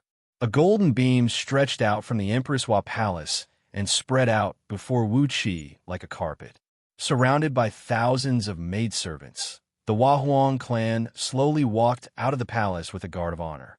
From a long distance, the Huahuang clan smiled and said, "Yuan Ling, my old friend, you came 2 years later than I expected." Wuxi blushed a little. He could not tell the Huahuang clan that he was using the aura of those artifacts of virtue to temper his family's magical treasures. Could he? With a flick of his sleeve, the Xianyuan sword flew out along with several thousand newly born artifacts of virtue. An enormous wave of energy swept across the entire space beyond the heavens, especially the terrifying sharp energy released by the Xianyuan sword, which tore apart the purple energy barrier between the heavens and the outside world, almost poking a large hole in the heavens. The Huahuang clan glanced at the artifacts of virtue in surprise, which were at least twice as powerful as before. With a smile, she nodded at Wuxi and said, "Yuan Ling, my old friend, the art of artifact refinement is indeed the best in the world." With these artifacts, the human race will no longer have to fear the schemes of the Tao League and the Buddhist League. Narrowing her eyes and smiling, the Huahuang clan said meaningfully, "Not to mention, Buzin is here to help us." Wuxi laughed mischievously. He knew that his little scheme had been seen through by the Huahuang clan. The dragon's little tricks might be able to fool others, but they could never fool these almighty experts of the Tao fusing realm. However, this was the most powerful point of Wuxi's scheme. Even if the 7 Buddhist patriarchs and the 9 Tao patriarchs knew that the dragons were playing tricks behind their backs, they could not afford to not hire the dragons. If they did not hire the dragons, all the dragons would rush to help you fight the war, and the Ling dynasty and the Shizo dynasty would lose even more miserably, forcing them to spend a huge amount of money to hire the unreliable dragons to help them fight the war. Wuxi and Buzin's scheme was extremely powerful, and at the same time, extremely disgusting. If the Huahuang clan did not take this matter seriously, the 7 Buddhist patriarchs and the 9 Tao patriarchs would probably be vomiting blood and anger by now. The two of them looked at each other and smiled. The Huahuang clan gladly put away the thousands of weapons of merit that had greatly improved their power, and smilingly invited Wuxi into the palace to serve them tea. In a beautiful place in Emperor Hua's palace, a small pavilion stood on top of a high peak. The water was bright and beautiful, and the mountains were elegant. A few young palace maids were carefully cooking the supreme-grade spiritual tea that the Huahuang clan had extorted from Wuxi. The aroma of the tea drifted thousands of miles away. Wuxi sat in front of the Huahuang clan with his legs crossed. Before the Huahuang clan could say anything, he waved his hand, and a water screen flew out from a waterfall beside the pavilion, showing the image of a battlefield. Pointing at the water screen, Wuxi said smilingly, "Empress Hua, Yuan Ling, there's one thing that I don't understand. The Taoist League and Buddhist League have been fighting against these fiend gods for years, killing countless fiend gods. Why didn't they get any natural virtues?" In the water screen was a grass-green planet, floating in the void. 70% of this vast planet was a boundless grassland. At the moment, thousands of immortals in Taoist robes were fighting a bloody battle with tens of thousands of foreign fiend celestials. The cultivation base of the immortals in Taoist robes was clearly superior to the foreign fiend celestials. Sword beams rained down, killing the wounded foreign fiend celestials in a frenzy. After signing an agreement with the Huahuang clan that Tao fusing experts were not allowed to join the battle, Taoist League and Buddhist League immediately organized their elite forces to launch a counterattack against the fiend gods. They wiped out those fiend gods one by one. At the same time, rescued the disciples of Taoist League and Buddhist League who were trapped in their mountains. After 2 to 3 years, these immortals who launched a counterattack against the fiend gods had achieved a glorious result. But, as Wuxia said, these immortals did not get any natural virtues after killing those fiend gods. It was the same for the images displayed on the screen of light. A gold immortal had unleashed a golden bright brick to smash a 4-headed, 8-armed fiend deity. And yet, there was no reaction from the void at all. Not a single bit of merit fell. The Huahuang clan laughed. She looked at Wuxia and nodded, saying, "My old friend, Yuan Ling, do you need a huge amount of natural virtues to refine a treasure?" Wuxia narrowed his eyes and said, "Sure enough, I can't hide it from Empress Hua, but I can't help it. My foundation is weak, and many of my disciples are still using magic and spirit artifacts. Yuan Ling has some Tao reasoning disciples, but they're still using heaven immortal artifacts.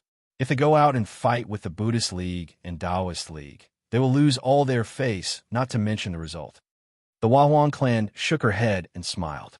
She pointed a finger out, and a plume of purple mist sprayed out from the top of her head. The myriad spirit cauldron was faintly visible in the mist, releasing a mysterious and immeasurable aura. Wuxia vaguely sensed that this aura was related to the entire Panga world and even affected the trend of the great Tao of Panga world to some extent. This was the first time the cauldron released such an aura in front of anyone. Wuxia exclaimed in shock. This cauldron is not only the source of souls of all living beings in Panga world. Is it?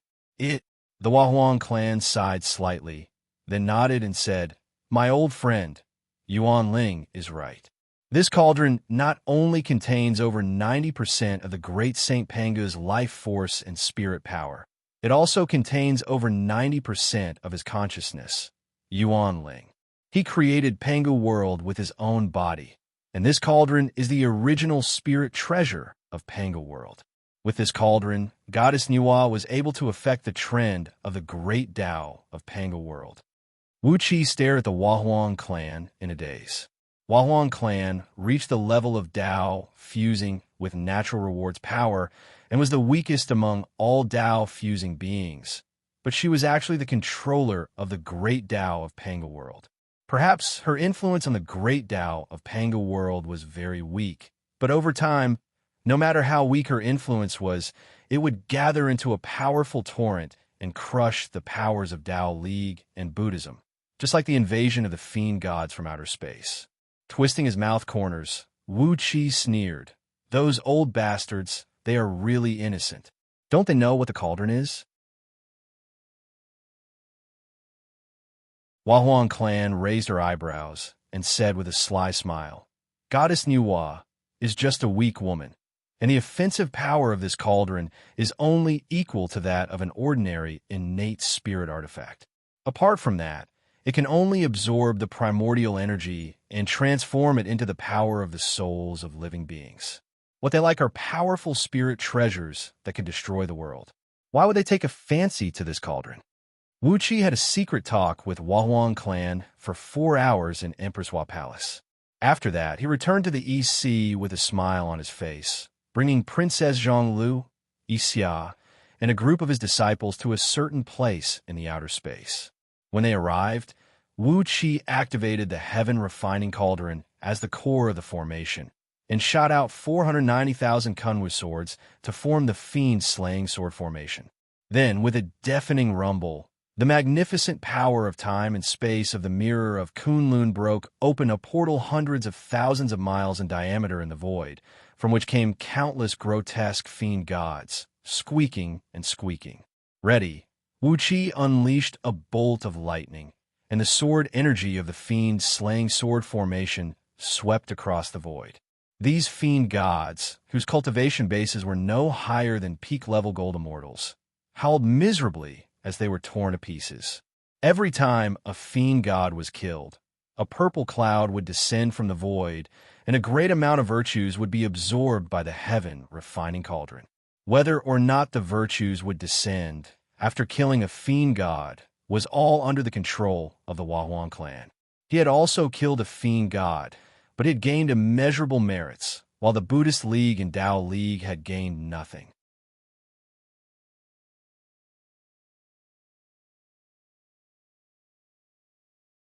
Chapter 10:12. While Wuxia was tempering his magical treasures with the help of the boundless virtues, Ao Buzin was entertaining guests in his Zulong palace. The vast EC was now filled with the figures of giant dragons twisting and turning. As for the other fish, shrimps, crabs, and other monsters, except for some who were left behind as rations for the dragon clan, had all migrated to other waters. As for the exact number of dragons gathered in the East Sea, even the great elders of the dragons, who had the highest status among the dragons, had no idea. In any case, not to mention the dragons who came from other powers to join them, just the Dragon Clan, one of the 8 divisions of the Buddhist Celestial 8 divisions, had a population of 1 billion, and the number of their offspring was even more astonishing. The East Sea, which was occupied by the members of the Dragon Clan, was filled with a monstrous dragon chi. The vast EC was covered with water clouds of all colors, and from time to time, there would be violent storms, hailstorms, and hurricanes. On a small island in the middle of the East Sea, an unprecedentedly magnificent palace occupied the entire island, which measured about 100 miles in both width and length. This was the Zulong Palace. The huge palace was wrapped in a colorful glow, illuminating the entire East Sea. This part of the palace on the island was only a small part of the Zulong Palace. In the depths of the sea next to the island, a large number of palaces were still being built. It was estimated that the completed Zulong Palace would cover an area of 10,000 miles in circumference. Just the part of the palace that was exposed to the public was already extraordinarily magnificent. Every brick and tile in the palace gave off the air of a nouveau riche, and every brick and tile seemed to be roaring madly at the people. I am a rich man, and you are all poor, poor, poor. Not even a blade of grass could be seen in the huge palace. All the flowers, plants, and trees were carved with supreme-grade immortal stones and other precious crystals of various colors. Precious crystals such as jade essence, chalcedony, dark heavenly flame crystal, green water crystal, and greenwood crystal, which were worth tens of thousands of yuan, were carved into all kinds of exotic flowers and grasses, decorating the gardens. As for the base of the palace, it was a whole piece of Vajra fritillary, which had been refined by a Zen technique of the Buddhist League for dozens of eons. It was crafted by several ancient Buddhas of the Buddhist League with all their efforts. Originally, it was intended to add an extraordinary treasure to the Buddhist League, the Vairocana wheel of fiend slaying, and this wheel-shaped Vajra fritillary was the base of that wheel. However, in order to hire the 8 tribes of the EC to return to the Shizo dynasty, Buzin, Vajra of this valuable Vajra fritillary, had extorted him with it and used it to build his palace. The rare materials that several ancient Buddhas with a strength equivalent to the realm of Tao breaking had spent dozens of eons to refine and purify were used as floor tiles. Anyone who saw the ancestral dragon palace with their own eyes would only be angry at Ao Buzin's extravagance. But now, he had the wealth to waste, and no one could blame him for his mistake. Every day, the Buddhist League alone had to pay Ao Buzin billions of supreme-grade immortal stones and countless other precious treasures for the members of the dragons they hired. So, what did it matter to Ao Buzin to waste some materials to build his palace? On the small island, in the group of palaces on the west side of the Zulong Palace, there was a pearl luminescence pavilion that caught everyone's attention. It was built with transparent, luminous pearls, ranging from the size of a human head to the size of a fist. The pavilion was exquisitely designed and was built with tens of millions of precious luminous pearls.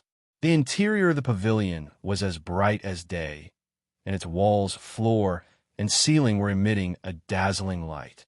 No one or anything would be able to cast a shadow in this place, and it also had the miraculous effect of breaking all kinds of escape arts and invisibility spells.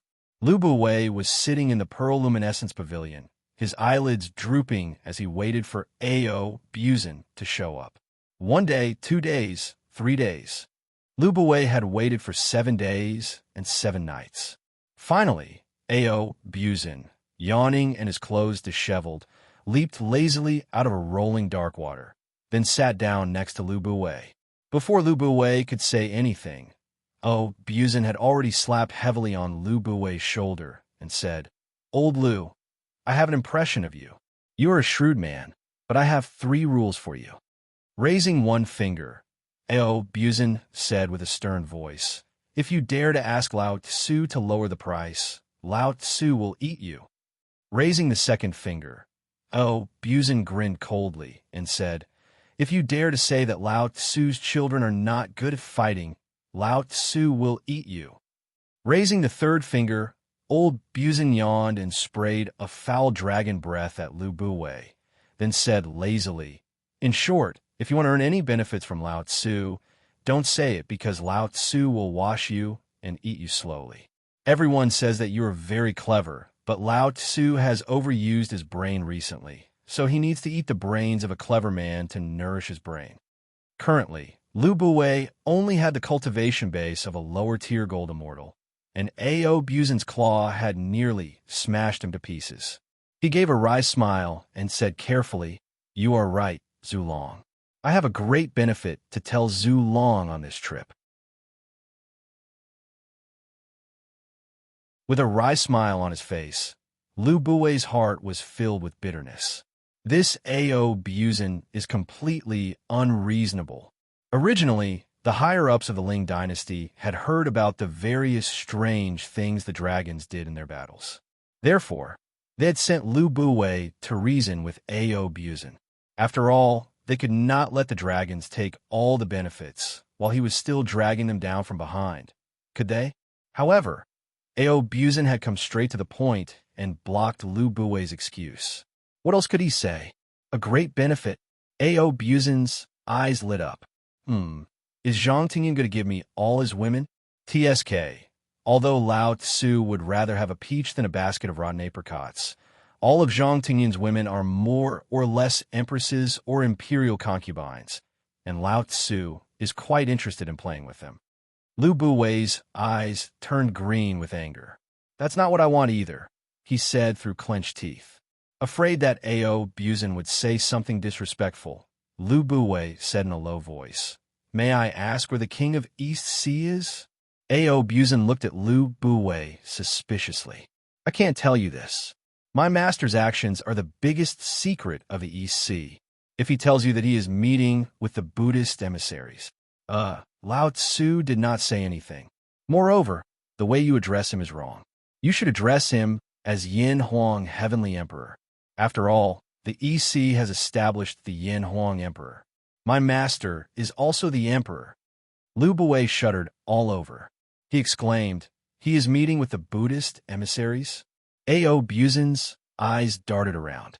He looked at Lu Buwei, who had an uncertain expression on his face, and said with a smile, "This Lao Tzu is not sure either.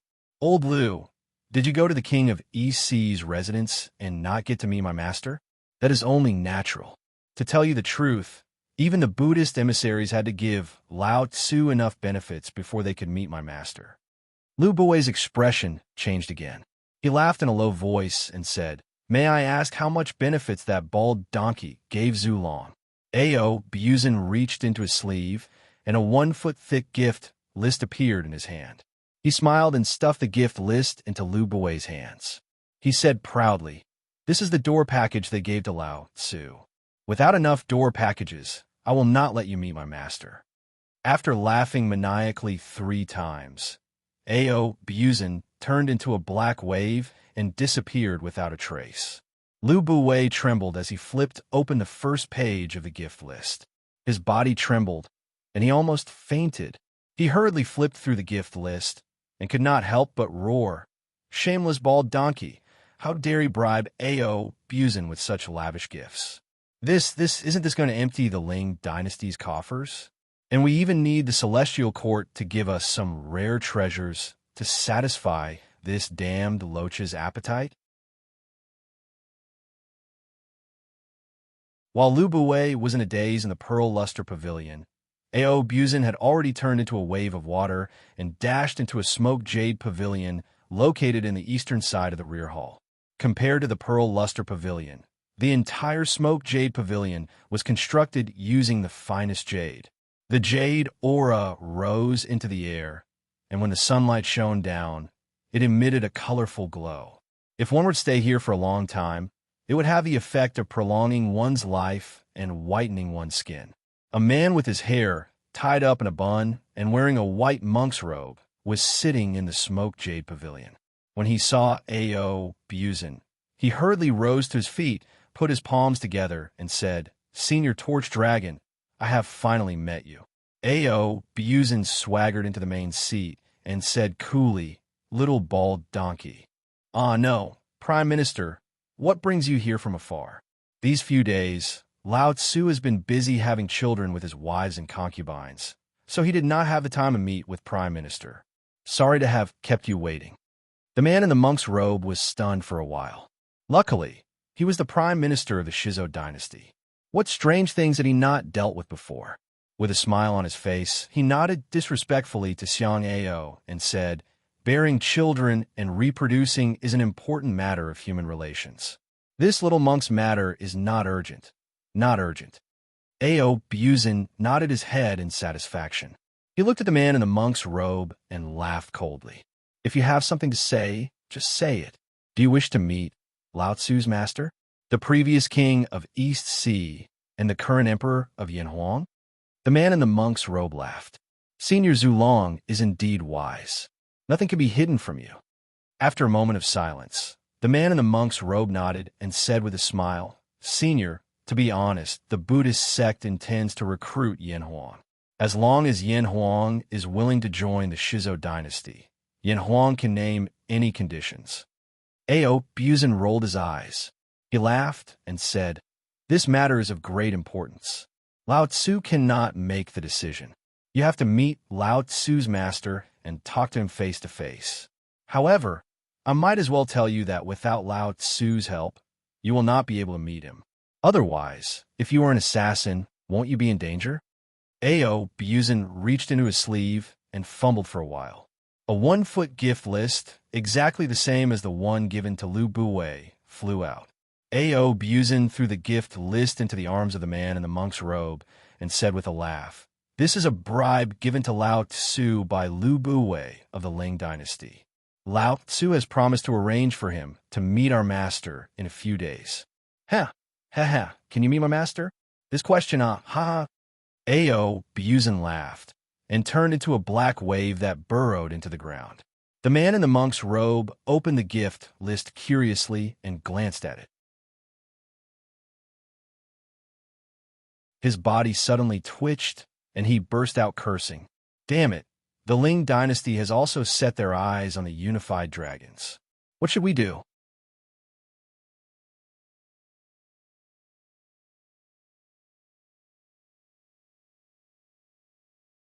Chapter 10:13. In the boundless void, Wuxia waved his hand casually. A Kunwu sword streaked across 1,000 miles in an arc of light, cutting dozens of 10,000 feet tall fiend gods in half within 1,000 miles of him. Virtues fell like rain as the heaven-refining cauldron devoured them. Tens of thousands of magical artifacts were frantically devouring the power of virtues, and several of them with the strongest devouring power were already covered with a faint layer of purple mist. "That's not enough," Wuxia sniffled. "It would take a lot of virtues to transform tens of thousands of magical artifacts into artifacts of virtue. After all, each artifact of virtue was formed by the power of a dynasty, the faith of dozens of generations of people, and countless virtues. Even with the means of the Wahuang clan, she could only produce a few thousand artifacts of virtue, and that was what she had accumulated after countless years of planning and planning. To refine more than 10,000 armor treasures in one go, how many Outer Realm Fiend Celestials would he have to kill to turn all of them into merit artifacts?" Yawning, Wuxia waved both hands. Thousands of Kunwu swords turned into beams of light that whistled back and forth. Inside the fiend-slaying sword formation that measured hundreds of thousands of miles in diameter, tens of thousands of excited fiend gods were cut to pieces while howling miserably. Xianxia darted back and forth in the sword formation in a beam of colorful light. Wherever she passed, all the fiend gods shrieked and turned into dried corpses. Then their shriveled bodies turned into fine powder that drifted away in the wind. All their spirit, energy, and soul were plundered by Wuxia. Xia's shrill laughter almost tore the void, and the heads of all the fiend gods who heard her laughter exploded. Princess Zhang Lu hovered in midair, surrounded by thick thunderclouds that blanketed the entire sword formation. Lightning bolts fell like rain, bombarding everything in the sword formation indiscriminately. The crimson lightning bolts tore through the bodies of the fiend gods like blades, burrowed into them, and exploded. An alien fiend celestial's body was blown to smithereens as his flesh and blood splattered everywhere. Any fiend celestial that was touched by his flesh and blood let out heart-wrenching screams. Their bodies felt like they had been soaked in sulfuric acid as they rapidly rotted, turning into stinking pus. Under the joint efforts of Wuxia and the other two, no matter how many demon gods rushed out of the huge spatial door, they were all killed. However, the ferocious fiend celestials did not care about the deaths of their own clansmen. They continued to charge forward majestically. However, as Wuxia's team of 3 became more well-coordinated, the number of demon gods that charged out could no longer keep up with the speed at which they were killing. He casually pointed a finger at the void, and a wave of energy spread across the entire heavenly ghost realm. Prince Changqin, Wuxia said softly. With a loud, buzzing sound, the portal in the void expanded to a diameter of 200,000 miles, and the number of fiend celestials rushing out of it suddenly increased by more than 100 times. Wuxia laughed joyfully. Tens of thousands of sword beams transformed into green beams that stretched over 10,000 miles long and swept across the sky, ripping bones and flesh wherever they passed. Wuxia and Princess Zhang Lu had exercised their unique mystic arts to slaughter these demon gods. Virtues kept falling from the sky. While he was slaughtering, Wuxia suddenly paused. The divine sense he left in the EC had discovered A.O. Buzan's extortion of the emissaries of the Ling dynasty and Shizo dynasty in Pearl Brilliance Pavilion and Smoke Jade Pavilion. He shook his head and smiled bitterly, then murmured under his breath, "Fine, I'll let you do whatever you want. In any case, I'm just stalling for time. Once these items of virtue are fully completed, the Buddhist League and Tao League will not be able to do anything to us." Even as he was pondering, Wuxia's body suddenly trembled. The divine sense he left in the distance just now had discovered a few familiar figures flying past at high speed. If not for the peerless aura concealing technique of Scroll of Stealing, they would have long discovered Wuxia's existence. Fortunately, they seemed to be in a hurry and did not have the time to release their divine sense to check the surroundings. Otherwise, they would have long discovered what Wuxia and his companions were doing. After all, 4 of the 7 patriarchs of the Buddhist League had joined hands, and they were accompanied by many important figures of the Buddhist League. This was not a trivial matter. However, Vulture Mountain was still under the control of those fiend celestials, and because of the agreement, the 7 patriarchs of the Buddhist League could not personally eradicate those fiend celestials. The disciples of the Buddhist League were fighting those fiend celestials at the risk of their lives, trying to recover the lost land. Now was the time when the patriarchs of the Buddhist League were needed to keep the hearts of the people at bay. How could they come out so easily? After pondering for a moment, Wuxia handed over the control of the sword formation to Huang Liang. After all, he was cultivating a proper cultivation technique of the human race, and only Panga's sacred energy could control the entire sword formation. Although Huang Liang's control of the sword formation was not as good as Wuxia's, and its lethality against the fiend celestials was reduced by more than 100 times, with Wuxia and Princess Zhang Lu replenishing its power, there was no need to worry about any mistakes. Transforming into a breeze, Wuxia fixed his eyes on the 4, Daozu, curiously. He followed them from a distance, carefully hiding his aura along the way as they traveled at top speed. A few months later, the group arrived at the empty and barren land at the edge of Panga World. Because Panga Continent was constantly absorbing the primal aura in the surroundings to turn it into land, the size of Panga World was constantly expanding, and the rate of expansion was extremely fast. However, the rate of evolution of the star regions in Panga World was relatively slower, so the barren land in the outskirts of the starry sky was growing larger and larger. There was nothing in this barren land, not even a speck of dust. From a distance, a boundless chaotic aura that looked like a city wall was flashing with a frightening light, and countless huge whirlpools were spinning rapidly in it. These whirlpools were the phenomenon caused by Panga Continent's absorption of the primal aura to strengthen itself. Each of them could easily devour hundreds of stars in the starry sky outside Panga World. At every moment, a vast amount of natural energy was sucked into Panga Continent from those whirlpools, causing a tidal reaction that could easily tear the body of a primordial immortal to pieces. Panga World was vast, and the vast divine sense of a Tao fusing expert could cover the entire world. But now that the heavenly secrets were in chaos, although the magic power and divine abilities of Yuan Ling, who had merged with the heavenly Tao, were not affected, the range of their divine sense was greatly interfered with.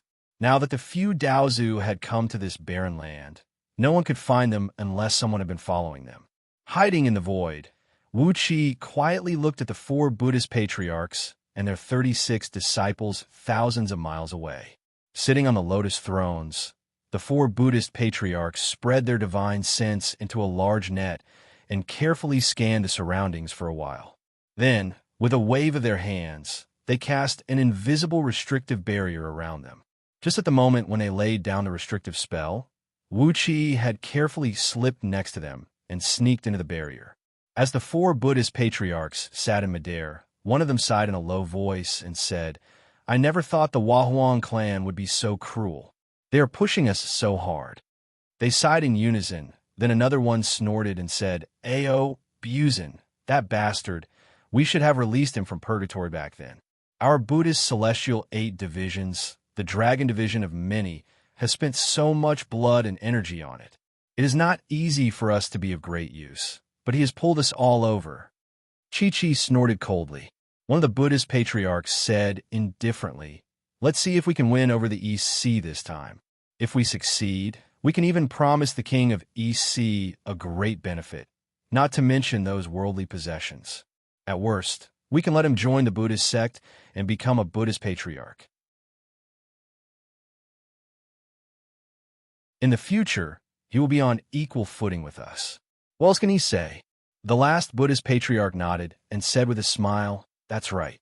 As long as we win this battle, the Buddhist sect will certainly prosper, and the 7 of us will really have the opportunity to transcend the mortal world and become saints."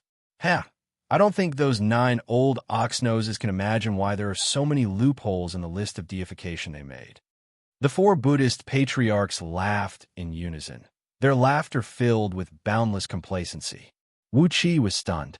Since the 4 Buddhist patriarchs said that, did it mean that the list of deification made by the 9 Daozu had anything to do with them? Could it be that there were spies planted by the Buddhist patriarchs in the Tao League? To be able to tamper with the list of deification, the spies they planted must at least have the status of the first disciples of the 9 Buddhist patriarchs, right? Poor 9 Daozu. How many spies were planted around them? After laughing for a while, the 4 Buddhist patriarchs' faces changed, and Chi-Chi shouted at the same time, "Set up the formation." The 36 eminent virtues of the Buddhist League, who accompanied them, revealed their avatars at the same time. Their bodies were bronze in color, mottled with spots, and emanated an ancient aura. When the aura rushed at Wuxia, he felt his body tighten and his heart beat violently. The cultivation base of these ancient Buddhas was at least at the 2nd tier of Tao-breaking realm. They should be the true core disciples of the Buddhist League. But, looking at them, Wuxia could not help but wonder if there were spies planted by the Wahuang clan or the Daozu among them. Who could be sure? Perhaps some of them were loyal to outsiders? As soon as the 36 ancient Buddhas appeared, green lotuses began to fall silently from the void. The strange light illuminated the void, and wherever it passed, even a few specks of dust were turned into nothingness. The place had become a pure vacuum. Apart from Wuxia, who had used the aura-concealing mystic art in the Scroll of Stealing to hide his body, perhaps even the 9 Daozu would be forced to reveal their true forms. The 4 Daozu stood in the 4 cardinal directions, stretched out their hands at the void in front of them at the same time, and cried out in a low voice, "Appear!"